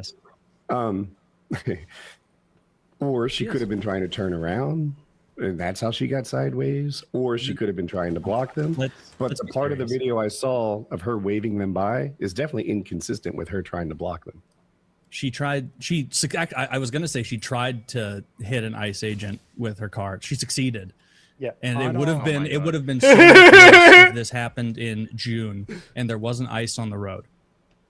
You can see the front wheels spinning when she hits the gas. You can see the back of the car go down as the acceleration hits. Like it's there. She wanted to hit him with her car. She succeeded in hitting him with the car. I don't know about all that. I don't think this Honda Passport turns into a fucking Tesla Plaid and mows down a cop in 1 foot of acceleration. It's just a silly thing to say. Wait. Hold on. Like this is some of the biggest fucking reaching I've ever heard. From a foot away. I know, right? I knew it was going to be stupid. Cop justification bullshit. I knew it was going to be stupid. I knew it was going to be some of the dumbest shit. Like it's just pure justification for the cop acting like an irrational moron. Not to mention phone in left hand, single hand on the gun, guarantee finger was on the trigger, 100% negligent discharge. And if it was the ND that killed her, fuck me. That is unreal. You can go. To your life. So here I think is some relevant analysis. Okay, so like in order to justify the shot of like the use of lethal force, he would have to demonstrate that he had a credible fear of significant harm or injury or death to himself, his fellow officers, or the public. When you actually, there's 3 different angles or 4 different angles, and you can clearly see in one of the angles as she's moving forward, he actually leans forward and puts his left hand on the hood of her car. So he's actually making an effort to stay in front of her car in that moment. Once he is like literally the moment contact is made and he is clear of the front of the car in that moment is when he starts to fire. How do you justify the idea that he felt like there was a significant threat to his life if his feet were clear of the front of the car? He was being hit by a car. He was not in front of the He car. was leaning The over the first car, shot was when dickhead. He was in front of the car. It went through the Negative. front. It went through the front windshield. Hey, Well, it did go moron! through the front If you're windshield, but leaning you on a can- car and no, it no, moves, So it went through the front are windshield. you getting hit by the He was by the car, front tire. or are you a moron And leaning he- on a moving again, car? He put his hand on This the is hood. Again, this- in front of the like, car. He came Are we from all the watching right. the same videos? I don't know. Yes. It feels like, Like we're this not. is So many Kyle. times. Kyle, is this crazy? Stan says It you're a feels wait, like wait, cunt. Trump hold on. derangement syndrome is real all of a sudden. No, It's hang literally on. like Yeah, don't alternate believe your eyes. reality It has where- been, dude. It's been Like- real like- for a Hang on. Listen to what he just said. If his feet were clear of the front of the car, He was like- being hit by a car. You people have like worms in your brain, The first honestly. shot was when he was in front of the car. It went through the Negative. front. You It have to went through the listen to front what they windshield. say. No. negative. Well, it did go through the front windshield, but you can Oh, see. how is it? So it went He through was the front next to the windshield. hood. He was by the front tire. And again, he put his hand on This the is- hood. Again, this- in front of the like, car. He came. Are we from all the watching right. the same videos? I don't know. Yes, It feels like yes. we're This not. is So many Kyle. times. Kyle, is this crazy? It Here, feels wait, like wait. Trump Hold on, derangement syndrome is real all of a sudden. No, It's hang literally on, like hang y'all on, are in a hang different It reality. has where, been, dude. It's been Like- real like- for a while. Wait, no. What do you think? Unfucking real. Hold on. I got something for you.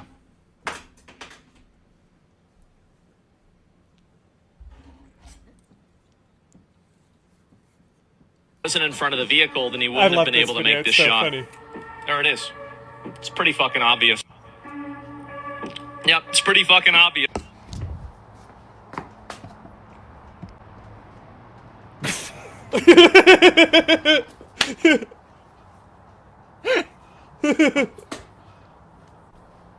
Rat fuck.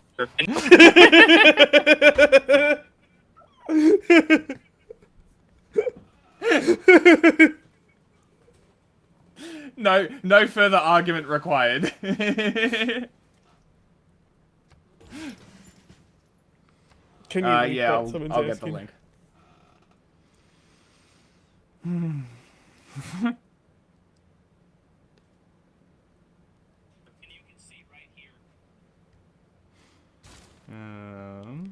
If the cop wasn't in front of the vehicle, then he wouldn't have been able to make. Okay. Watch. Load screen. No. Hang on. She's hang on, accelerating the car towards this man, and all he knows is the car's There coming you toward him. go. I heard people telling me the wheels are turned to the right. He can't see the fucking wheels. As far as he knows, they're turned to the left. He's telling her to stop. He is the law. He Okay? is the Of course law. he's putting He himself in is front the of law. He's blocking her exit. She's under arrest. Okay, but here's another question. Why did he step in front of a moving car? I promise you, he stepped in front of the car Twice. as it was moving backwards. Twice he stepped in front of just that saw the car. video. I'm still right. Put He's by himself the in front danger. tire. I just linked the. I don't know if you guys can show. They on- wanted her I to don't know leave. if TOS Why is, is he but- standing in front of the car, He blocking steps, him he from steps in front. leaving? He positions himself in front of her car as she's It moving just doesn't make backwards, sense, and does then it? she starts to move No. forward. His instinct in that moment, he put his hand on the hood of the car as he was shuffling to the side. And in the Yeah, that makes in the sense. video that I linked right there, you can see his feet positioned. Like he is not in front of the car when that first shot rings out. Contact was made, but he was not Wait, in front of the car. so he was very Derangement much like syndrome she's goes running both you over. ways, right? The Trunch derangement syndrome is real. It will make you think that he was in front of the car when he fired that shot. The car hit him. The car hit him. The car can hit him from the side, right? Like it didn't hit him with the front bumper. Did the car move laterally and that's then right. swat him? Did it Like the shift? car. Look, you're asking this guy also within like 100 milliseconds to know where the tires are, know what the direction of the car. His gun is out before she even moves forward. Yes. It was also 3 seconds. His gun is out way before she even moves. Mm-hmm.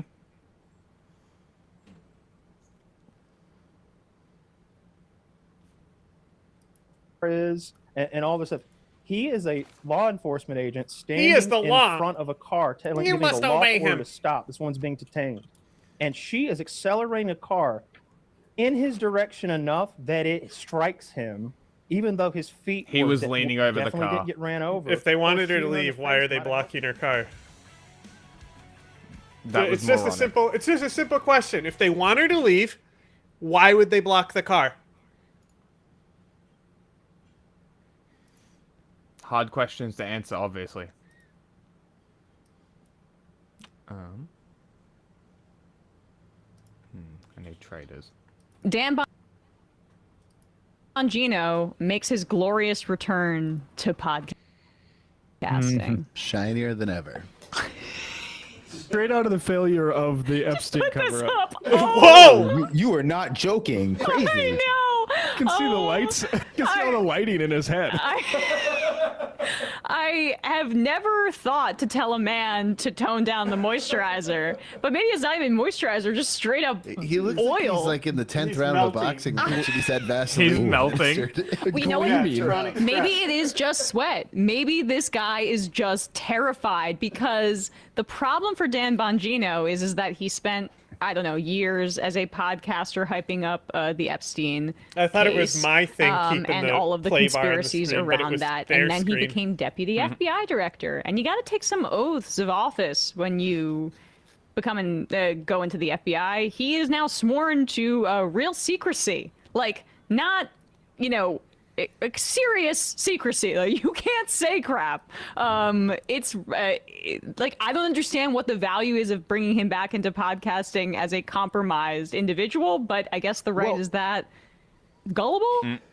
He's like a Rumble king. Like, Dan Bongino is the king of Rumble. It seems silly now that Glenn like Greenwald's Candace Owens crying and right now. What's going on? now that like their Rumble is a lot more well populated with right wing figures who get a decent audience on there. But Dan Bongino was like the Rumble guy for the first few years of the platform, and I'm pretty sure he's also pretty like invested in it or part of the leadership in some way.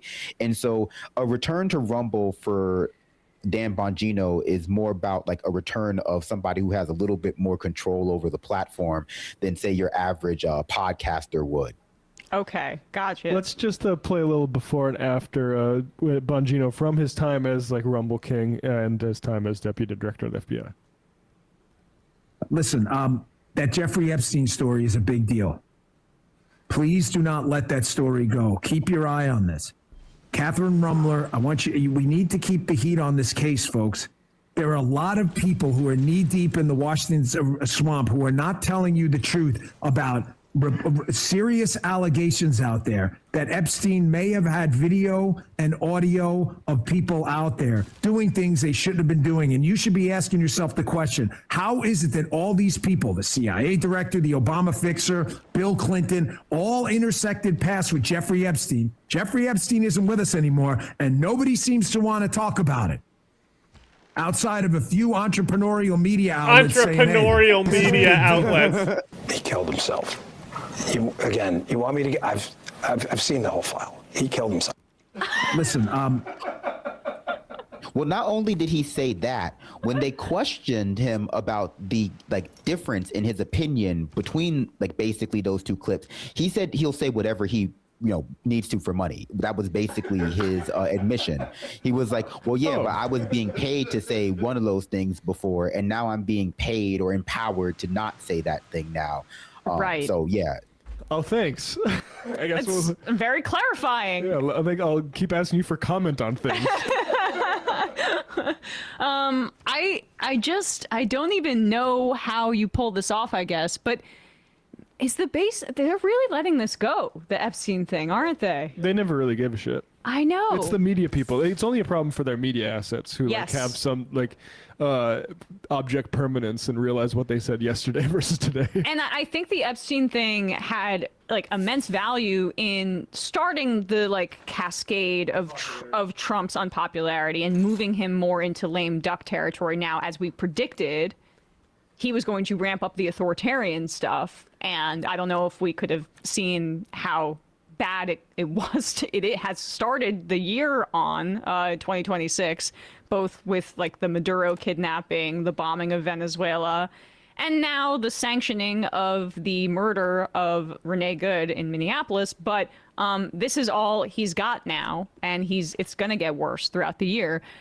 So like I just the Epstein stuff was valuable in that way, of like turning the public on him, making it seem like he's not a trust. I mean, the idea that you would be trusting of Trump at that point is insane. But like, you know, the people thought of him as an anti-establishment figure that was not like the corporate drones that they hate in government. And now he looks established. Now he looks 100% like BFFs with Jeffrey Epstein. So there was value in that, and the fact that he couldn't lobby the rest of the Republicans, even though the reports were that he was calling them screaming, trying to get them to not sign on to the discharge petition, and then to basically the almost unanimous vote in the House, nearly, except for that one guy, and then a unanimous consent in the Senate to pass to release these files. They have only released 1% of it. They're just like violating the congressional the statute openly, by the way, and non-compliance. Yeah.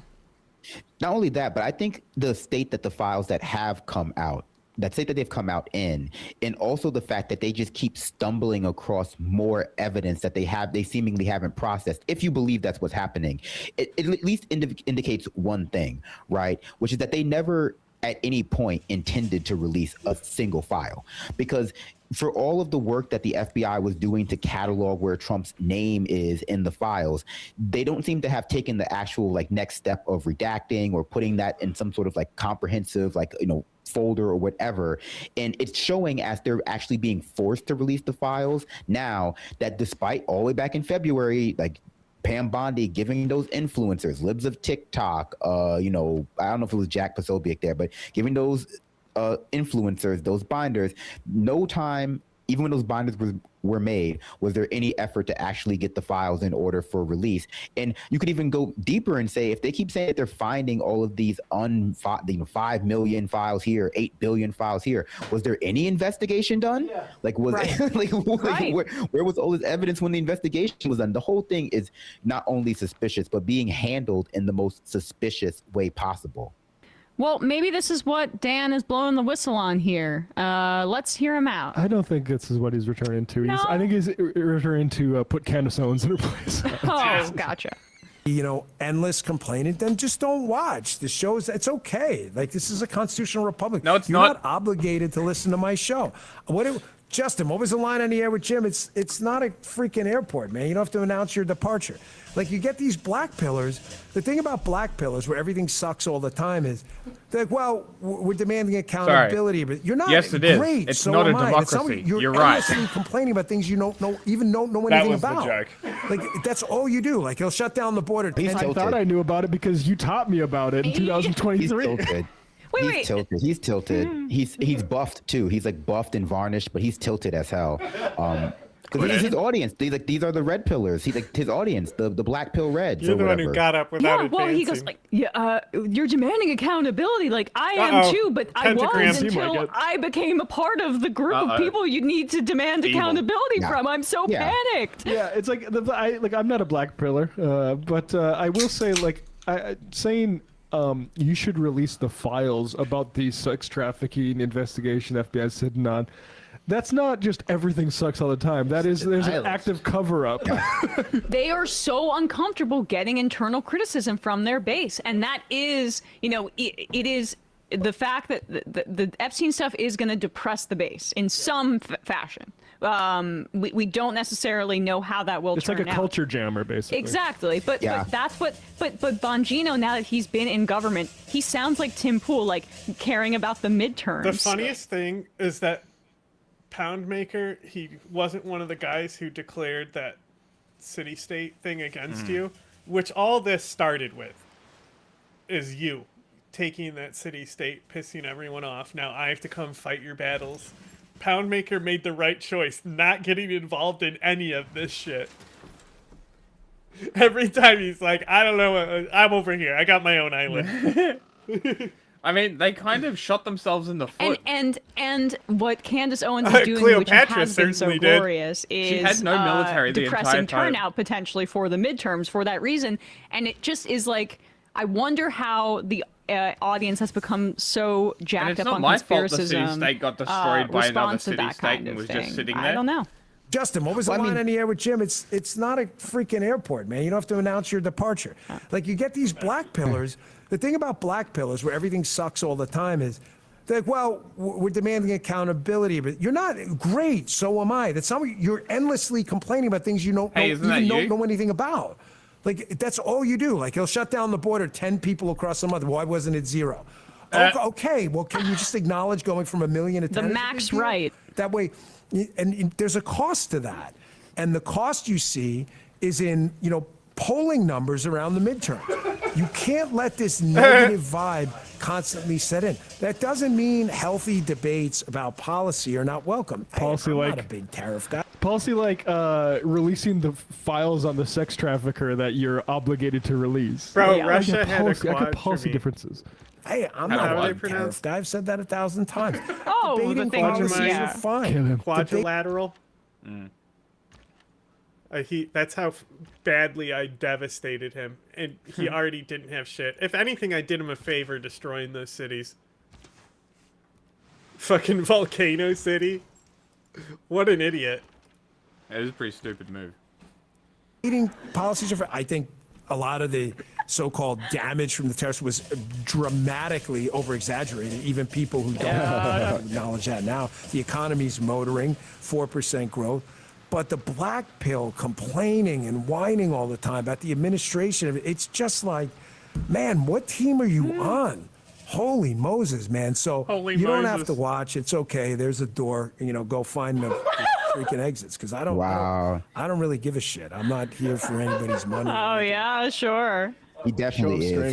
He's honestly, he's still being a coward here. Just like he didn't, release the Epstein files. He's not even naming names. Who are you complaining about? Like, obviously, he's complaining about a portion of his audience that he's gotten addicted to the things that he's complaining about, addicted to believing conspiracies and disbelieving any evidence to the contrary. Not that I believe what he's saying here, but he doesn't have the courage to just point out that, like, yeah, no, this is Candace Owens. You're mad that Candace Owens is doing this, Tucker Carlson's doing this, and no offense, that considering how compromised he is, they're going to atomize him when he comes back with this garbage. Yeah, that's and why he's going to it's look doubly cowardly. It's important for anybody who has like a Rumble account to go in and comment on all of his shows and say how disappointed you are as a patriotic conservative. They're my that he archers. has performed a cover-up of sex she's trying to crimes. Here he is on Fox and Friends from last summer. This is when this is about the time, Brandon, you said he started quiet quitting, and this is one of the funniest things I've ever seen somebody I hate say on TV. We share it. Our offices are linked. He turns on the faucet. I hear it. He's there he gets in like 6 o'clock in the morning. He doesn't leave till 7 at night. I'm in there at 7:30 in the morning. He uses the gym. I work out in my apartment. But I think he's talking about Cash Patel. Okay. Yeah. Apartment. But I stare at these 4 walls all day in D.C. By myself, divorced from my wife. Not divorced, but I mean separated, divorced. And it's hard. I mean, we love each other, and it's hard to be apart. But you're doing some great work. You straightened out the FBI. Wow. I mean, honestly, like, I don't believe anything that he just said about their daily life at the FBI as deputy director and director of the FBI. But even as not a fan of law. No, I did get that engineer. Yeah, I was just looking at it. Culture bomb adjacent tiles when completing an industrial zone in any city. Do they happen if I'd already completed one? No. Fuck. Well, there's a few that I don't have one, so... Yeah, but you probably can't even get tiles. It's already so tight. Yeah. Like I said, Moscow might be able to do it. It has to be the cities that are like, it has to be wherever the edge of your tiles are. And they can't be owned tiles by other players. It has to be unclaimed territory. Like, Poundmaker's got a nice thing going over here,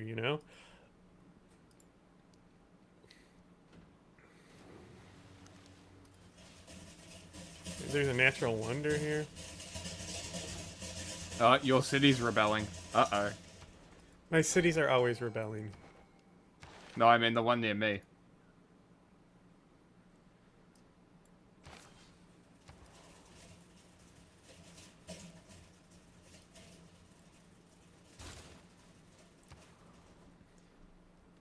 Well, it's rebelling because of my pressure.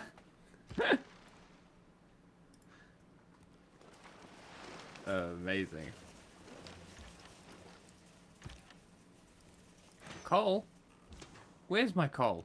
You better stay away from it. Already mining it, baby. No, I just want it for my railways. You better stay away from that coal. I just want it for my railway. Nope. You better check if they produce pollution, or else you're gonna die. I'll find out when I put one down. I'll come bomb the fact you. that the deputy director and the liberate the director of the coal. FBI's jobs are hard and long and involve hard, long days do not surprise me.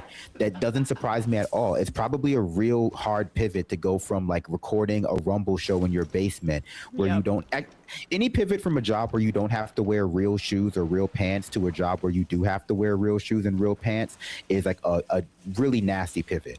And that's all he's complaining about. Like, turns out this job I begged for is hard.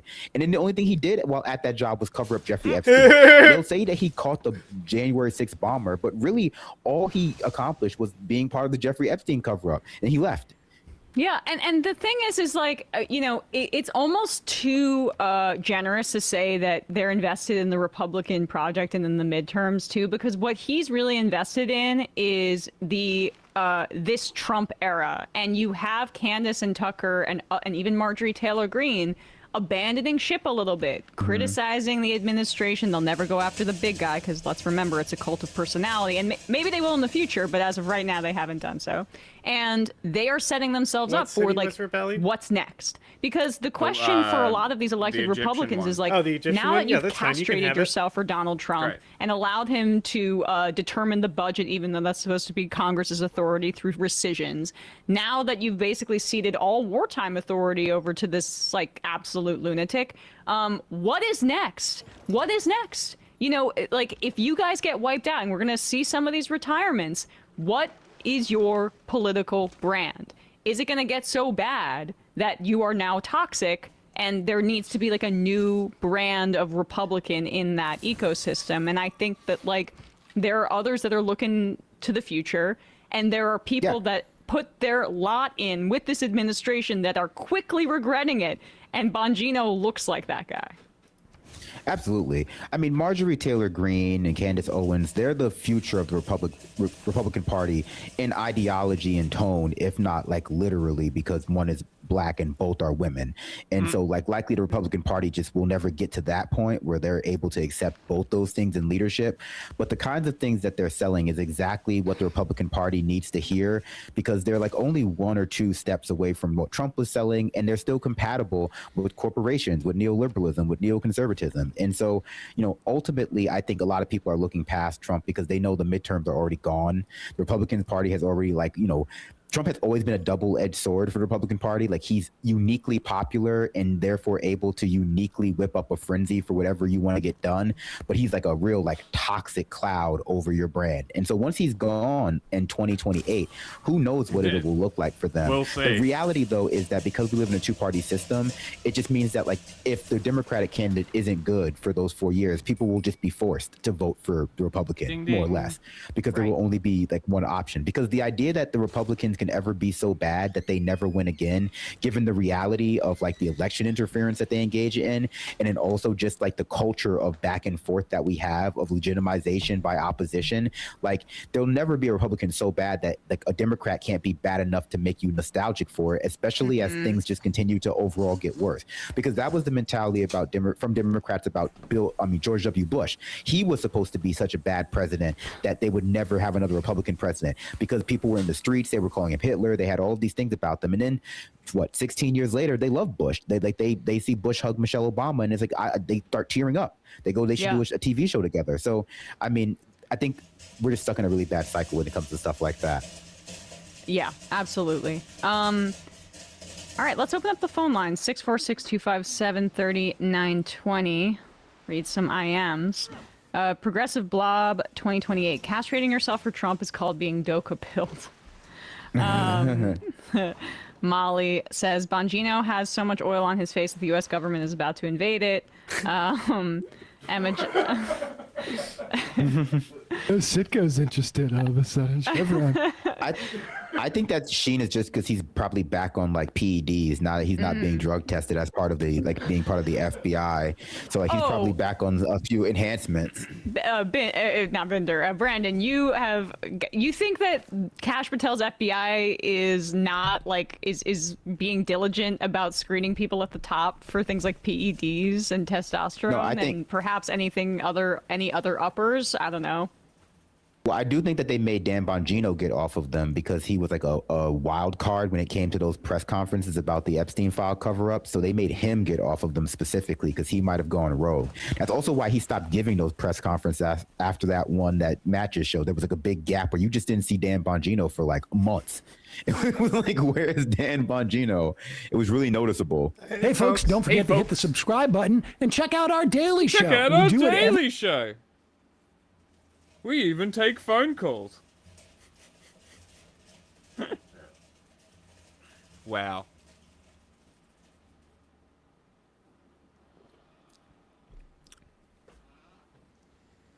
On this episode of What's Going On with Shipping, the United States has just seized another Dark Fleet tanker off the coast of Venezuela. What is the Dark Fleet?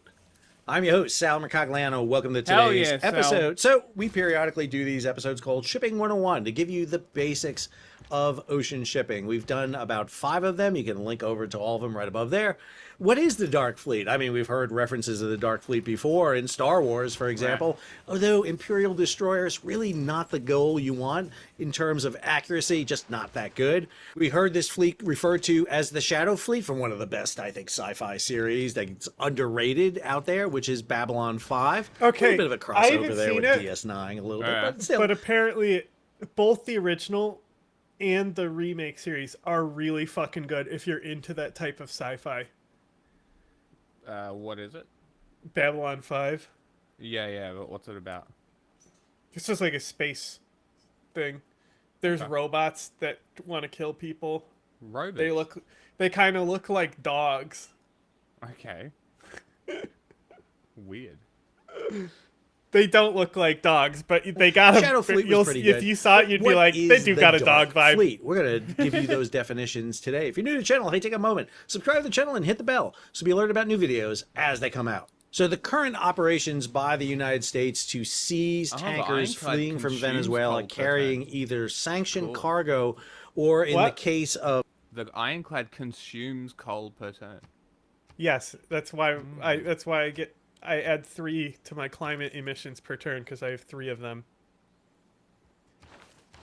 That's what this mod that fixes this menu does. It tells you exactly what's going on. I mean, it's not telling me by unit, but it's showing me that I'm giving +6 per turn.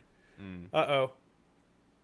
Deforestation of the planet is hit 100%, so emissions are doubled. 100%? Well, Holy shit. No.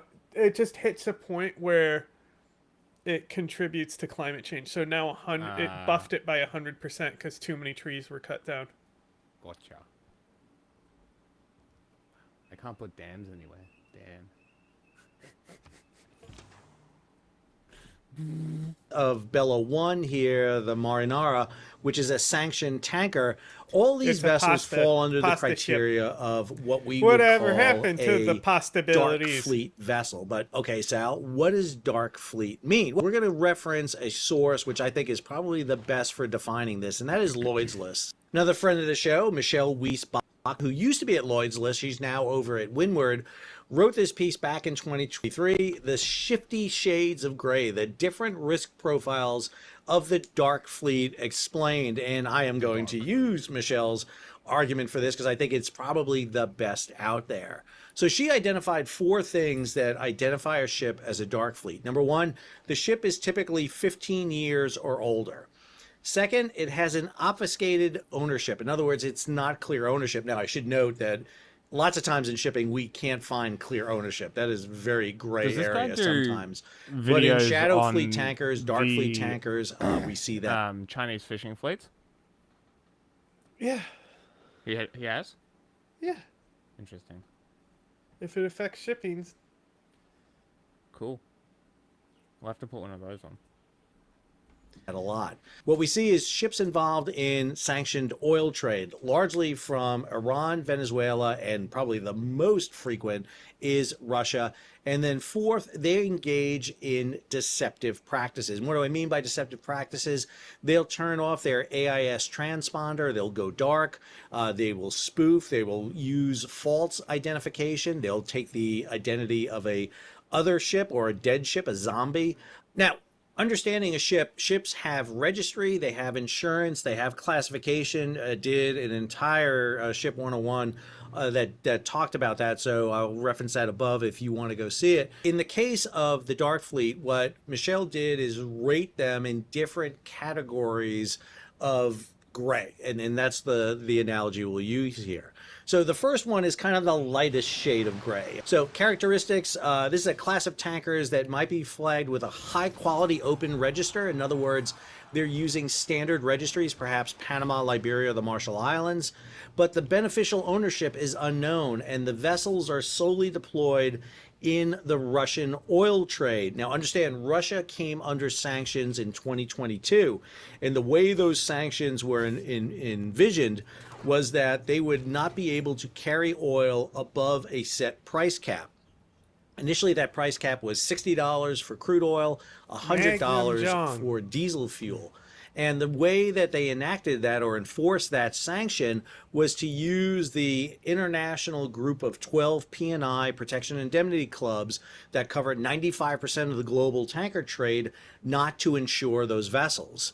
Ships without insurance will not be welcomed in other countries. They'll have issues with their registry. They'll have issues with their classification. Well, what we've seen happen here is that ships will go to that 5% that are not insuring under the 12 international P&I clubs and get insurance. And that is the kind of the lightest shades of gray ships we see. Then we have the ships that are gray. Now, these are tankers usually, but not always. They're flagged with regular open registries, and in some cases remain entered with the P&I clubs, but they have irregularities in their AIS. This is accompanied by extended periods in international waters in areas known for ship-to-ship transfers of U.S. sanctioned either Venezuelan, Iranian, or Russian oil. You see these in areas off West Africa, Southeast Malaysia, off the coast of Spain and Greece. This is what we mean by a ship-to-ship transfer. Ships come alongside other ships out in the open water, usually outside of territorial waters. They'll put these fenders over the side and they will conduct a transfer of fuel from one vessel to another. This prevents the tanker carrying the sanctioned fuel or the sanctioned tanker from going into territorial waters of a nation. Plus, the sanctioned oil may be hidden in its origin so that companies or groups buy the oil and don't realize they're buying sanctioned oil. This is what a company like Tanker Trackers does to identify that, so that if you're an oil broker or a purchaser of oil, you are not buying sanctioned oil. The problem with these ship-to-ship transfers is you can have oil spills. You can have, there's really no preventive measure here to contain any sort of oil spill. There's no booms around the vessel. And if something happens to the vessel, and we've seen this happen, we had an explosion on board a ship called the Pablo, which literally peeled back the top of the tanker, killed 2 people on board. Then we have the dark gray fleet. These are tankers that are flagged with high-risk flag open registries. These are based on lists published by nations under the Paris Memorandum of Understanding. They're on the gray and black list. So typically you'll identify countries and countries that have issues so that other countries know about it.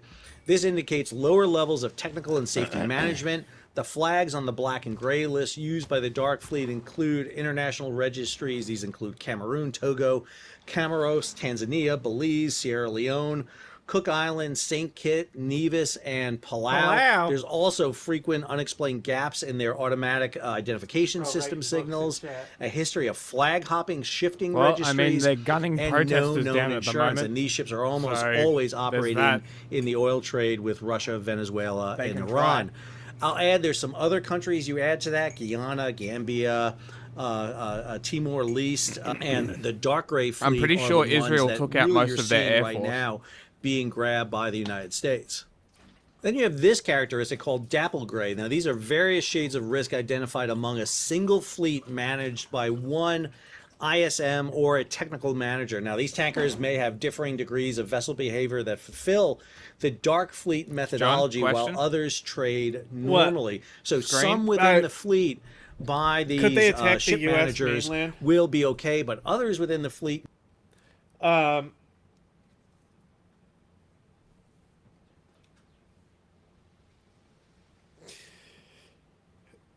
like, to attack the mainland, like, you have to look at, I mean, like, besides, like, Britain in 1812, like, who's attacked the mainland? You know? It's really only been Al-Qaeda and Japan. Yes. And, well, we can... Not even Japan. Huh? Not even Japan. I mean, because technically Hawaii is not the mainland. Yeah. But still, we understand what was going on and why Japan felt like they were forced to do that. I mean, I feel like it was and more of a provocation. If the U.S. carriers were there, it might have been effective. Yeah. You know? So, the worst thing that Iran has is to fuck with the Strait of Hormuz. And they threaten... That's why that's what they threatened. Threatened shipping. Yeah. I mean, the oil embargo that the OPEC nations did was... Americans were really upset about waiting in line for gas like the rest of the world. Hell yeah. I just got a trade route going to Poundmaker. I'm expanding so big. Get the fuck out of here. Fucking cleansing the earth of these barbarians. Total barbarian genocide. Fleet may not. So just because a ship comes from a certain company, deserve it doesn't mean all the other ships in the fleet are meeting their requirements. And then finally, we have the Black Fleet. This is the highest risk vessels.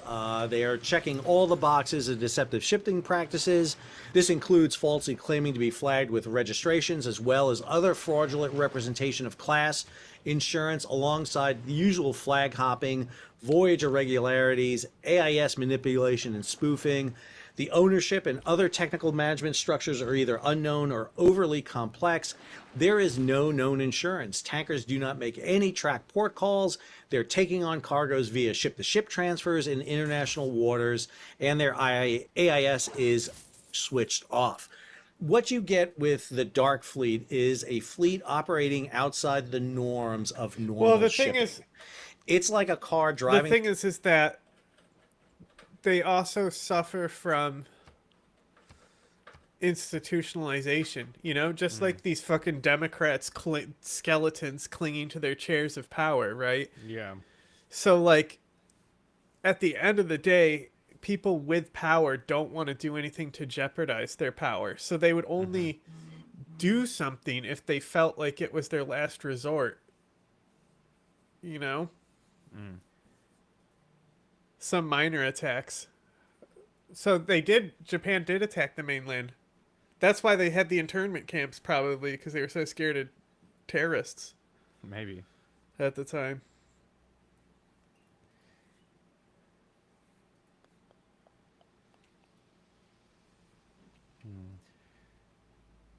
You know, it just... I don't know what it would accomplish.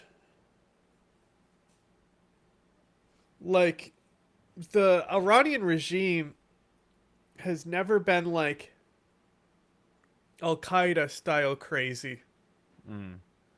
Like, they know it. They're more, like, concerned with power politics and imperialism and things. Yeah. Like, they're far more concerned with that. I mean, I think a big part of that really locked him into that mindset would be the war with Saddam Hussein, too. It really brought up that interlocked mindset where they have to care about the power politics of the region the way they do. And, like, they still have oil. They still have the Strait of Hormuz.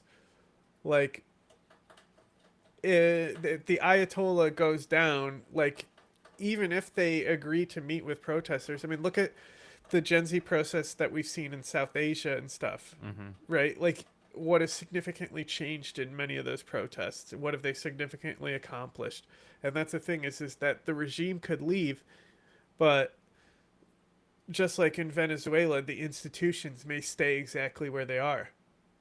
Yeah. And like this is kind of like that philosophy of like in order for the people to be free, there must continually be violent revolution that Thomas Jefferson talked about. Wasn't that Trotsky? That is definitely Thomas Jefferson. Talking about how we need to have violent revolution like every decade to keep the government in check. Yeah, pretty sure that was Trotsky. No? But it was more commie, where it's like we need continuous revolutions to Oh, well, that's a cleanse different... the No. parties. Continuous revolution is different. This is a periodic cycle of what Jefferson was talking about. Because the okay. state overreaches and the people must respond to the state is what he was talking about. He's talking about the situation like in Iran. Like, there needs to be continued... Like, the protest movement has... Oh, is that the Tree of Liberty thing? Like, you go back to... Yeah. You go back to the Green Movement, right, in the Obama admin. Like, all of this has... That's why we talk about the Green Movement with Pega in that episode. All of this has evolved from this. Every single protest has led to gains within this movement to go forward. And there's going to need to be more. Even if the regime falls from these protests, there's still a lot more that needs to be done. And you look at, like, Nepal, how violent their politics have been. That's something that could... That's what I worry about in Iran, is a period of violent political strife. That would be really fucking unfortunate that they would fall into violent strife. But, like, look at Syria right now. You know, like, they're already setting a record for definitely beating the amount of people that died in Syria the last 2 years. They're setting out already with good pacing in January. Killed a lot of people so far this year.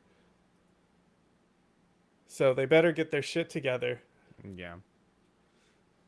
It's looking pretty dark.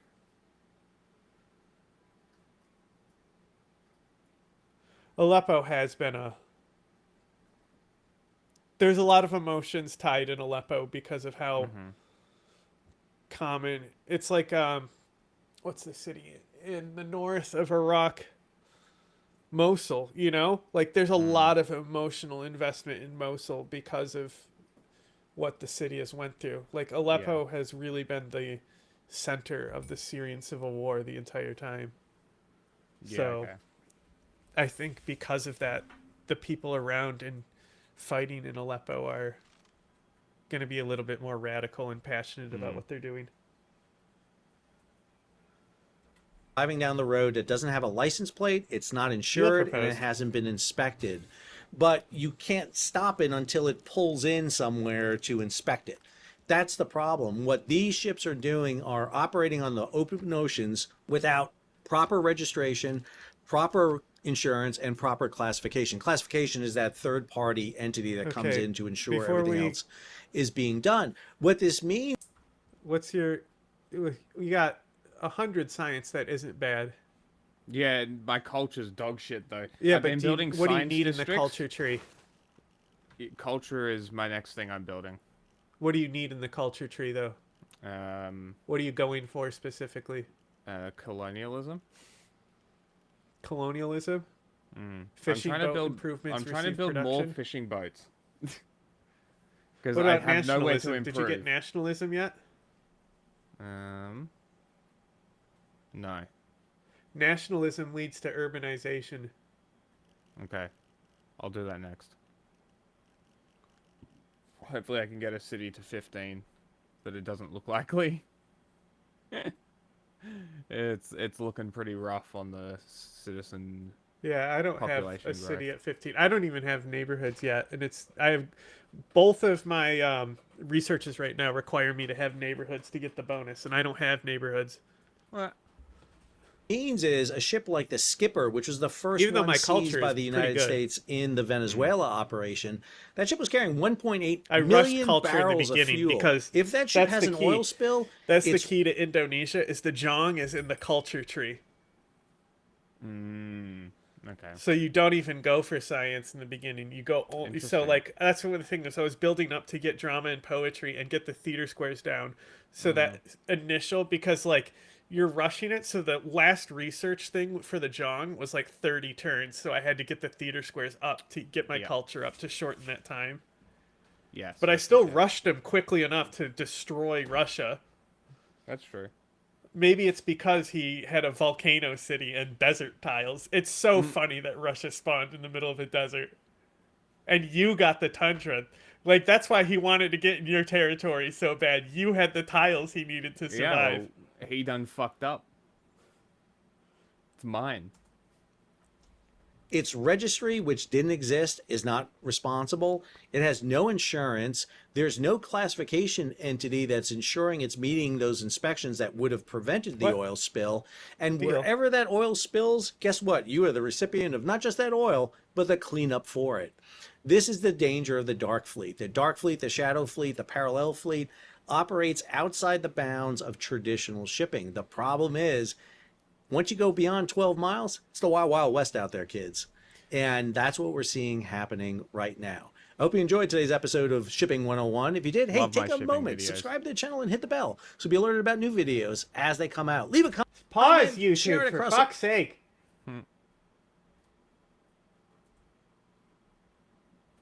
About housing, because right now it's absolutely out of control expensive. I'm talking about housing, but I'm actually talking about one of the fundamental contradictions of capitalism. But this, honestly, this is he actually makes a very interesting point here that they've obviously discussed in the White House. It has always been a general proposition that incumbents want asset values to remain high. Specifically, I mean, we're talking about housing, because it is the #1 driver of intergenerational wealth in this country. How housing has impactful been. would shutting down the Strait of Hormuz be?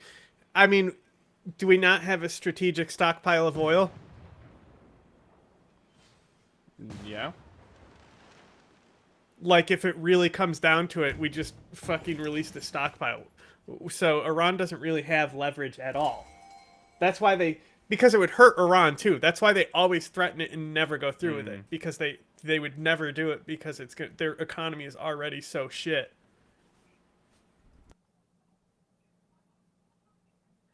Housing inflation has been insane over the course of the past 20, 25 years. Like, just outpaced all wage gains, et cetera, et cetera. I found it. Thank you. But thank you. It has outpaced all of these things.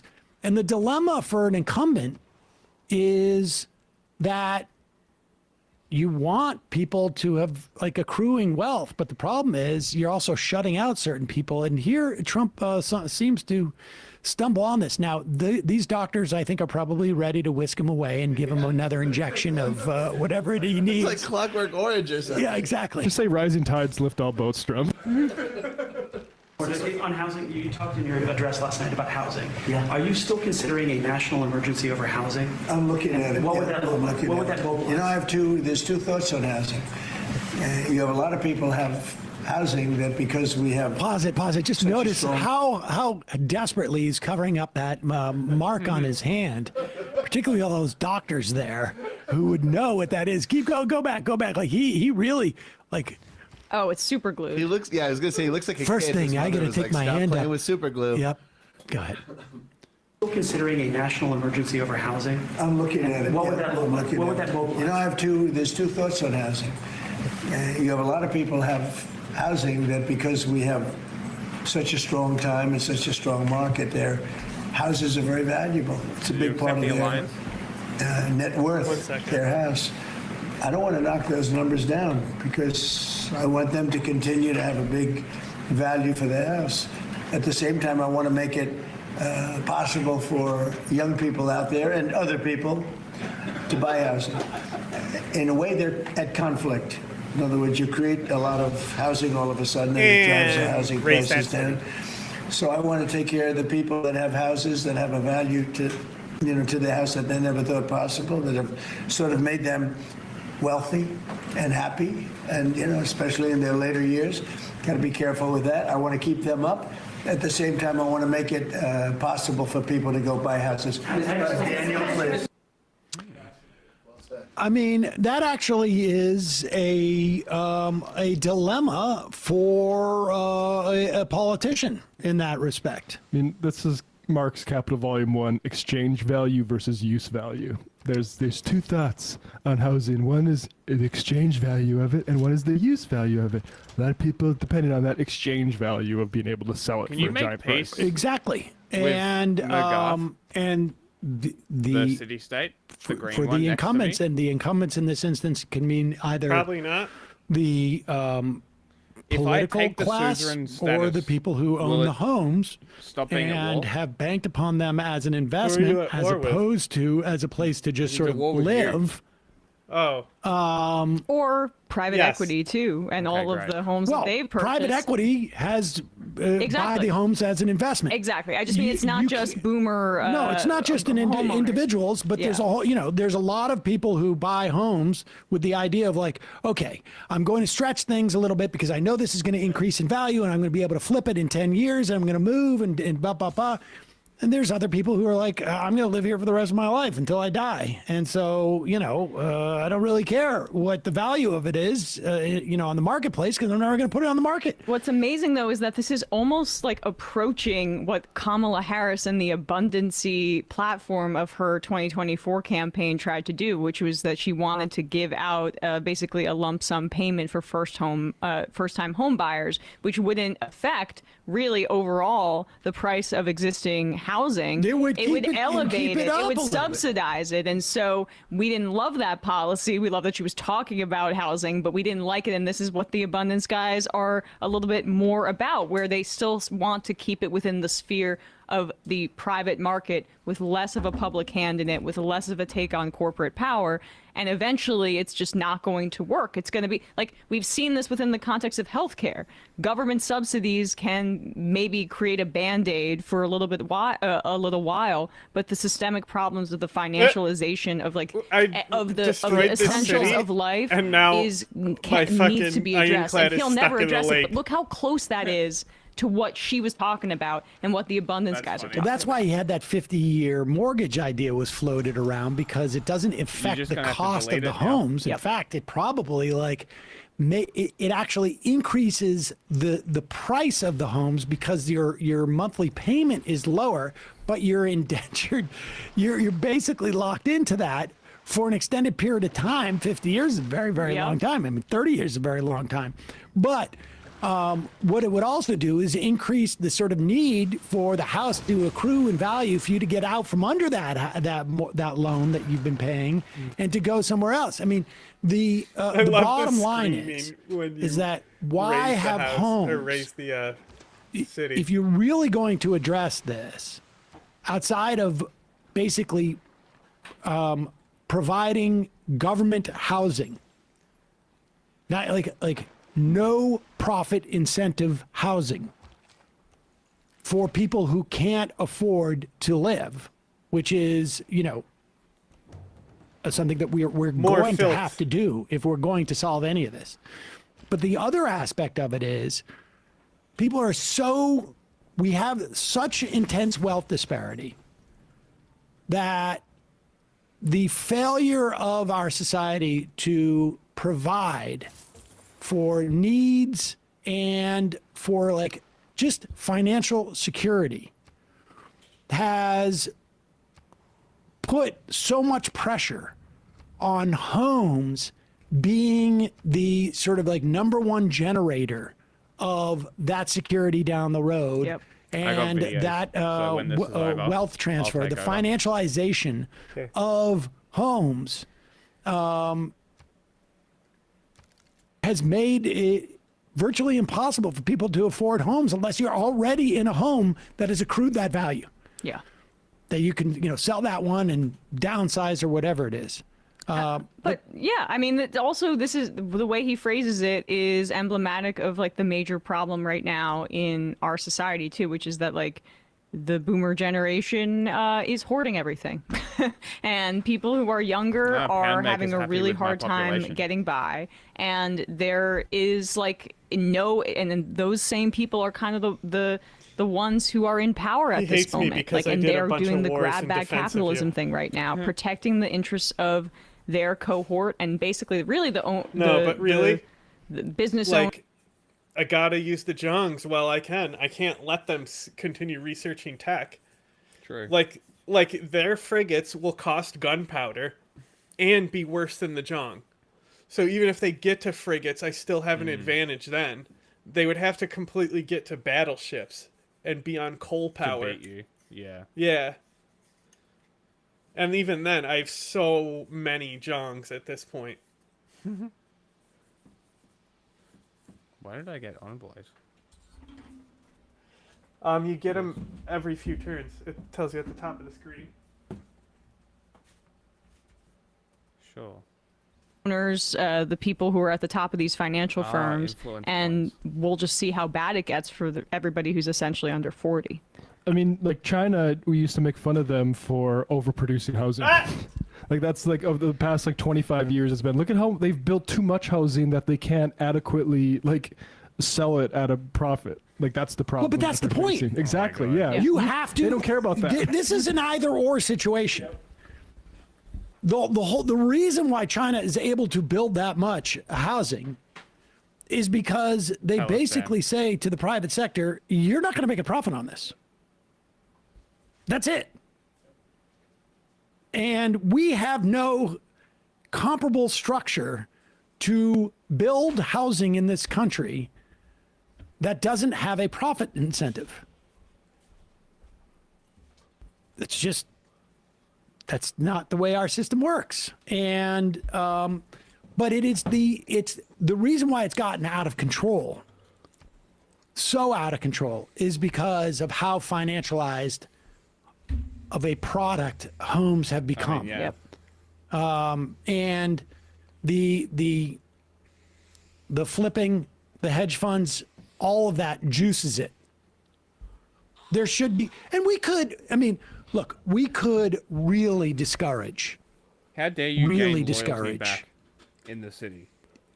Both homes as an investment, like a quick speculative investment, like flipping and the hedge fund. We could seriously inhibit that through the tax code.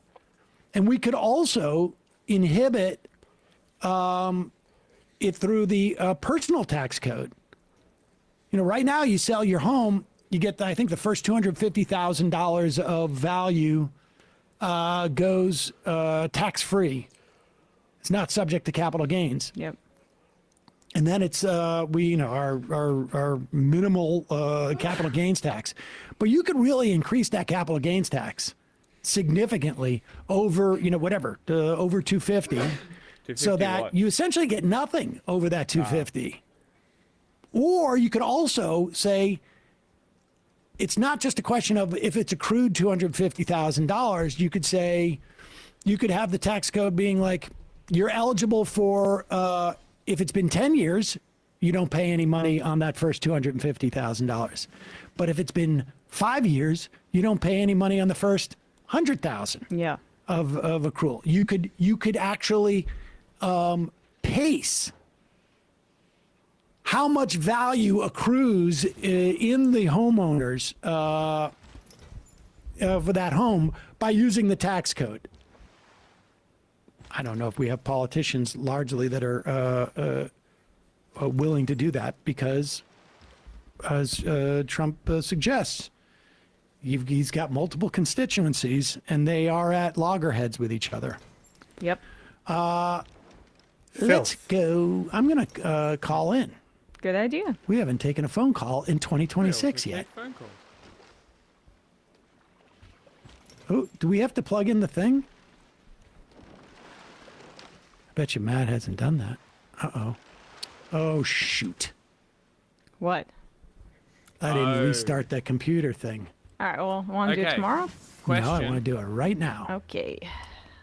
If I move the fishery lady around, can I build fisheries without her and keep them without her in the city? Only one way to find out. Cool. I'm gonna test that out. I'm not too knowledgeable about the governors, to be honest. Like, that's gonna be interesting, that if I can move her around and build the fisheries and give housing, production, and food to all my cities on coastal tiles, that'd be crazy. Because if I put her in Moscow, that's all water. I'm just gonna stack fisheries on that bitch, and then put nothing but districts on the tiles. Like, that sounds like a pretty good plan to me.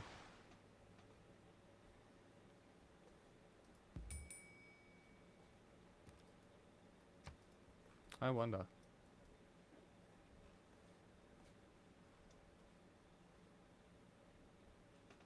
Bing bing. Oh my god, I can't wait. Bing bing. Oh wait. Bing bing. Wonder if that'll work. If I can talk about something. Okay, I'll read some IMs. How about that? Yes. Resilient bastard. China did build too much housing precisely because it was being built as a commodity. What they've done differently from us is decide that they're going to keep people in their homes. That's the difference between their boomer bust and how we handle the GFC. Yeah, it was still done through, like, you know, When is that investors and happening? speculation, but that all was focused by the state for the productive build the productive capacity, not the profit capacity. Travis from Pittsburgh. If all houses got cheaper, then anyone selling their house could still move to an equal new house, given that its value is also lower. But we want the money. Yeah. I want to be able to, like, have my kids never have to work. Todd from Raleigh. Emma, your earlier comment about the HPV vaccine with your friends took me back. My mom believes in vaccines, but stopped me took from getting the River Goddess? HPV vax Terrible because she hoped pantheon. it would deter me from having premarital sex. Yeah, that was Don't do a jack shit. common thing. I mean, 2008 Unless you're the presidential Khmer, that's debates, good. it was all over it, yeah. yeah, 2008. I was 14, I second? guess then. So yeah. Can we just, like, talk about the whole, like, concept of gaining money so your kids don't have to work? This is fundamentally flawed. Because if there's only so much money, how can everybody get to the point where nobody has to work? Where's the money come from? Well, that's the UAE system. Where's the money come from? Don't ask. Because that's the only logical conclusion. Is that's where the money comes from. Hey, this city next to you, if you Suzerain it actually has flood tiles, so River Goddess will do something with that city. Because I think it only affects flooded tiles. Or floodplains. Or desert rivers. It's not like regular rivers. I don't know. You'd No, have to it look. just says adjacent to rivers. Huh. And the holy site here is adjacent to a river, so... Oh, it's the holy site that has to be adjacent. Right, yes. right. So no, it's fine. What does it give you? Amenities and housing? Oh, that's not too bad then. Yeah, that's what I mean. That's why I always get it if I have rivers in my civ. Two just- amenities and 2 housing, 2 cities if they have a holy site adjacent to a river. Yeah, it's better on the... It's really... the only civ that really needs that is the Khmer, though. There's just better ones. Like, Divine Spark is one that the AI often doesn't go for. It's just the Great People one. Yeah, okay. They almost never take that. Another really, really good one is actually Earth Goddess. But not if you're going to industrialize. Like, if you're playing Germany, definitely not them. Yep. Sorry. And it was a big deal. I mean, my mom was like all for it, getting the vaccine, so I didn't have that issue, but I did have some friends. Same friends who, 2 in particular, one I'm still pretty close with, whose parents didn't let them go see An Inconvenient Truth when we screened it at in our school. So you know. definitely not Cameron. I forget where I read this. I think it was tech and science outlets, Ars Technica. But one theory regarding RFK Jr. that makes some sense to me is that his ideology for his entire career is rooted in conspiracism and skepticism of authority from the assassination of his father. This also squares with his climate activism as being contrarian against oil and gas lobbying. I mean, I always had a theory that was similar to that. He had so many people coming and whispering into his ear about the truth of in very prominent people. Yeah. Across the political spectrum, from, you know, wide range of people coming and whispering into his ear their theories about what happened. Big turn. Here we go. That also made Big him skeptical. turn. I also think his work as a Huge turn. A plaintiff's attorney. You know, you go into discovery and you see what these drug companies, the way that the reason why they're putting out this drug or that drug, even after they are aware of this stuff, it never comes out in public because there's a settlement. Part of that settlement is you don't talk about what you found in discovery. And so that also, I think, could make you, if you're susceptible to it, can make you a little bit more conspiratorial minded. I think both those things contribute. Hey, folks, don't forget to hit the subscribe button and check out our daily show. We do it every day at 12 p.m. My turn. Damn, all these great writers are just going to go to waste. Colonies were in danger.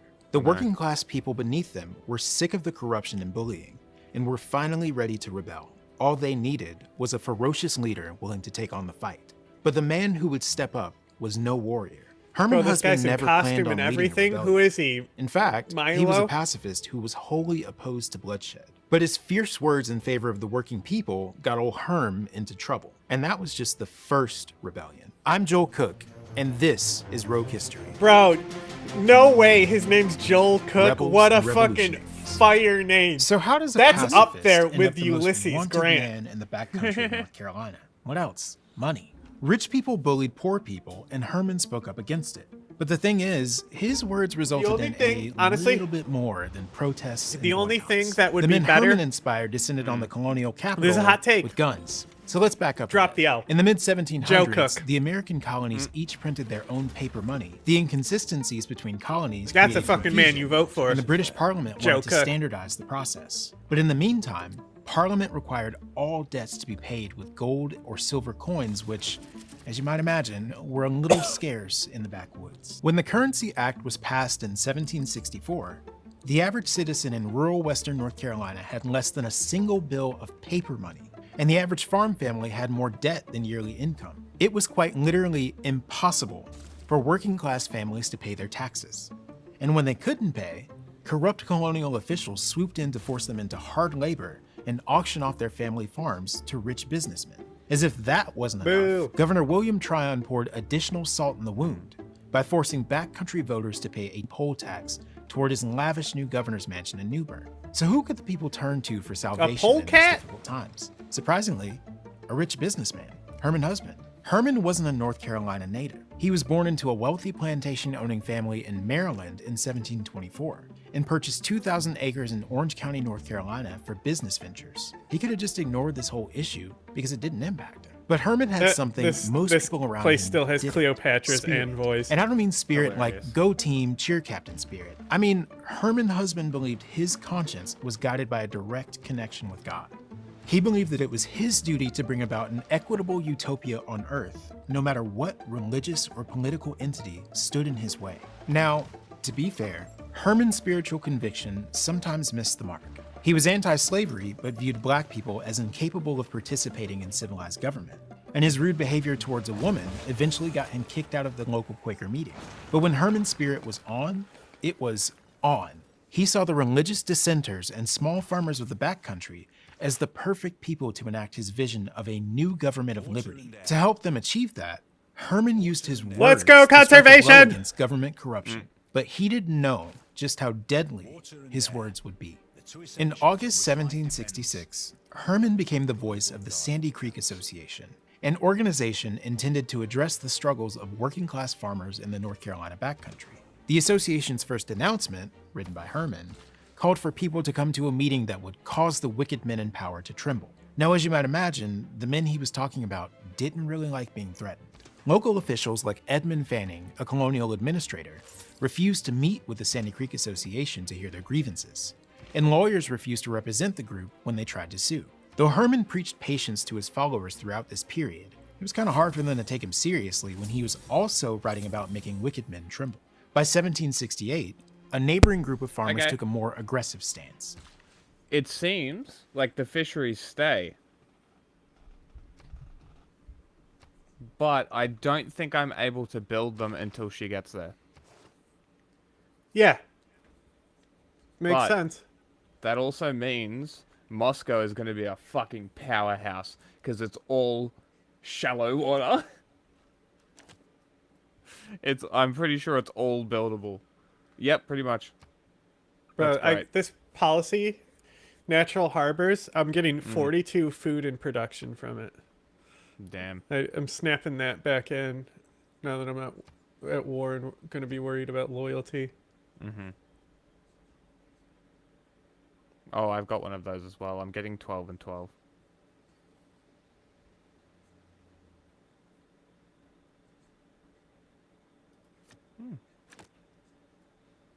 Cool, cool. And I also used my faith to buy another engineer, which will build workshops and factories. I was like, I'm not waiting for that. Bing, bing. Blatantly refusing to pay taxes until their grievances were met, and warning that they would not accept defeat. Herman recognized this for what it was, a move towards open violence. Despite constantly writing about fighting the government, the by any means necessary mentality of this new organization made him nervous. He suggested that the new group take a less militant name, the Regulators, that would emphasize their goal of regulating government corruption. The name stuck, but the pacifism didn't. On April 8th, 1768, about 70 regulators armed with clubs, heavy sticks, and firearms marched to reclaim a horse the sheriff confiscated over unpaid taxes. Things might have turned out all right if they had just taken back the horse, but they also took the sheriff. The regulators bound him and paraded him through the streets to Edmund Fanning's house, where they fired guns in the air and then went home. Of course, government officials weren't terribly happy about the whole kidnap the sheriff and shoot at a colonial official's house situation. And their number one suspect in this violent attack on authority was Herman I'm a Pacifist husband. Now, to be fair, Herman wasn't present for the April riot, but when that spirit got to whispering in his ear, Big Herm got all fired up. His words had the ability to move He was too men busy into defeating action. Russia. When he was arrested in 1768, several hundred regulators camped outside town with that's what I a am spirit doing. of enthusiasm, You do as buy Herman them with described faith. it, to ensure he was That's released. right. Regulator aggression continued to rise throughout the following years. In September 1770, they stormed the county courthouse, kidnapped and beat Edmund Fanning, and literally destroyed his house with their bare hands. And this time, Herman was there. His spirit and his words had manifested an army, and it was about to go on the warpath. By 1771, Governor Tryon decided that he'd had enough. In March, a grand jury in New Bern, the colonial capital, indicted Herman and 60 other regulators for the September riot. 2 months later, Tryon assembled a force of 1,000 militiamen and began marching west towards the backcountry. Against his better judgment, Herman rode east with 2,000 regulators to meet them. The two armies began a standoff, and negotiators from the regulators tried to initiate peace talks on the morning of May 16th. When Governor Tryon arrested a negotiator and gave the regulators 1 hour to disperse, Herman quickly realized that the battle was inevitable. By the time the Battle of Alamance ended a few hours later, the regulator movement was broken, and Herman's husband was a fugitive. But it wouldn't be long before his crusading spirit made him a thorn in the side of government again. Herman fled North Carolina for Pennsylvania under the very subtle pseudonym to escape death. But he made it to Pennsylvania and purchased land as Mr. Death without anyone asking questions. So we'll just chalk it up to that spirit of his. By 1775, Herman had his wealth and name back. Oh, she's And like, the battle for fair how could you representation survive? he You're helped heading start in towards North Carolina bankruptcy. I have more was now gold a than her. nationwide revolutionary war, and Big Herm was still letting that spirit cook. He was charged with disturbing the peace after rallying against the British government in 1775, and argued that the new American government should empower the laboring people. When the new U.S. Constitution was presented to the public, Herman opposed it completely. He argued in favor of local government and for laws that may sound familiar: income taxes on the rich, public promotion of arts and sciences, rules against nepotism, anti-slavery laws, peace with indigenous people, and profit sharing for workers. And, of course, Herman received familiar treatment for promoting these worker-friendly policies. He got called a radical. At the same time, the actual radical French Revolution was popping off across the Atlantic. Herman's opposition accused him of being a sympathizer because he liked the people-oriented outcomes the French achieved. His outspoken opinions would soon put him at odds with the founding fathers themselves. Alexander Hamilton convinced Congress to pass tax laws in 1791 that Herman felt unfairly targeted working-class people in the western part of the colonies. The tax on distilled spirits, not the religious kind, impacted the Westerners who produced those beverages more severely, and came to be known as the whiskey tax. Many Western Pennsylvanians opposed the tax and organized against it, and just like the Regulator Rebellion before it, the unheard protests transitioned into violent resistance. In 1794, 600 armed men surrounded the house of a hated tax collector and demanded that he resign his post. When the situation turned violent and a popular rebel leader was killed, around 7,000 men gathered with plans of forming their own government. I put down my first railway.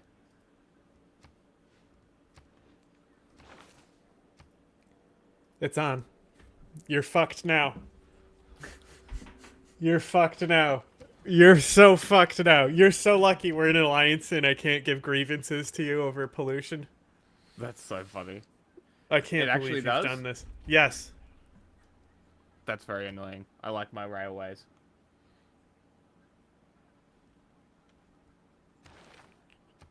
It's okay. When I build plant planes, trees. Man. You have to do sustainable policies of planting trees for every railway you build. That's the deal. Or else you'll face my wrath. Need to wait until I get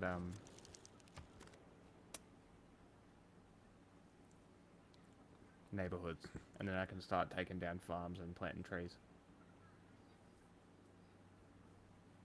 Once my industrial zones start pumping, and then, well, I can't build dams. Power those? Fuck, I can't even build dams. Yeah, you can only build them on flood tiles. Damn. Nuclear power.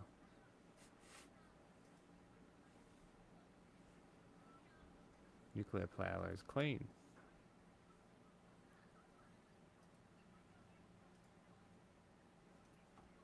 Oh look, I'm the suzerain of that thing now. Yay. Why do you keep telling me you were defeated? I don't care. Goodbye, England. You deserved it.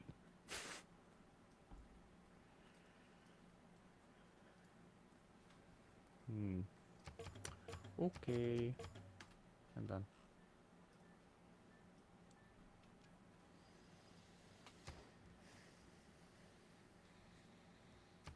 Play the video. Dingus. But Herman stopped them. He warned about the danger in threatening the young federal government and encouraged them to fight the... If I produce coal to melt the snow on my snow tiles and then plant trees.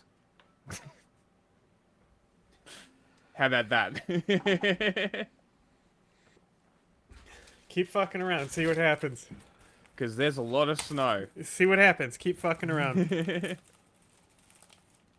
Fucking put a jong right up your ass. Whiskey tax, yes, but do so through the proper legal ships channels. do I have? Perhaps because Do of you his like having experiences as a coastal regulator, cities?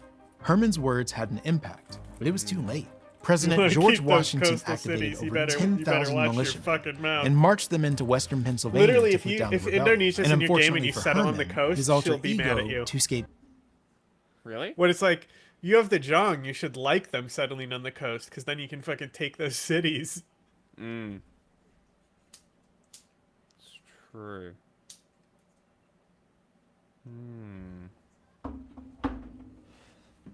Build a national park to boost aluminium. Okay. Poundmaker that's denounced right. me. What did I do? Destroyed Russia. Right. Every unit that has an upgrade, I'm deleting. Because I don't need them right now. That has an upgrade? Yeah, like a gold upgrade. Oh. I don't need them right now. Yeah, if you have unit experience, though, like they're not a rookie unit, you should keep them.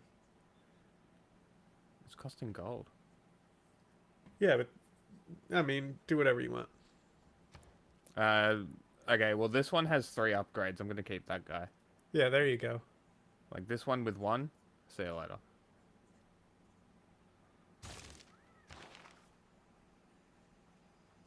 You know what? I'm going to send him on automatic exploration. Fuck it. And then these 2, they can go to my guy with 3 upgrades.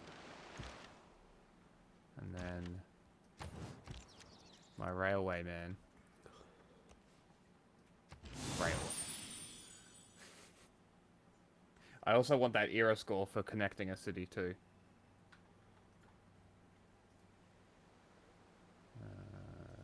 Do your thing, bro. Nice.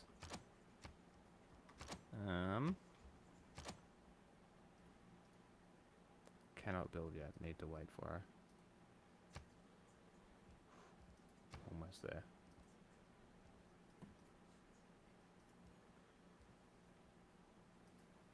Wow, good. Okay, building towards neighborhoods. Government. I don't have anything yet. Nothing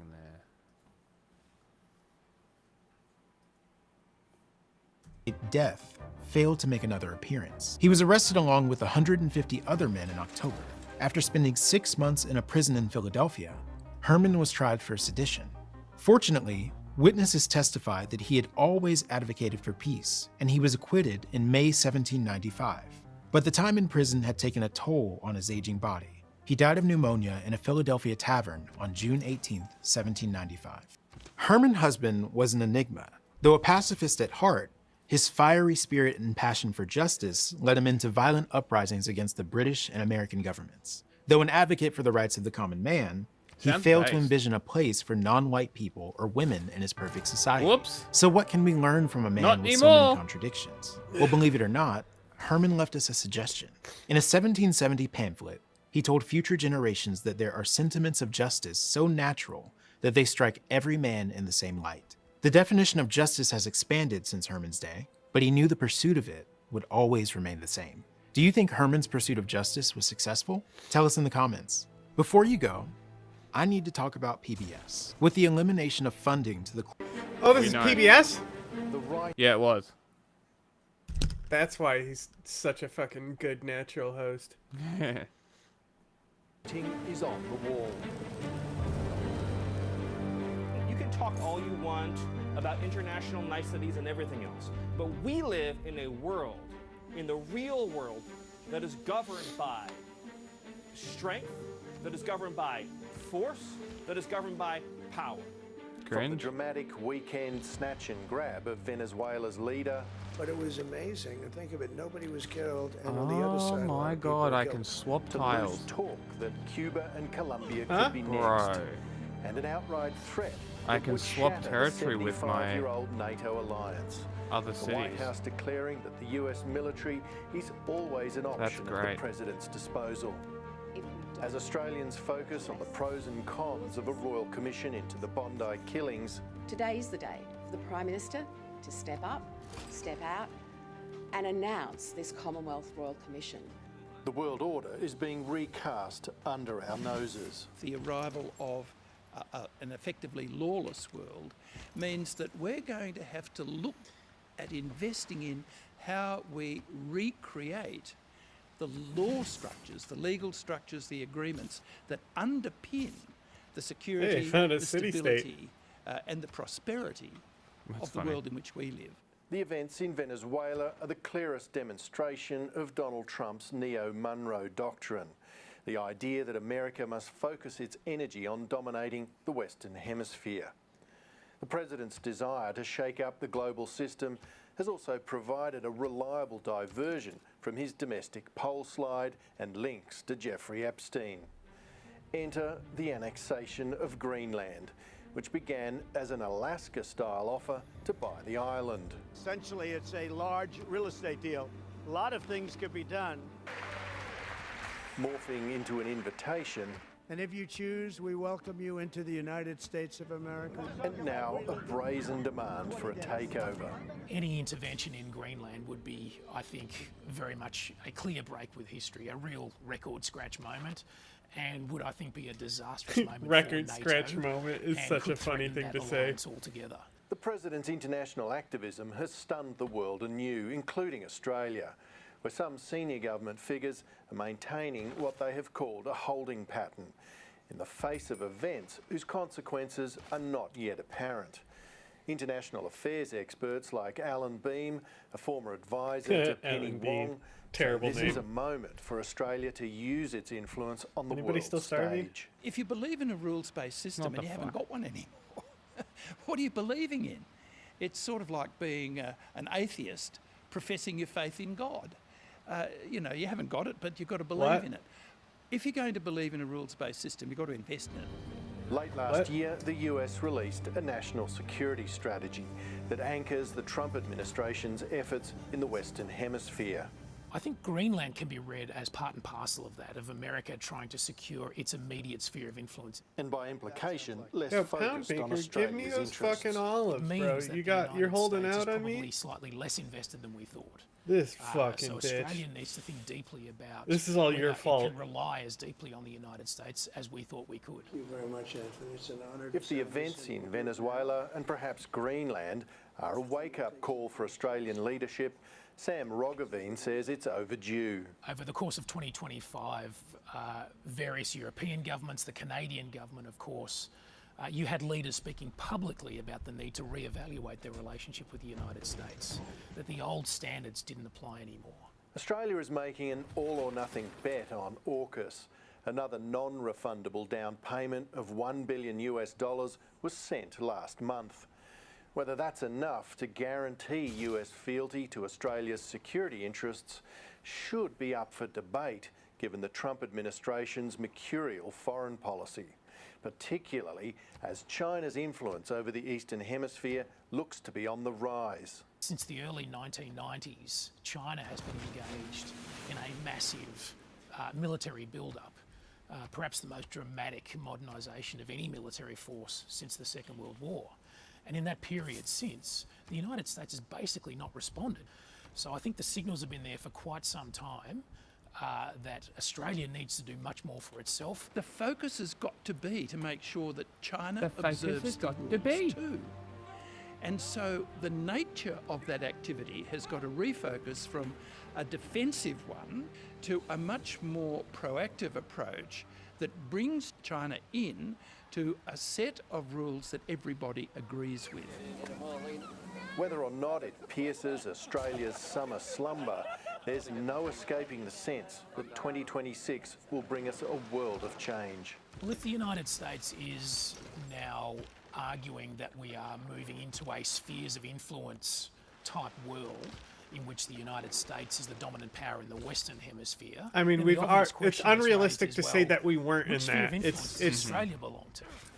And I think the message that Australia needs to send constantly, not just through its diplomacy, but also through its defence policy and its defence settings, It's is to say unfortunate, that I we guess. will never be part of a Chinese sphere of influence, that we will be strong enough and resolute enough that even without as much American help as we've been used to in the past, that Australia can hold its own in the region.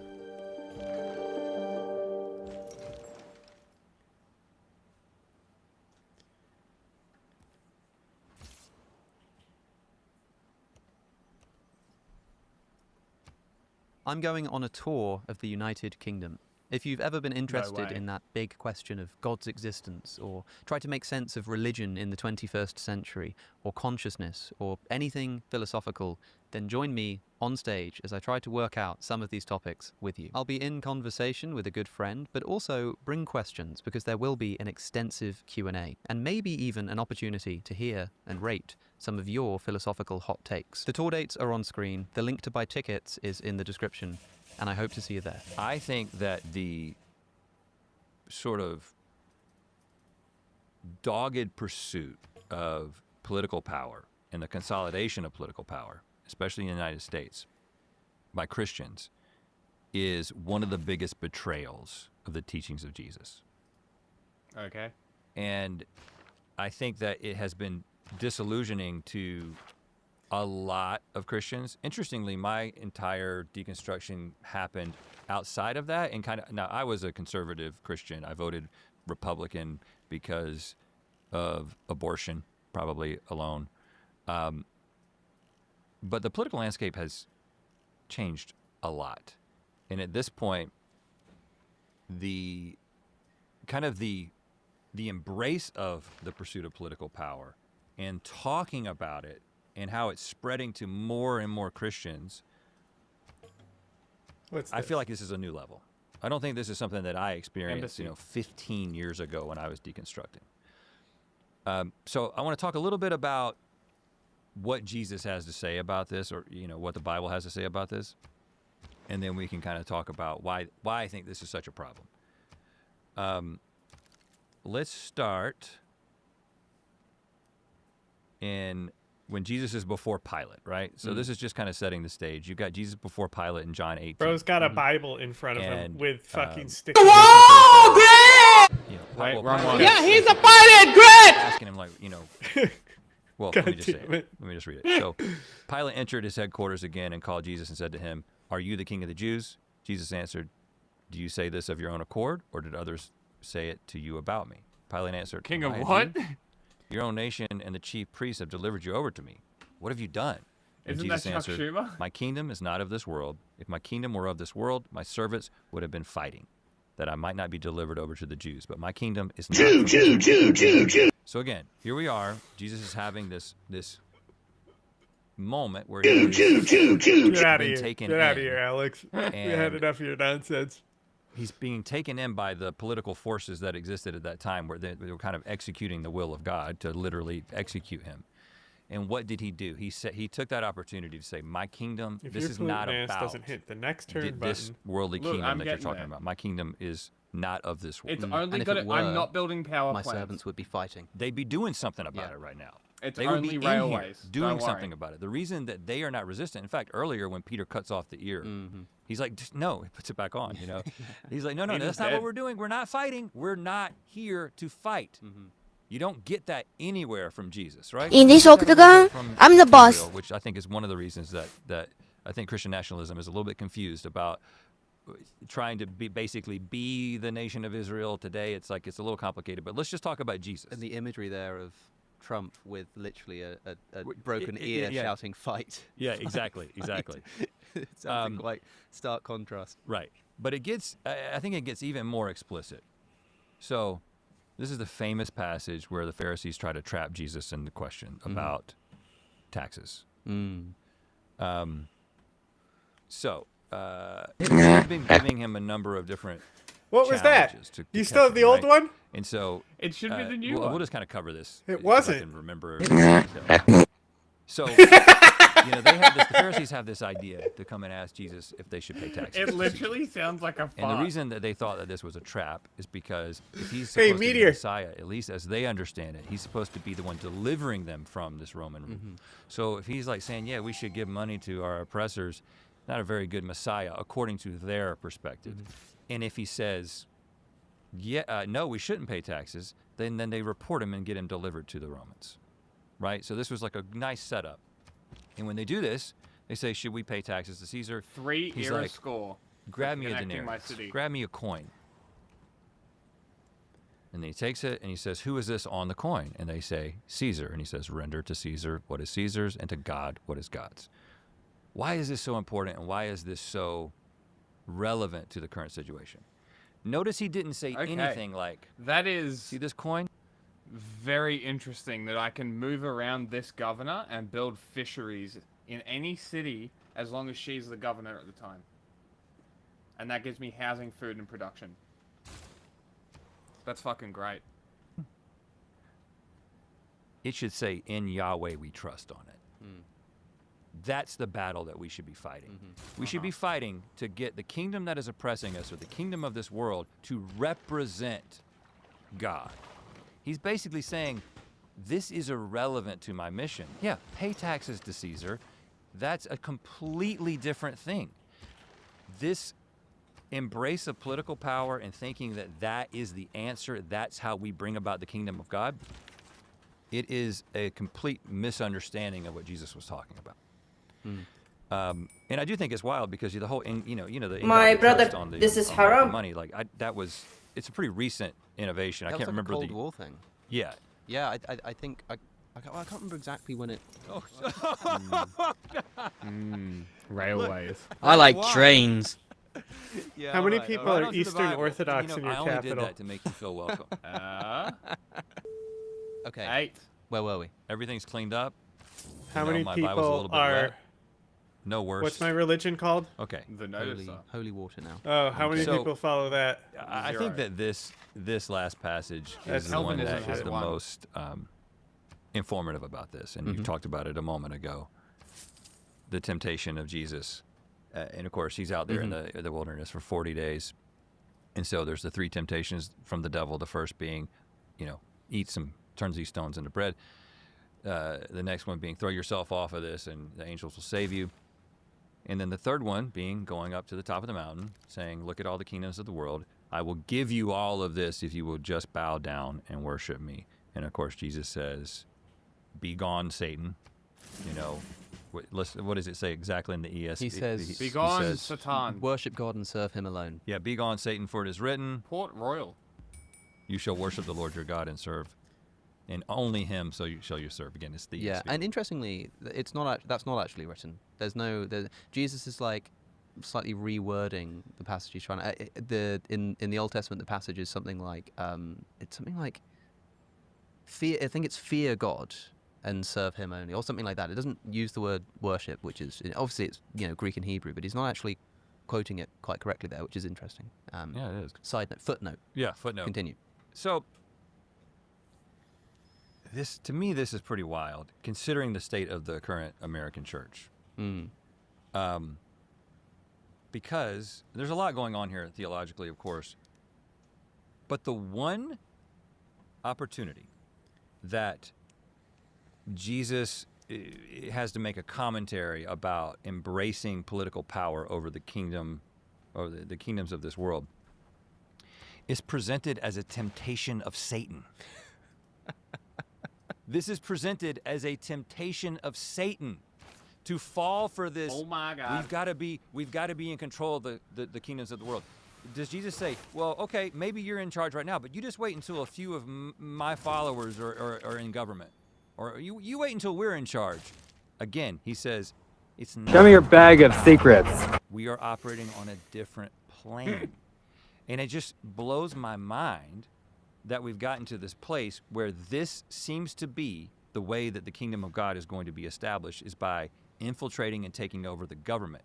And I'm not just saying that it's A soldier in the bunker. from a Christian perspective. I'm saying That it guy is gets it. forbidden. I'm saying that it is explicitly called out as something that will take you away from actually doing the work of God. And I think it's interesting. Oh I think my it's worth God. noting that the more that Christians have embraced this pursuit of political power, the more they have embraced political leadership that looks a lot less like Jesus and a lot more like the devil himself. Is that not crazy? Yeah, I think it's true, but it's also maybe it's a bit easy to say, like, that if you pursue political power, you begin sort of betray Christian principles. And some people will listen to this, and I think there are two things which people will say in response to this. One thing is they'll say, okay, but if you look at the Old Testament, God is constantly installing literal political kings. There are at least some contexts in which God thought that it was necessary to have, his rulers on earth. I think I know what I would say in response to that. I wonder what you would say. And the second thing is then, okay, I'm a Christian, I'm sat at home, I'm listening to this. Don't clip that either.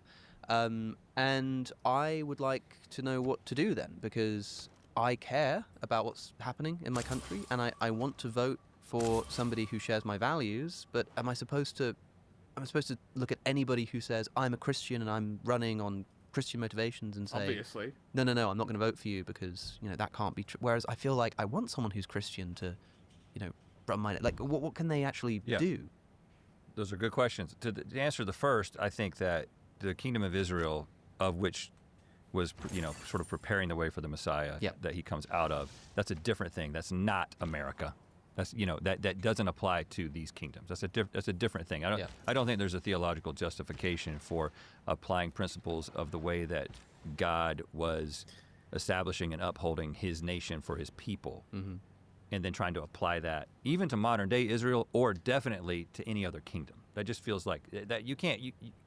That dog won't hunt, as they say. To the extent that we can make sense of God having like a chosen people and a chosen nation, it seems like America, despite what they think, might not be that. But even so, there is this... Maybe not. Please don't revoke my visa. The problem, the other thing is that like Jesus is presented as this fulfillment and sort of fulfillment of, but also like, in many ways, like he sort of removes the need for certain kinds of Jewish practices. So like there's this idea that Jesus is kind of like the new Jewish temple. It used to be that you worship in this particular place and this is where you meet God, and now it's Jesus, and Jesus is everywhere and anywhere.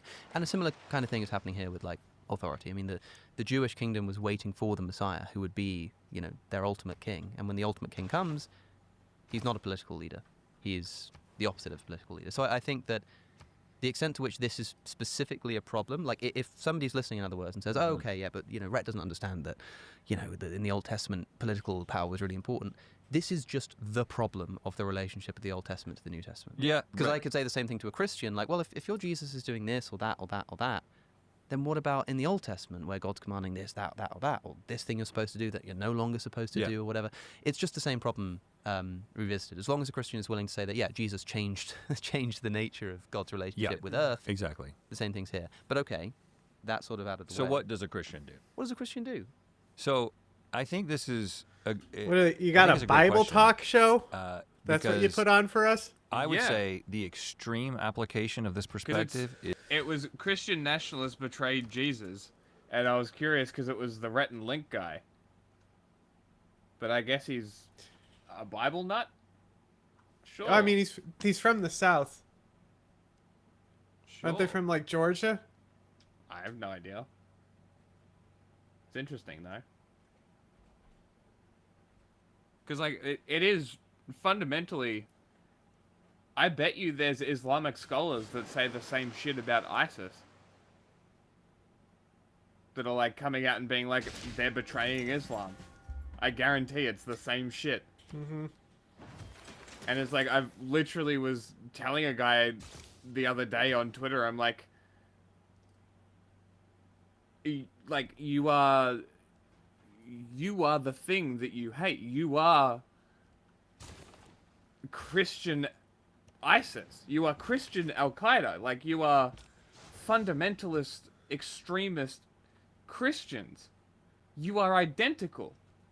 And I was thinking about it, and I think I've said it on stream before, but I was really thinking about it. But, like, the Christ is King moniker really is the same as the Shahada. Yeah.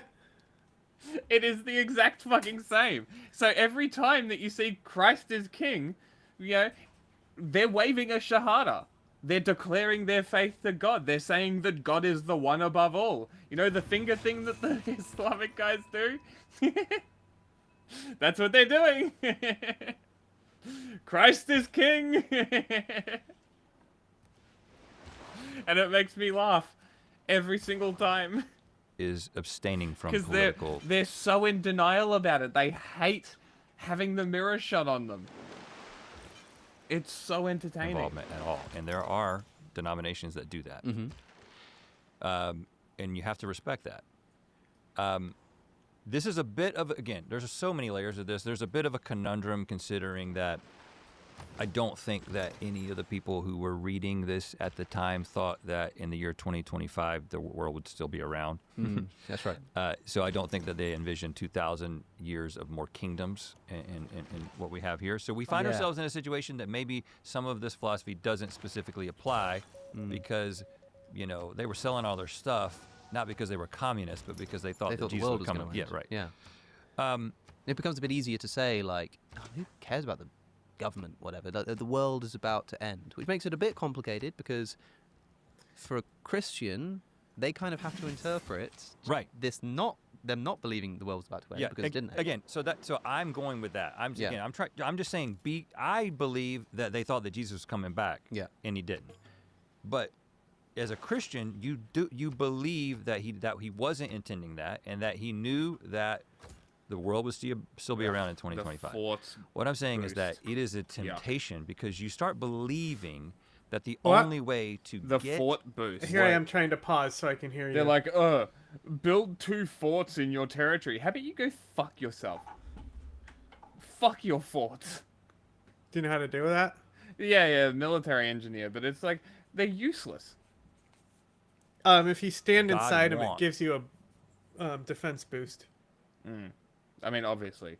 So you can, if you set up a line of forts. True. But yeah, I don't ever use them. I'm sure if I played Alexander and had the entire world at war with me, forts would be pretty good. But that might be the only instance. Is for you to do it for him through human means. And I think that ultimately, when you feel like the people in power politically have to represent your worldview, it indicates that you're fearful that if that wasn't the case, that God couldn't do what he needed to do. And so I think this is a higher calling to a level of spirituality and commitment to the kingdom that does, I think that if you follow this wholeheartedly, I think it means that, I'm not saying you don't vote, but I think that the idea that the answer is to install Christians into the Hunger political Games office, and that's where your hope lies, and to work very tirelessly for that, it's not biblical. And I think ultimately, I don't think you can. I bet you Trump could get his followers to fight to the death for his glory. He probably could. But like, it's literally a male and a female from every single state coming together to compete for Donald Trump in his own personal Olympics. Just add in the death part and guns and shit, and you've got the Hunger Games. Like, it is a skip from that kind of shit. He's speedrunning post-apocalyptic stories. Hold on to political power and Jesus at the same time. I think that if you're going to hold on to Jesus and you're holding on to this world, you've kind of got to drop that pursuit in the same way. And the crazy thing... And you know what the worst part is? It's not just America. It's everywhere. Literally everywhere. You think Putin isn't permanently fearful? Of course he is. He's probably the most paranoid man on the planet. You think Xi Jinping isn't paranoid and fearful? Like, all of these dictators, all of these pieces of shit are always scared because they know people fucking hate them. They know deep down.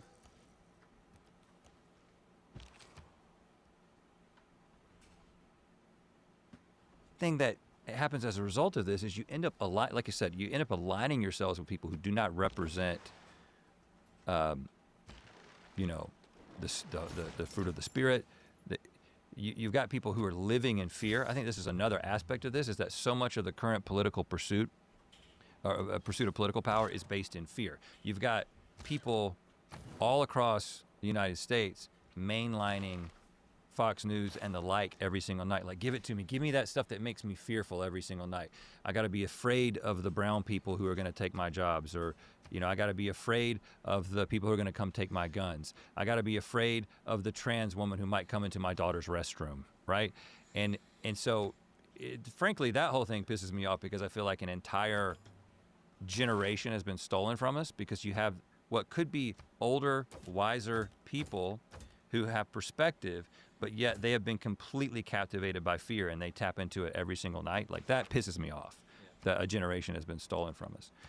But what if, this is a hypothetical, what if Christians in America were not mostly known for wanting to have political power and all of the things that come along with that, and all the fear that is based in, and instead they were cool, calm, and collected because they trusted that God was accomplishing his purpose, and they were busying themselves with the work of Jesus, being the hands and feet of Jesus, feeding the poor, caring for the orphan, caring for the elderly, caring for the widow. To me, that they don't believe that would actually do it, that level of commitment to being like, God will push his will through. It kind of goes back. We come full circle. There's no real that God pushes purpose. 10 Commandments up in a courthouse. Really? Like, you really think that? Yeah. If you're anything like me, getting kind of food in your diet. Ad. Ad. Struggling. Discounts available at the real store. glitchy. Stores really good stuff and get all Pause the for a minute. parity. Just going over to. Yeah, it's doubling up real just bad pause in my for a monitor. second. Gone now. Oh, look, I can see what you're producing in your cities now. Huh. I'm going for urbanization. That's what I'm researching right now.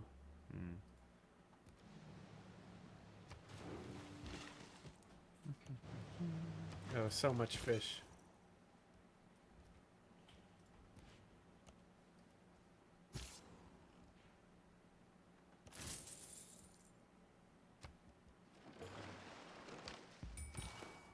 It's interesting. A meteor crashed next to a barbarian camp and it was on fire. The And, camp? destroyed. Yeah. Interesting. Duplicate of the chosen luxuries. We all have the same duplicates, so what do we want? Whoa, some of the stuff I don't have. What do you have? I know we both have sugar. Mm-hmm. So I'm gonna go sugar. Okay. And then... Do you want the loyalty again? No, I'm voting for your population growth. Okay. Wait, no, that's less loyalty. Yeah, you don't need the loyalty. You'll be fine. Okay. You want that population growth.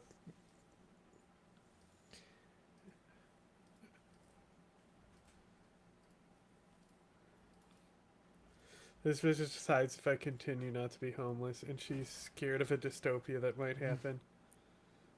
To Google. I'm going to type in Jesus and I'm going to click I'm feeling lucky, because that's a thing that they still do. Here we are at Jesus. I mean, while we're here, let's give a little money to Wikipedia. It's better than Google now, and it has the budget of roughly 1% of Google's legal department. Jesus. Also referred to as Jesus Christ, Jesus of Nazareth, and many other names and titles. That's got a link. Got Jesus. We've got Yahweh. Emmanuel, that's totally different. Master, Logos. Son of God, Son of Man, Son of David, Son of Joseph. This guy's got a lot of dads. Sorry, that was overly silly. That's not what this video is about. I see pictures of Jesus. We all see pictures of Jesus. I There's got baby it Jesus. somehow. Look, Wait, he looks like did a I baby. vote for when Jesus myself? was born, he was naked, probably pretty bald, and he was baby shaped. But if we check She out, voted all for of these me. Jesuses All that right, have lady, in I'll common is take that the this guy has population got long growth. hair and a beard. He's got long hair and a beard. He was in good shape, Jesus. This guy's got long hair and a beard. He's got long hair and a beard. Long hair and a beard. He's got long hair and a beard. This is what happens to me. I get overly curious about things, and I type in, why did Jesus have long hair. And then I don't look at the AI overview. I'd use it if it was working. Give me a Wikipedia page, please. We've got true Christian, did Jesus have long hair? We can speculate, but ultimately we don't know. I'm aware. They didn't have cameras back then. No, Jesus did not have long hair. Paul said that it was a dishonor for a man to have long hair. We've got early disagreement in the Reddit thread, and also this has 20 upvotes. So like this didn't reach people who know what's going on. I'm going to immediately disregard this and move down to our second link. Stack Exchange. Oh, Christianity Stack Exchange. I didn't know that was a thing. Also, only 10 upvotes though. Why aren't people curious about this man's hairstyle? It's a big part of Jesus. This is the Jesus that I feel like I saw a lot. This man has blue eyes. He's got blue eyes. There's this, a rugged Jesus. He looks older than 33, but okay. This Jesus, seen him around. Another long hair and a beard. This Jesus, a very different long hair and a beard vibe. So like some of these Jesus I'm getting very like a safe guy that I'd feel okay to be around. Like I'd trust him with my drink. This Jesus though, I mean, I'm not saying I don't trust this Jesus with my drink, but he's like a strong Jesus. Like a 70s construction worker. We've got AI Jesus here. Stunning Jesus Christ picture printable wall art. Ay, ay, ay. St. Paul says hair is long and unnatural for men. Why do our portraits of Jesus show him with it? The pictures of Jesus we have do not derive from any physical description we have of him in the Bible, because there is none. There's no physical description of Jesus in the Bible. Basic image comes from a long artistic and iconographic tradition influenced, among other things, by the Shroud of Turin. But that isn't Jesus. That has to be the other way. When was the Shroud of Turin from? So we've got this Jesus shroud, and he's got long hair and a beard. When was the Shroud of Turin discovered? Oh, 1354. Okay, maybe that was part of it. I don't know why I thought this was relatively new. Maybe this is why Jesus has long hair and a beard. Is it that easy? Does Jesus have long hair because of the Shroud of Turin? A common objection. Ooh, all right, this person has a blog. This is what the internet used to be. Weird stuff from a person who says stuff. A common objection to the Shroud of Turin is that the hair on the main shroud is too long to be Jesus's hair. No, that's the opposite of what I want to know. All right, so we got like one piece of information already that people back then didn't have long hair, or men didn't. So I could type in like, did men have long hair in biblical times? Is it wrong for men to have long hair? What is that? Do people in biblical times have long hair or long beards? This is Quora. Quora has become really difficult to use as well, by the way. Like, I'm not sure which. This is like promoted by Savings Pro. Why is Jesus usually depicted with long hair? This reminds me of that game where you have to put different shapes into matching holes. What is happening? Why is the internet so hard now? Things used to be possible. This has 6 upvotes. I think there are at least 2 possibilities. One, artistic depictions of Christ are just simply wrong. Possibility Christ might have been a Nazarite. This involved a vow which could be lifelong or temporary to abstain. He was from Nazareth, but I think that's different from being a Nazarite. My wife beats me? Why am I being advertised a shirt that says my wife beats me? Hang in there. It gets worse. Earliest depiction of Jesus. He has long hair and a beard. This it? Depictions of Jesus? A mural. One of the first bearded images of Jesus from the late 4th century. That's before the Shroud of Turin. Why did it tell me that the Shroud of Turin was part of this? Why hasn't anyone have what I think is a very interesting question and have just answered it for me? This is very frustrating. This is the page that I want though. Most images of Jesus have common number of traits, almost universally associated with Jesus, although variants are seen. Bearded Jesus, long hair, emerged around 300 AD, but did not become established until the 6th century. Early Christianity, this is 3rd century. Is that Jesus? That guy does not have long hair and a beard. Which one of these people is? No, that's Jesus. This is Jesus. He's a baby. He just looks like a baby. That's not helpful. Babies don't have long hair, usually. It's the wise men coming to him. Of the paralytic, one of the first images of Jesus. Is that him? Who is it? Which of you is Jesus? None of you have long hair. So the first images we have of Jesus don't have long hair, and now I know that. There just wasn't a lot of pictures of Jesus. He's got long hair and a beard. The earliest one he doesn't, but then suddenly he does, and apparently nobody has any idea why. Once the bearded long-haired Jesus became the conventional representation, his facial features slowly began to be standardized. This is wild. So we have no idea what this guy looked like, but just through art, people fed into each other and built a Jesus. They built a Jesus from scratch. Why choose a beard? Why was that picked? And why can't I search for this? Trimmed practical beards were standard in Galilee and Judea, as well as many other parts of the Mediterranean, but not long hair. So a way of making him consistent with the visualization of the divine in Rome. You know what I realize? having gone down this rabbit hole for way too long, is that like I am me. I can message people who might have an answer to this question. Here's what I have written. Hello, Dan. I just started working on a video called Why Does Jesus Have Long Hair? And I thought it would be really cool to potentially transition my naive bumbling around into a conversation with you. Is that something you might be into? It would be on YouTube. But first, this has been a weird video, and I'm excited to share this interview with you because it is awesome. But right now, any little it tells me a little bit of something, or you might be doing some holiday shopping. Either way, long hair. I've got some information that it was likely that he had a beard. I've got a bunch of competing theories. One of them I'd like you to know is that it started with the Shroud of Turin, which is wild because that was discovered 1,000 years after Jesus started being depicted with a beard. So, yeah. It so definitely didn't start there. No. And in fact, a lot of people who would point out the Shroud of Turin, one of the reasons it's likely not real is precisely because it reflects a medieval conceptualization of Jesus's appearance, a medieval European conceptualization. And it was discovered in medieval Europe. Convenient. Convenient, as things often are. Do we have any little pieces of Jesus's body anywhere, or that's probably not a thing? Probably not a thing, nor do we likely have pieces of anything that he ever touched. Whether a cross or a cloth, or the sudarion is this famous cloth that it was supposed to have left a sweat imprint from his face, which is related. I never have that happen with cloths. Like sometimes I put cloths on my face and never is my face there when I take it away. Well, you know, it's all divine, so it works just a little bit differently for if you're divine. First question, did Jesus have long hair? Probably not. The best we can do is try to determine what the average person in this time and place would have looked like. And the best we can figure is that he probably had about medium length hair that probably would not have been very well kept, and probably would have had about a medium length beard. If you were your average first century CE Galilean Jewish person, that's probably what he would have looked like. That's about the best we can do, absent any actual direct corresponding accounts or anything like that. You know, it's from what I could see, there's not much in the Bible about what Jesus looked like. No, and also they definitely didn't have cameras. No, nothing like that. No on the spot portrait artist to have him in a tiny little go-kart. You know, they didn't have any Disneyland style things like that going on. No caricatures. No caricatures, unfortunately. Or if they did have him, he didn't feel up to paying for him. And that's kind of the problem is there's no description that is remotely contemporaneous. And so everybody's just kind of got to make him sound like whatever they want him to look like, which is where we start retreating to kind of tropes and classic motifs of what like a wise person or a divine person might look like. So when I see more like modern or like 1970s, 80s, 90s depictions of Jesus, you know, he's got long hair and a beard. He looks like Jesus. He's got like facial features that we seem to have sort of agreed upon over time. But there's also like the vibe changes, you know, and it becomes like there's like a kinder faced Jesus, and then there's like some more stern faced Jesuses. But when I was growing up, there was sort of a very sort of friend looking guy. But you can do that with long hair and a beard. You don't have to do that with long hair and a beard. But I think in a weird way, even up until like my lifetime, the way Jesus is drawn is kind of about the version of Jesus we want to tell people about, reflecting the modern vibes. Like he kind of at this point has to have long hair and a beard.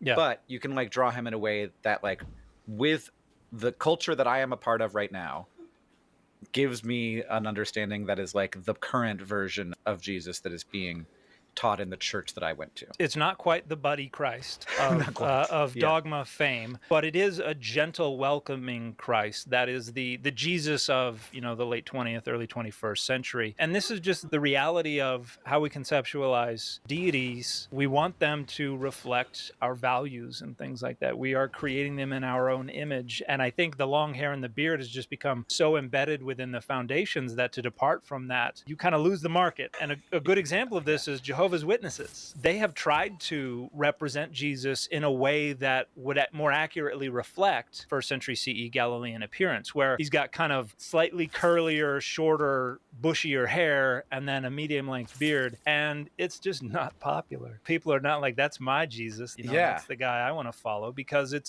doesn't look like what we expect. And what we expect is such a big part of resonating with the representation of someone like Jesus. Would that sort of like push those those people who are, trying to get people to pay attention to their ideas about Jesus, would it push them to change that conception, or have they sort of like solidified on that as a important part of their faith? When you look at the representation of Jesus throughout time, and particularly in the last 500 years or so, you frequently see representations of Jesus Fucking where stink it's much bug on my closer neck. to the ethnic appearance of the artist. You have Asian-looking Jesuses, you have African-looking Jesuses, because the artists and the communities look like that type of Jesus. And ever since the medieval period in Europe, we've had European Jesus, which now turns into blonde hair, blue-eyed Jesus. Yeah, blue-eyed Jesus. I saw some of those.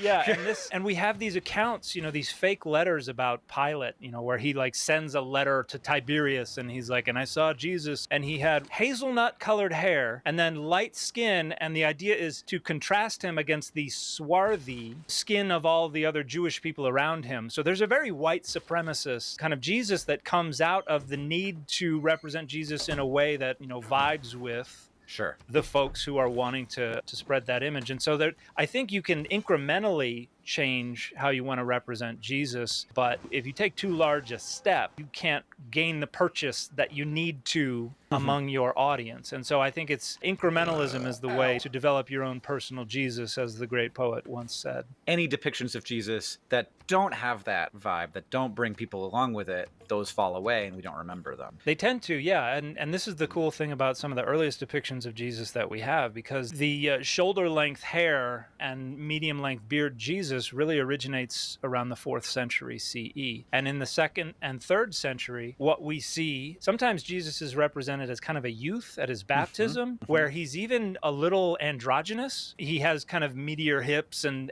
almost the appearance of breasts, but we see him as a younger character. Epic. And then you see representations of him that are kind of drawing on the Transgender representation of young Jesus. deities. The Good Shepherd representation of Jesus is as a young, beardless, medium-length hair, kind of Adonis figure. And this is like Dionysius. This is how the younger deities are represented. And so the earliest depictions of Jesus have him reflecting the conceptualization of young popular deities. And then in the 4th century, it's the Zeus and Apollo ideas of a deity as having longer, curlier hair and a longer beard. tiny That penis. kind of takes over. That iconography of the king of the gods having long hair and beard, that was well established by that point? Yeah. In fact, we do see it around the 1st and 2nd century, obviously in Greco-Roman statuary and art and things like that. There are a bunch of different conceptualizations that are kind of competing for each other. Right. You had the philosopher Jesus, and the philosopher... Which is also kind of like a long hair beard vibe? It's usually a medium-length hair and a beard vibe, that's but it's kind banana. of like a messy one. Like, It's I don't know if huge. you're aware of that website. I don't know if it's still around, but it's like homeless man or tenured professor. It's kind of the scruffy hair. And, Yeah. like Socrates is represented as kind of being short and ugly. Like Right. you had a He's bunch always, of like, different slouching. You had kind of this stock imagery that was associated with your philosopher. And then you had your good shepherd. And then you had your youthful deity. And then you had your elder deity. And so there were a bunch of different things that were kind of competing for That's how are we going to wild. represent Jesus. And then the 4th century, it's really the The size of the Byzantine banana? I know. representation of Jesus No. as... Have you ever built the Venetian arsenal? Yeah, what about it?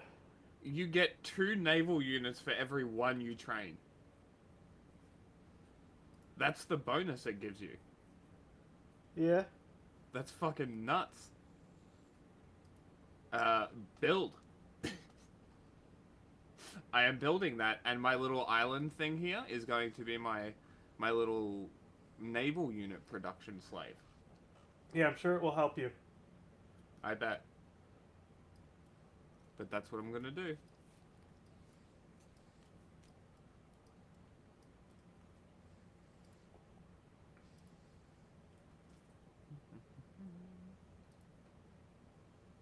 Oh, new barbarians.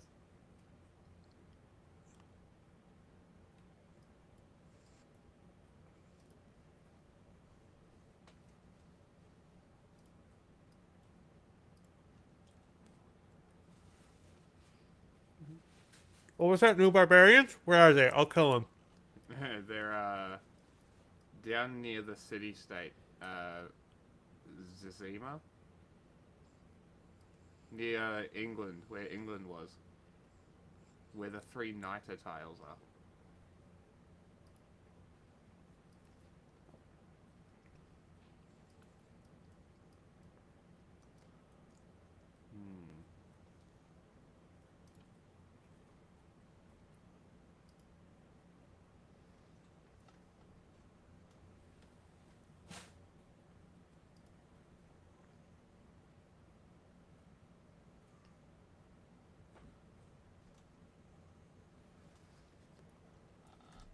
the elder deity that kind of takes over. And this is where imperial power becomes linked with Christianity. And so that's probably what helps that conceptualization to become anchored to how we're going to think about Jesus. And you have the Pantocrator and the Cosmocrator representations of Jesus that become phenomenally popular in European art, starting in the 4th and 5th centuries and going all the way down to the 19th and 20th centuries, where you start to get lighter colored hair, lighter colored skin, as white supremacy starts to bubble closer to the surface. Yeah, as like our conception of what race is and how much it matters. Is our God going to be more like us or more like the people that we're enslaving and oppressing? And obviously, we want him to be more like us. When Christianity in the Roman Empire is headquartered in Constantinople, you have usually what's considered the start of the Byzantine Empire. You have people from that part of the world who are in charge of things, and so the art is representative of that culture. Right, and so at that point of all these different competing images, the one that is sort of more aligned to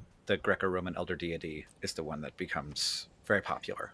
That becomes the most popular one, and it gets pretty securely embedded in the foundations of our understanding of who Jesus is for the next 1600 years. So this is much more of an evolutionary process, and mimetically evolutionary, where it's like, what is the version of Jesus that is stickiest for people, that is doing all of the work of making people feel like this is an authority that they're going to live their lives by, that they're going to believe in.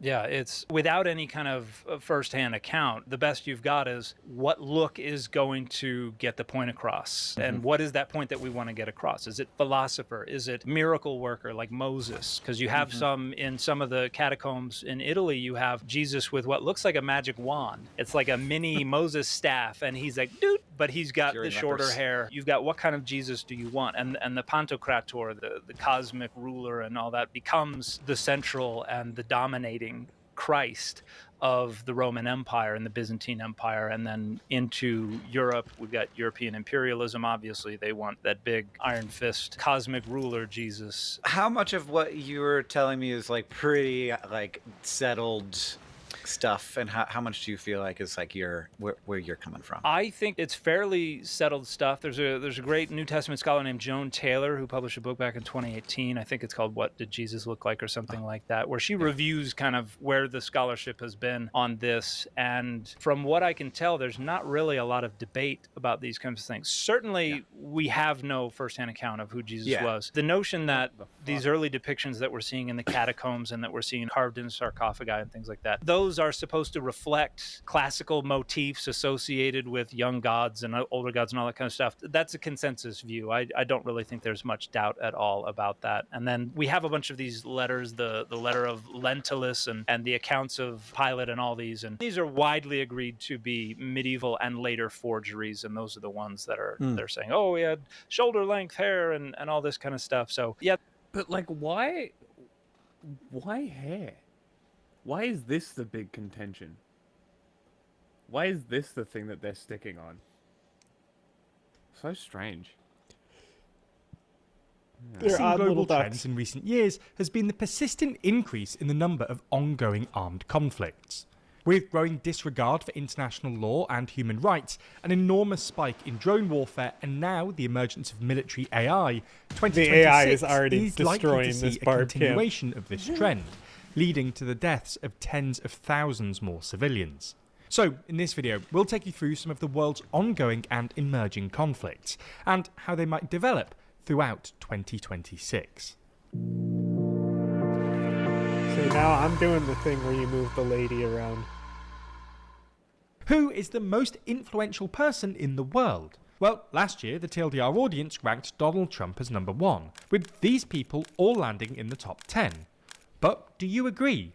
Click the link in the description to cast your vote for our 2026 ranking. The first and most recently inflamed conflict is between Thailand and Cambodia. In early December, clashes broke out between Thai and Cambodian troops on the disputed border of Preah Vihear province, one of several contested sites along the two countries' shared 800-kilometre border. The Thai military claimed that Cambodian soldiers had opened fire on a Thai engineering team repairing a road in Thailand's Sisaket province, while Cambodian authorities accused Thai soldiers of engaging in numerous provocative actions for many days. In the following days, at least 500,000 people fled the area as airstrikes and gunfire continued, killing 23 people. This recent escalation continued a series of clashes throughout 2025. In May, a Cambodian soldier was killed by gunfire in the same border region, and in July a multi-day clash erupted, prompting Malaysia, the head of ASEAN, and the US to broker a ceasefire, with an expanded peace agreement signed in October in the presence of US President Donald Trump. Political tensions have also risen between the two countries, after a leaked phone call earlier this year between former Thai Prime Minister Paetongtarn Shinawatra and Cambodia's longtime former leader Hun Sen revealed Shinawatra praising him while condemning her own Thai military commanders. This scandal brought down Paetongtarn's government and increased anti-Cambodian sentiment in Thailand, with a majority of the Thai public now believing Thailand shouldn't be associated with Cambodia. Thailand's new Prime Minister Anutin Charnvirakul has also taken a hard line on Cambodia and has ruled out any immediate negotiations, suggesting this conflict could potentially flare up again in 2026. The next conflict to keep an eye on is the US's military build-up around Venezuela. Since late August, the US has deployed 15,000 troops and a dozen warships, as well as aircraft carriers, guided missile destroyers and helicopters, to the southern Caribbean near the Venezuelan coast, while simultaneously building up the US military presence on Puerto Rico and the US Virgin Islands. This is a week ago. The US has claimed that this is about combating drug trafficking from Venezuela into the US, but it's pretty clear that they also... I got one more. For years, Nicolás Maduro ruled Venezuela under constant pressure from... Ooh, auto-dubbed. Okay. The United States. Considered a dictator by international critics, he led a country in collapse. During his rule, millions of Venezuelans fled to other countries. In the largest migration crisis in recent Latin American history. Why is it laughing? Weird. Why is it laughing? Weird. What is happening? Weird. Fucking weird. Next, you can take over. I did not like the laughing. No, that was very odd.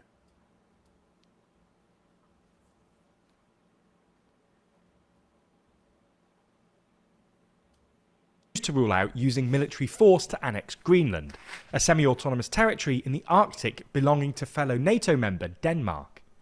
On Tuesday, the White House said it was exploring a range of possibilities for acquiring Greenland, saying using the military is, quote, always an option.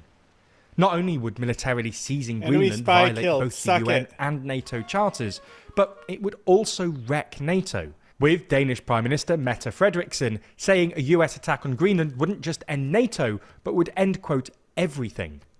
If that wasn't bad enough, on Wednesday, Trump then scoffed at NATO in a Truth Social post, saying, I doubt NATO would be there for us if we really needed them, despite the fact that the only time NATO's mutual defence clause has ever been invoked was after 9/11. So, in this video, we'll explain NATO's existential crisis, and whether this could actually be the end of the alliance.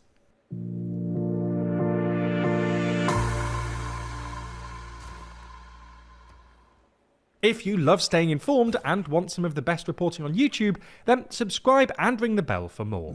Let's start with a bit of NATO history. In 1949, after World War II, the North Atlantic Treaty, also known as the Washington Treaty, was signed by 12 North American and European countries, highlighted on screen now, establishing a collective security alliance, whereby member states agreed to mutually defend each other in response to an attack by a non-NATO country.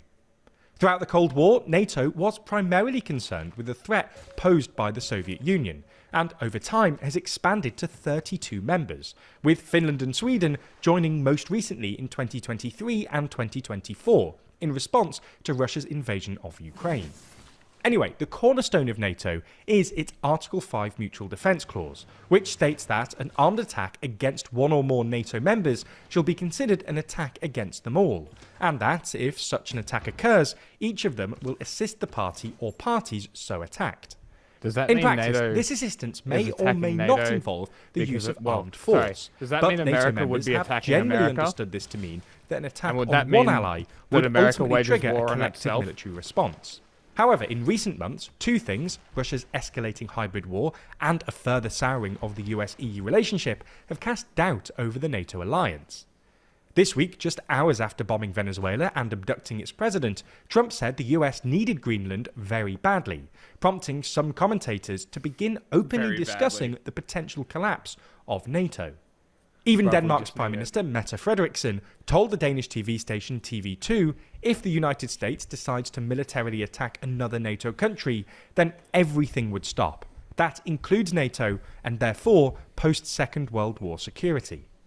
So, could we actually be witnessing the end of NATO? Well, while there have been warnings about a potential NATO collapse before, for example in 1966 when French President Charles de Gaulle withdrew France from NATO's integrated military command, or in 2003 when NATO was internally divided over the US invasion of Iraq, there are at least two existential threats to the alliance right now. And one of them The first is the Donald US's Trump. military threat towards Greenland. In December 2024, after his re-election, Trump suggested using military force to annex Greenland, Canada and Panama, having suggested buying Greenland during his first term. At the time, these were considered outrageous but unserious ideas, especially given Canada and Greenland's NATO membership, and the fact that invading another country would obviously breach international law. However, the US's strike in the Caribbean, attack on Venezuela, which Trump authorized without informing Congress, and abduction of Maduro, in an operation that reportedly killed 80 people, have shown Trump is willing to violate international law to achieve his foreign policy aims.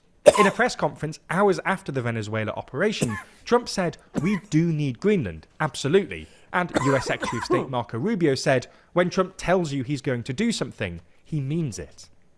This sparked major concern in Europe, and on Tuesday, Denmark, France, Germany, Italy, Poland, the UK and Spain published a joint statement reminding the US of its obligations in NATO and concluding it is for Denmark and Greenland, and them only, to decide on matters concerning Denmark and Greenland. In NATO's 76-year history, no member has ever attacked another, so a US attack on Greenland would immediately undermine NATO's founding charter. Instead of getting rid of my growing ship, ambiguity I over sent it on Article auto 5. exploration, and I NATO's just got founding 3 treaty era was score. written towards the start of the Cold War, when NATO's European members were for worried about the circumnavigating? prospect of Soviet tanks rolling across the continent. Article 5 was not, however, designed for the current era of hybrid and grey zone warfare, and Russia has already put real strain on Article 5 by staging acts of sabotage and cyber attacks that often fall below the threshold of an armed attack. However, yet more strain has been put on Article 5 by Trump recently. Trump has suggested multiple times in the past that, under his leadership, the US might not respond to the triggering of Article 5 by one of NATO's European members. They don't have to. On his way to the annual NATO they summit don't. last year, for instance, Trump was asked whether he still supported Article 5, to which he responded, "Depends on your definition." Trump did later walk this back, insisting at the summit he was still committed to Article 5, but more recent comments have, once again, cast doubt on the idea. This week, for instance, Trump questioned on Truth Social whether NATO's European members wouldn't actually help the US if it triggered Article 5, with the implication being that the US, therefore, shouldn't help them. Furthermore, Trump's national security strategy, published in He's November actually 2025, states the US's strategic priority is to, quote, restore He's American actually just preeminence in the dumb. Western Hemisphere. And it's since been very clear that Trump is mainly focused on dominating the Americas, which he sees as the US's sphere of influence. This is great for Putin, who also sees the world in terms of spheres of influence, but pretty terrible for European NATO members, because it implies Trump is unlikely to actually respond to a triggering of Article 5, given his strategic indifference towards Europe. This would be disastrous for NATO's European members, given the alliance's logistical dependence on the US. NATO is enormously reliant on the US's operational capabilities, including logistics, command and control, and intelligence capabilities. And while the alliance's internal structures are designed to be flexible, it would take Europe years, or even decades, to replace the US's role in NATO. As such, the US withdrawing from Europe militarily would leave NATO lacking in key domains. So, what next? Well, for NATO's European members, there are two urgent challenges. Firstly, dealing with the immediate threat towards Greenland, and secondly, securing the alliance's future. On the first question, NATO's European allies are holding emergency talks, with the French, German and Polish foreign ministers having met on Wednesday to coordinate a potential response. On NATO's future, it's probably a good idea for NATO's European members to do what they can to reduce their reliance on the US. But ultimately, whether the alliance survives will depend mostly on America. If you're interested in this, in the latest issue of our magazine, we discuss every major election that happened in 2025, running through races in Poland, Australia, Canada, Singapore, Germany, Japan, Norway, South Korea, the Netherlands. Oh my god, YouTube, stop. You always have to press it like 100 fucking times, you know what I mean? Yeah. The UI is getting progressively worse. The what? The UI. In YouTube? Yeah. Yeah. On Wednesday, January 7th, 2025, a woman named Renee Nicole Good was shot Oh, by I can't wait for your Immigration take and on this, Customs Ryan. Enforcement or ICE agents I'm sure it will in be fair. Minneapolis, Minnesota. Now, I'm not going to show you the video. Either you've seen it or you can find it if you want. But in this roughly 4.5-minute video clip, a woman in a red minivan is surrounded by ICE agents. One ICE agent is either in front of the vehicle or a little to the front and to the side of the minivan. And when this woman tries to drive away, the officer opens fire. Now, there is some debate as to whether or not this is a lawful action, a lawful but awful situation, or downright murder. But this video isn't about that. It's about tracking the disinformation spreading online about the event. Here we go. A couple of things to start, since a lot of new people might view this. Hi, my name is Ryan McBeth. I'm a software Ryan. engineer and intelligence analyst, mainly focusing on intelligence collection and cyber warfare, or CYBINT, with a focus on how our adversaries practice information warfare. What I am not is a lawyer or police officer, so I can't tell you what is and isn't lawful in this situation, but I can tell you how our adversaries are using this event against us. I do this a lot. Subscribe if you want more of this stuff, and if you want to support my work, please consider tossing me $5 at ryanbeth.substack.com. I also have a free member page there as well. I identified 5 phrases that were common among tweets about the incident. Those phrases were: her car, she was driving away, legal Got lots observer, of mountains in your Renee territory Nicole for that Good, who is science the name bonus, of the you know? deceased, and Jonathan Ross, who is the ICE agent who opened Aqueducts. fire, as reported by the media. Science. I plugged these phrases into Cyabra social media threat detection software, and I found some pretty interesting things. First off, you have to remember, when events like this strike, our adversaries will use these events to further divide us as a nation.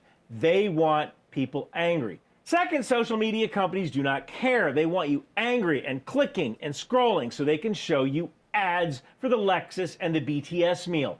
If you've watched any of this footage, you were likely manipulated by inauthentic actors who feed our need to dunk on Team Red or dunk on Team Blue. So the first thing I want to show you is the power of AI, or artificial intelligence, in this incident. This image was generated by an account called ScummyMommy511. It is an AI-generated image likely created with the intent of tricking people into believing it was real, so it could be repeated by people who claim that the ICE officer's life was in danger. And again, this is a very powerful emotion, because an image like this could prove that this particular officer is directly in front of the minivan when the incident occurred, thus dunking on Team Blue. And this tricked a few people, most notably ex-user Gunther Eagleman, also known as David Freeman, who is on Team Red, and I guess you could best describe him as a professional internet troll. I've actually made numerous videos about this guy. He is a disinformation gift that keeps on giving. No But I way. mention this because it shows you how fast people jump to supporting Team Red or Team Blue without stopping and thinking first. Now, these 5 phrases I identified were her car, she was driving away, legal observer, Renee Nicole Good, and Jonathan Ross. I entered them into the Cyabra social media threat detection software. The results were very telling. So first, let's talk about the phrase, her car. This phrase was actually used in a tweet about the incident made by Vice President J.D. Vance in response to a comment made by a user who described themselves as a civil liberties attorney. The tweet got 10.7 million views. But the highest performing tweet with this particular phrase was by ChessChick01, who said, she is ordered out of the car, she refuses, she backs up, she drives forward into an ICE agent pulls out gun only when she starts moving forward into his body, self-defense, case closed. Now, Following that tweet were about 23,000 replies and 29,000 shares. The actual number of repeats of that phrase from inauthentic profiles were 28%. This is following the hashtag of ICE agent and Renee Nicole Good. So if you interacted with anybody on these topics, they had the text her car, you had a 28% chance of interacting with an inauthentic user or one of our adversaries. Nice. The next phrase is she was driving away. In this case, 34% of the interactions were inauthentic. So here's an example. Damn. The inauthentic user Adam Media said, breaking, Trump says that woman killed by ICE ran over Okay, ICE here's agent. my As guess. You can see this isn't true. The She was conservative driving side is away going to and be shot over while turning away 60% from agents. inauthentic. This was viewed 5.4 million times. This was the highest viewed item. This is pretty darn scary. You had a 1/3 chance of interacting with someone who wasn't real, someone who was designed to drive your anger. Next is the phrase legal observer, which was actually the first pattern that I noticed. This was from Representative Jerry Nadler, from Representative Sarah Jacobs, from a Muslim civil rights organization, Accuracy is a and pattern. from Representative Ilhan Omar. And a lot more after that. And that was kind of the first clue that this particular line, legal observer, might have been part of a script. In the intelligence community, this is what we call a clue. So it certainly looked like some sort of talking points were sent out to use the words legal observer. When I saw That's this, I what thought, it is. oh, this was a bystander who was legally observing something, right? Like you're standing on the... I love Ryan just figuring out like actual facts and like having to use an algorithm to detect all this like fake tweets to then get to the point where he realizes they were a legal observer. It is a thing. It's not just a bystander. Mm-hmm. Like nobody is not like she was there to obstruct ICE. We don't need to fucking argue the semantics on that.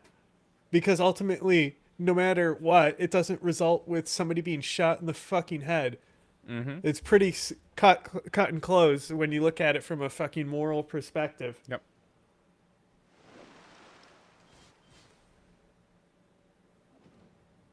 How do we know they were legal? We watched a fucking Democracy Now! Special with people who were in the same organization with her talking about working with her. Yeah. Like a non-profit, I believe. Yeah. Literally does the job of going and making sure that ICE is not doing illegal shit, and they killed her for it. Pretty cool.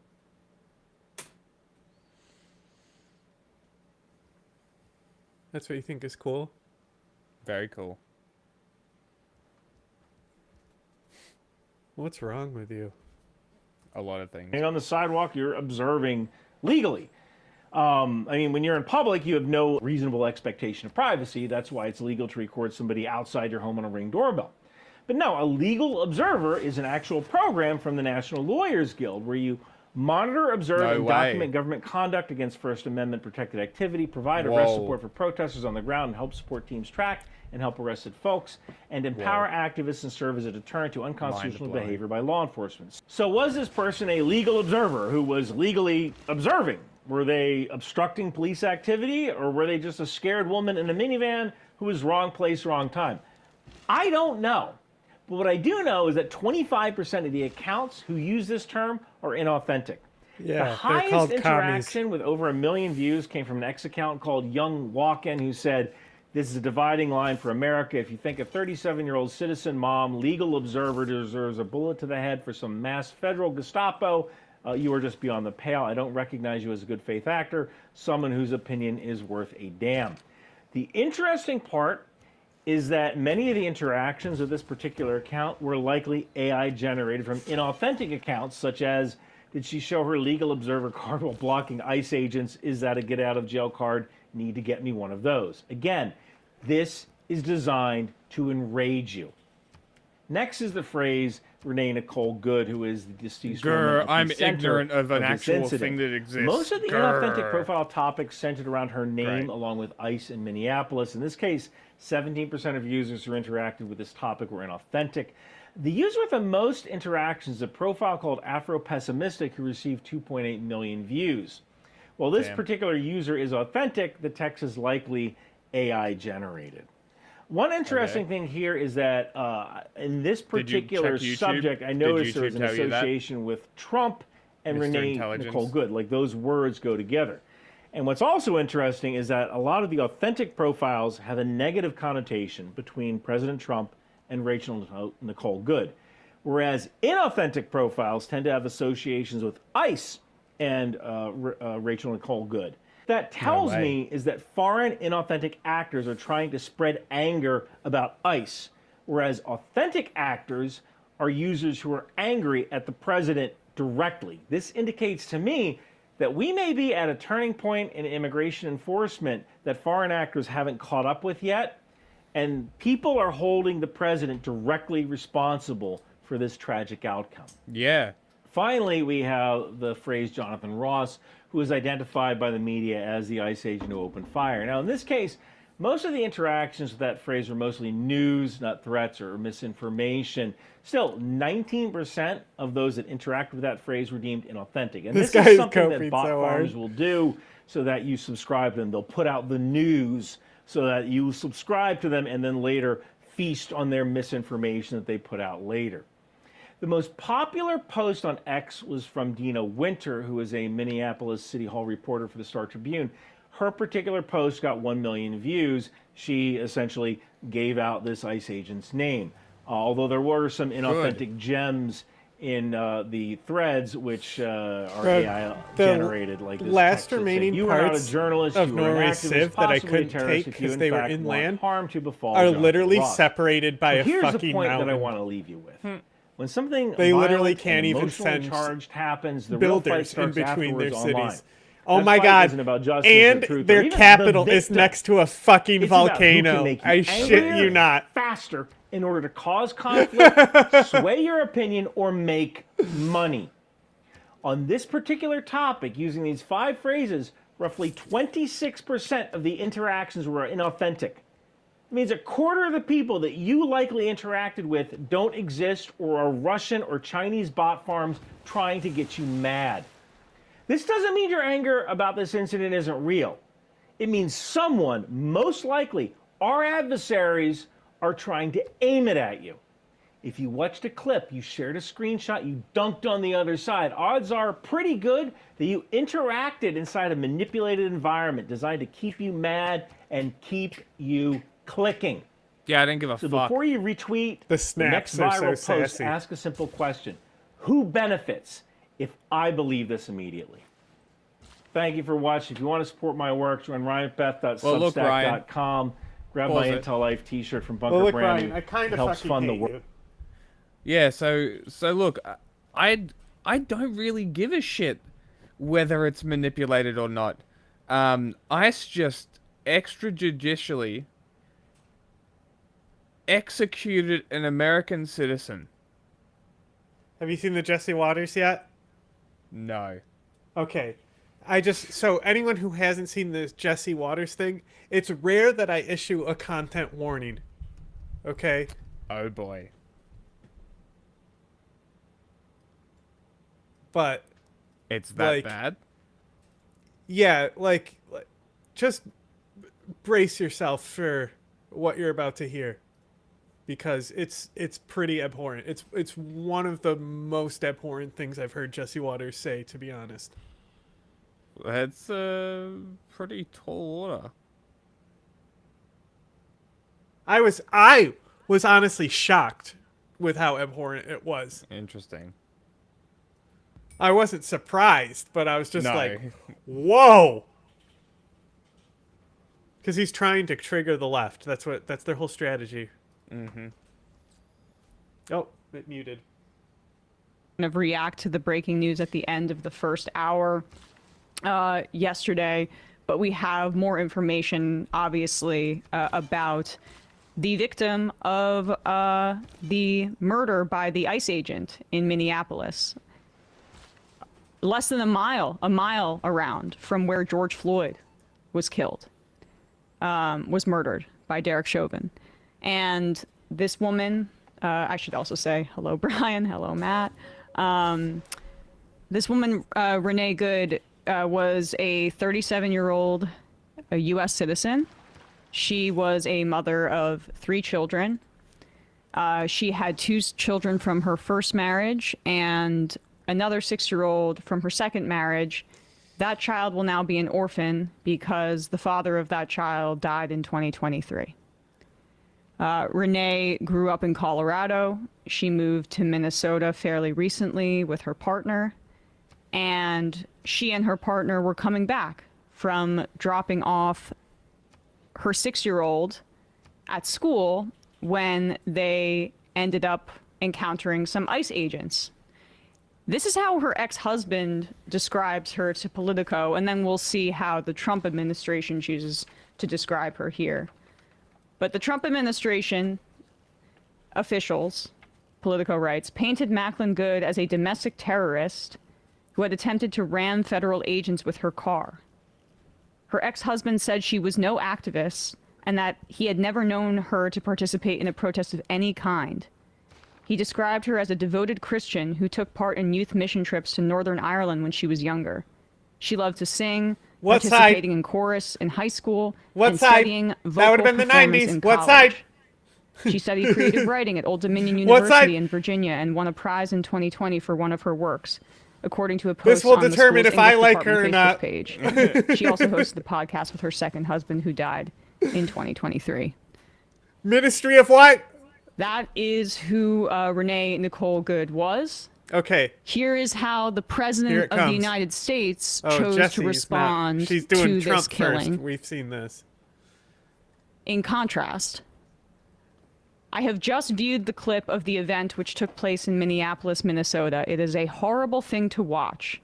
The woman screaming was, obviously, a professional agitator, and the woman driving the car was disorderly. Now, if you see this video, you'll see that there are a number of women screaming. At one point, her wife is screaming. Her wife was outside of the car, it appears. I think they had their dog with them.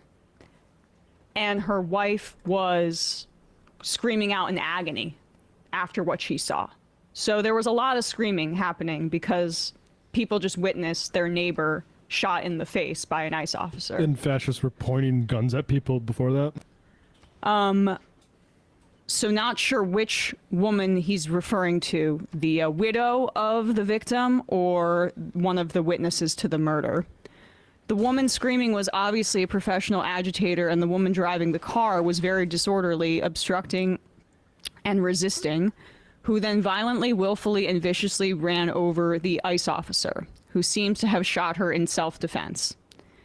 Based on the attached clip, it is hard to believe he is alive, but is now recovering in the hospital.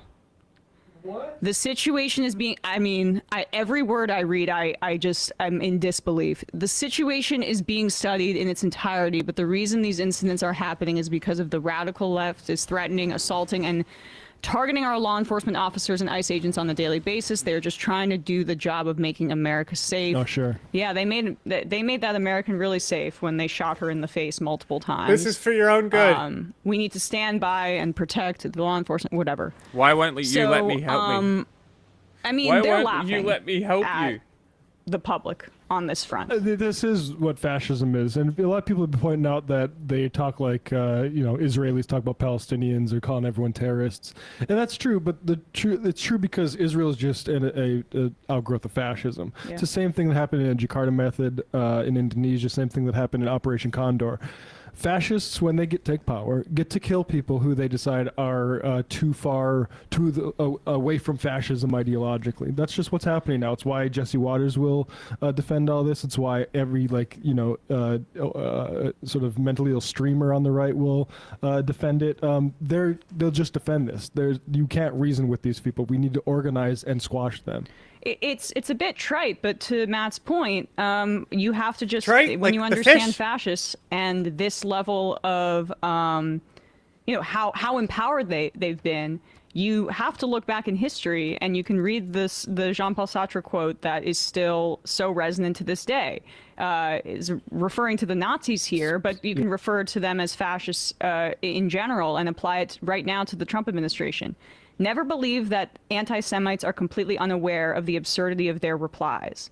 They know that their remarks are frivolous, open to challenge, but they are... Remember?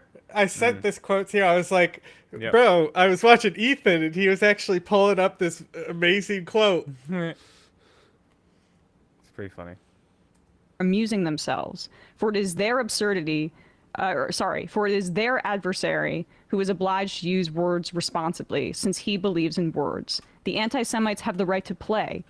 They even like to play with discourse, for, by giving ridiculous reasons, they discredit the seriousness of their interlocutors. They delight in acting in bad faith, since they seek not to persuade by sound argument, but to intimidate and disconcert. If you press them too closely, they will abruptly fall silent, loftily indicating by some phrase that the time for argument is past. And that is exactly what Trump and Stephen Miller and Kristi Noem are engaging in here. And I've spoken about how, I feel that Trump is a bit of a surrogate or a proxy for reactionary feelings of empowerment by for his base. Often those are along lines of white supremacy or misogyny or homophobia or transphobia or xenophobia. When Trump gets to say slurs and lie with impunity, there's a thrill to them because there's a vicarious experience for a population that feels aggrieved and disempowered. And in many ways, the American population is deeply disempowered, but that's not just MAGA, that's across the board. And what Trump has provided for the population and for them is a circus. And the Democrats have abandoned populist material messaging to such a degree that violence as a catharsis for these fascists and for the MAGA base is basically that's all that's being offered that's visible. And so people can't buy houses and rich people are as rich as ever. And the Democrats think like we need to work with them on abundance. Right. Or on, there's yesterday Chuck Schumer was hugging Marco Rubio in front of the press.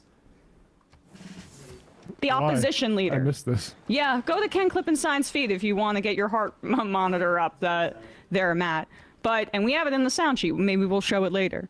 But we've also talked about how Trump's followers kind of transpose this like evangelical religious framework onto him, and how they're primed to do so in many ways because he takes the form of a televangelist at a megachurch. It's why it's like the arguments about his lack of morality, the arguments about his philandering, and I mean, we know he's like a predator as well, didn't land because he represented like this authority figure because of his wealth, his celebrity, and like just decades of prosperity gospel brainwashing for that base.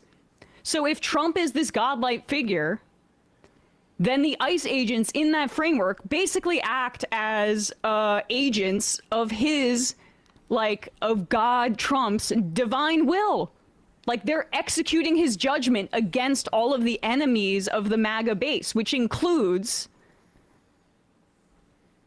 leftists, immigrants, Muslims, Somalis, what have you. It is all about like that kind of it is set up as a religiously motivated political movement. It's a Christian nationalist movement at its heart is really what I'm getting at here. And when you see them deny the reality that we all saw in that video, it's because they are operating from a place of blind faith, and they're operating within that framework, or they're completely insincere and just fascists. But it's one of the two. This picture, I mean, he said he's disappointed in Marco Rubio or whatever. This is just two fascists. This is a Christian fascist and a Zionist fascist. Go to the second one. Exactly. Go to the second one where they're legit hugging. Yeah.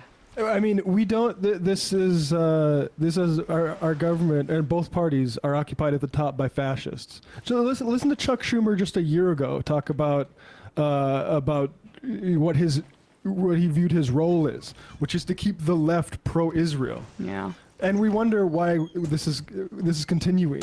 I mean, half of these people, I mean, Debbie Wasserman Schultz, Chantel Brown. I looked at the list of all the Democrats that thanked ICE for their beautiful service to the nation last summer.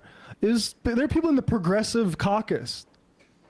I mean, but you can, that Venn diagram is going to overlap That took Israel money. with who took Israel money. So they shouldn't be allowed in there. Purge them from the progressive caucus. It's time to address this shit. I mean, everyone says it's not the time. I agree. The time was yesterday for all of this. Right. You know, I was talking with somebody last night, you know, another colleague in the space, and they were like, you know, is it too late? Like, could we have done, could this have we gone too far, basically? This purge needed to happen before that, to your point, to build up the opposition party. But when you look at history, this is how fascist governments rise, is you have a weak centrist opposition that is unable to meet the moment. And it's very much echoing in our ears at this moment.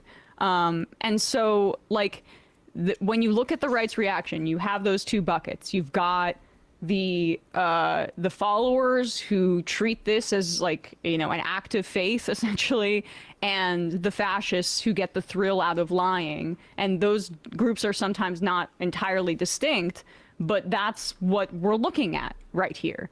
And so, you know, I mentioned earlier that I happened upon that video of Renee Good's wife crying, and as soon as I saw she had a pride flag in her bio, as soon as I saw that she was in a relationship with a woman, I knew immediately what the right was going to run with. And you know what all the Twitter Nazi bots were going to run with, because they rev up that engine really quickly.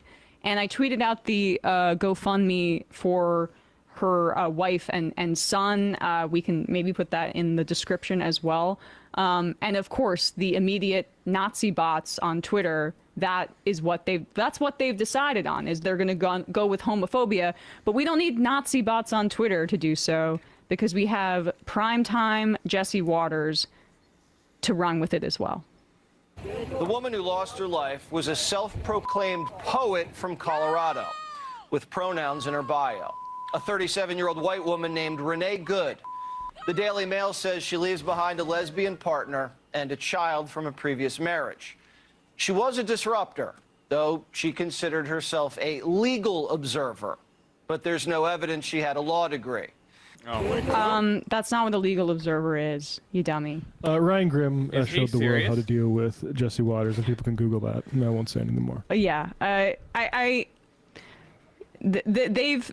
they've got, there's nothing about the facts here that will change the minds of the base of this party at this point.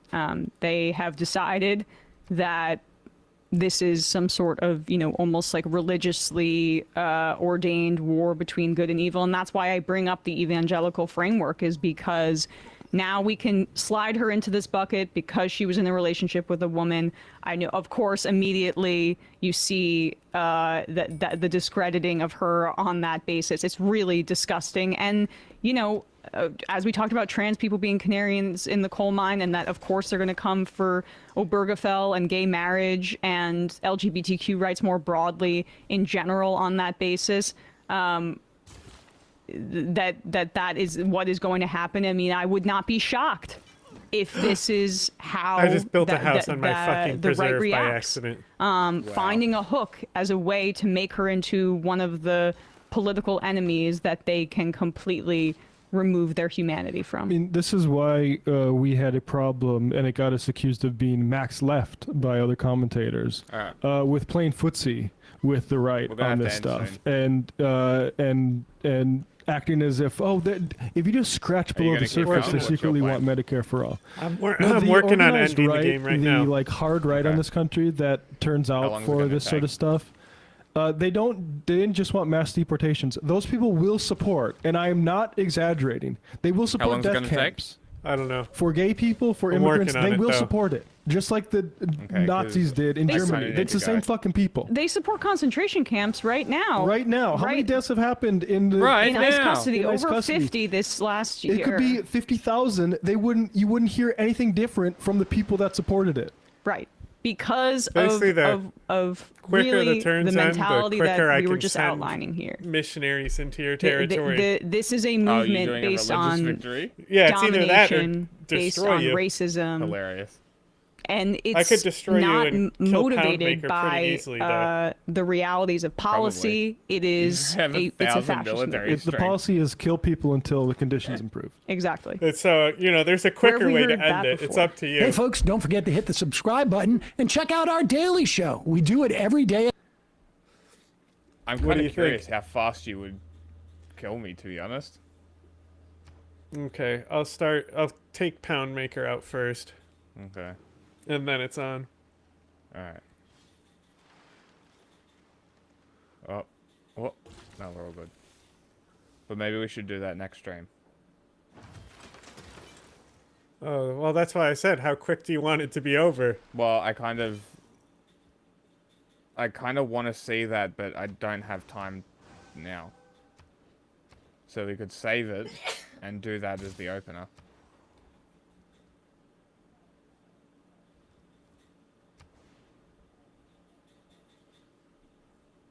I'm kind of curious how well of a defense I can put up.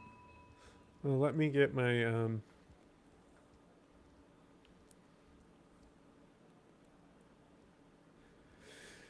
things in place.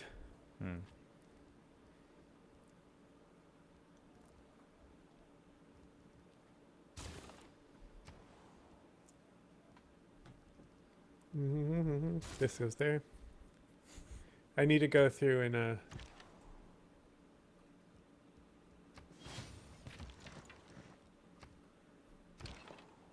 wake everyone up Oh, for yeah. deployment.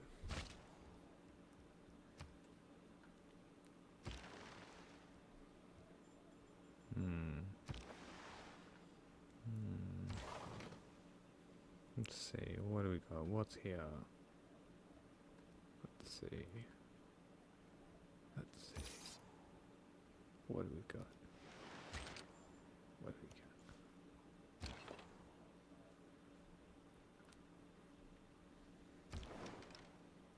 This one.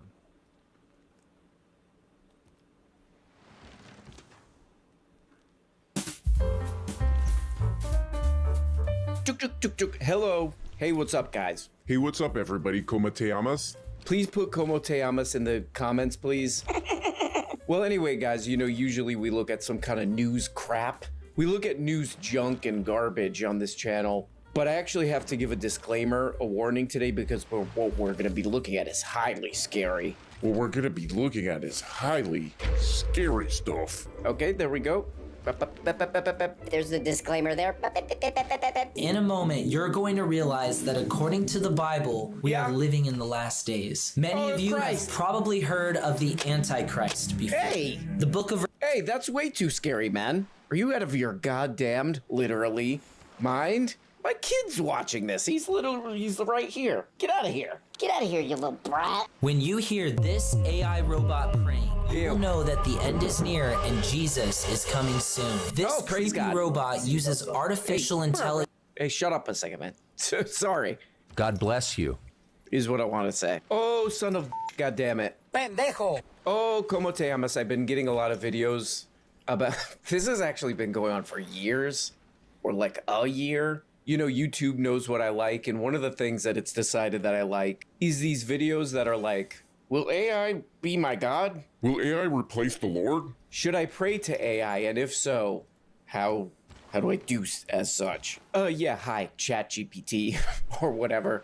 Como te llamas? Yeah, so my dog recently died. Do you know where he is? Is his spirit still around, or how does that work? Please get back to me as soon as possible. Praise you, yours and you, me. Okay. When you hear this, Better AI build those robot forts, praying, bitch. you'll know that the end is near and Jesus is coming soon. This Oh my God. creepy robot uses artificial intelligence to study multiple religious texts, including the Mayan Book of the Dead, the Quran, and the Bible. It then takes that information and uses AI self-learning to create new religious messages and prayers that it vocalizes in real time using a robotic mouth and vocal cords. I hate Its this. creator, Dimut Stream, named this robot the Prayer and put it in the art exhibit Centre Pompidou in Paris. The AI. Okay, yeah, man, I was clicking through this and there's no lie. I'm not even lying, dude. Literally 400 a million trillion videos like this that are like,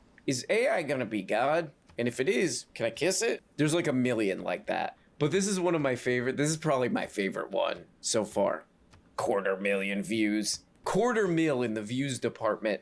Confirmed news. This guy, whoever this guy is, I'm not gonna promote the channel. Show him some respect. He loves the Lord. God bless you. He's doing some kind of a The Christian alliance we channel have here. expires and this in is 3 very turns. clever because like he found a good hook. It's kind of funny. People are like, I'm not gonna be controlled by no robot. but they become like absolute So we experts were going at after like Handmaker first. doing what the YouTube algorithm wants. Because man, oh man, did this guy find the perfect thing. Yeah. This is like a little art installation thing that some German guy came up with where it's like a rubber mouth. It's a rubber mouth, you know, connected to some crap. And it uses a stupid little dumb AI program to like go through and scrape through all these religious texts and stuff. And then it goes, Oh, Lord, I love you, or whatever. But first, I want you to hear what this AI prays, and be warned, it's a little creepy.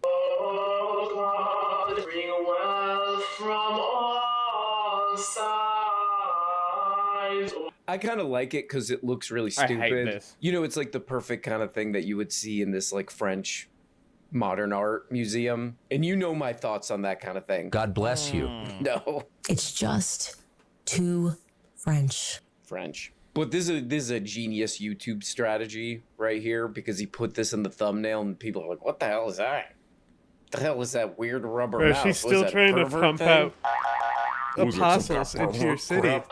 to spread Calvinism. There's an If apostle you, quick here. note for anybody Lady. trying to do YouTube stuff, if you put some kind Give of it up. pervert, vague Yeah, pervert exactly. stuff in the thumbnail, those clicks are gonna come in like, stop. You may have not heard of what the Bible calls the image of the beast, God bless which you. helps the Antichrist control the world. I did know that. believe that the image of the beast could be a reference to artificial intelligence, and I'm going to give you 3 reasons why. The Bible says Okay, this is like YouTube 101 right here. Hey guys, smash that like button. The Antichrist is on his way. He's coming any second. And I got 3 reasons why. You got to keep watching. Get that view time up. Keep watching to learn the 3 reasons of why the apocalypse and Revelation. Fuck! I built a farm on my Watch preserve to the again. end of the video. And comment helps me in the Because my algorithm. territory is so large, I this keep getting robot that lost was in it. speaking through a lifelike mouth and nose. And what was it doing? It was giving worship. It was giving prayers.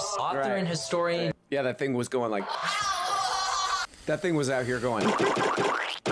Think back to this robot that was speaking through a lifelike mouth and nose. Okay, I and will. what was it doing? It was giving worship. It was giving prayers. Author and historian Yuval Noah Harari recently Okay, said next that turn, he believes save, that and we'll pretty finish. soon we're going to start seeing AI come out with their own versions of religious texts. And he believes that people are even Does that work? And then... Oh, you just summoned a battleship, huh? That's neat. I promoted a Jong. Ah, okay. That's neat. I don't have any defenses on that side. Oh. Great.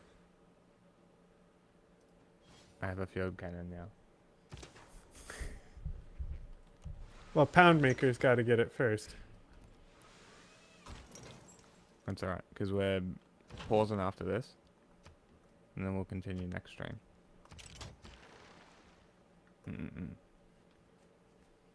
Very good.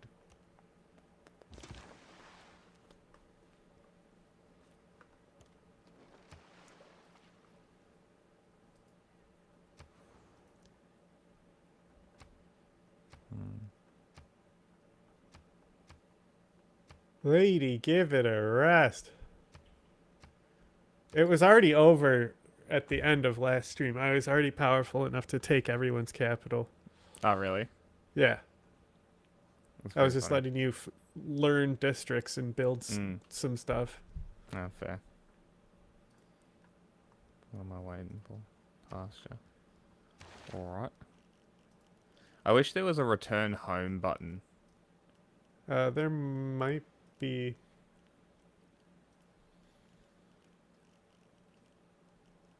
Oh, and an admiral. Neat. I think the most advanced tech you have is the railroad. Yes, that sounds about right. Because you were building railroads. Mm-hmm. My problem now is that my navy will be on the other coast. That's a small problem. My navy's on all three sides of you. Oh, great.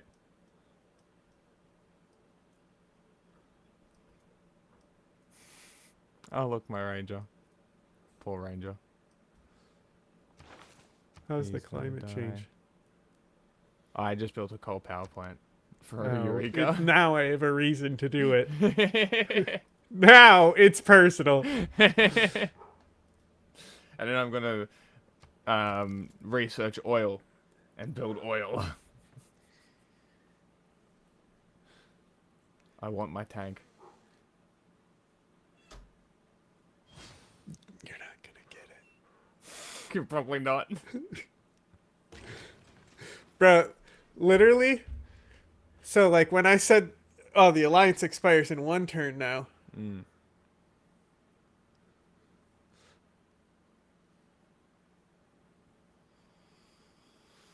Like Poundmaker is actually a bigger challenge than you. That's hilarious. I'm not surprised though. Yeah, that's what he gets for staying out of everything. I'm very behind, but I survived through so much. No, but you're caught up now because everyone else was destroyed. Mm-hmm. You're not that far behind.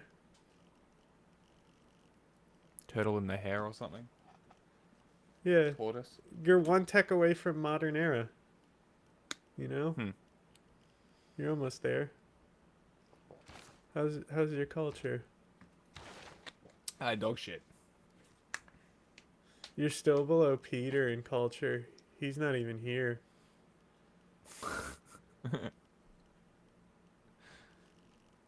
My science is pretty shit too, honestly. I'm working on it.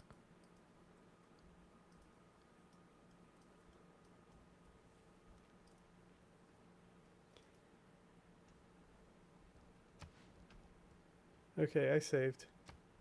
Okay.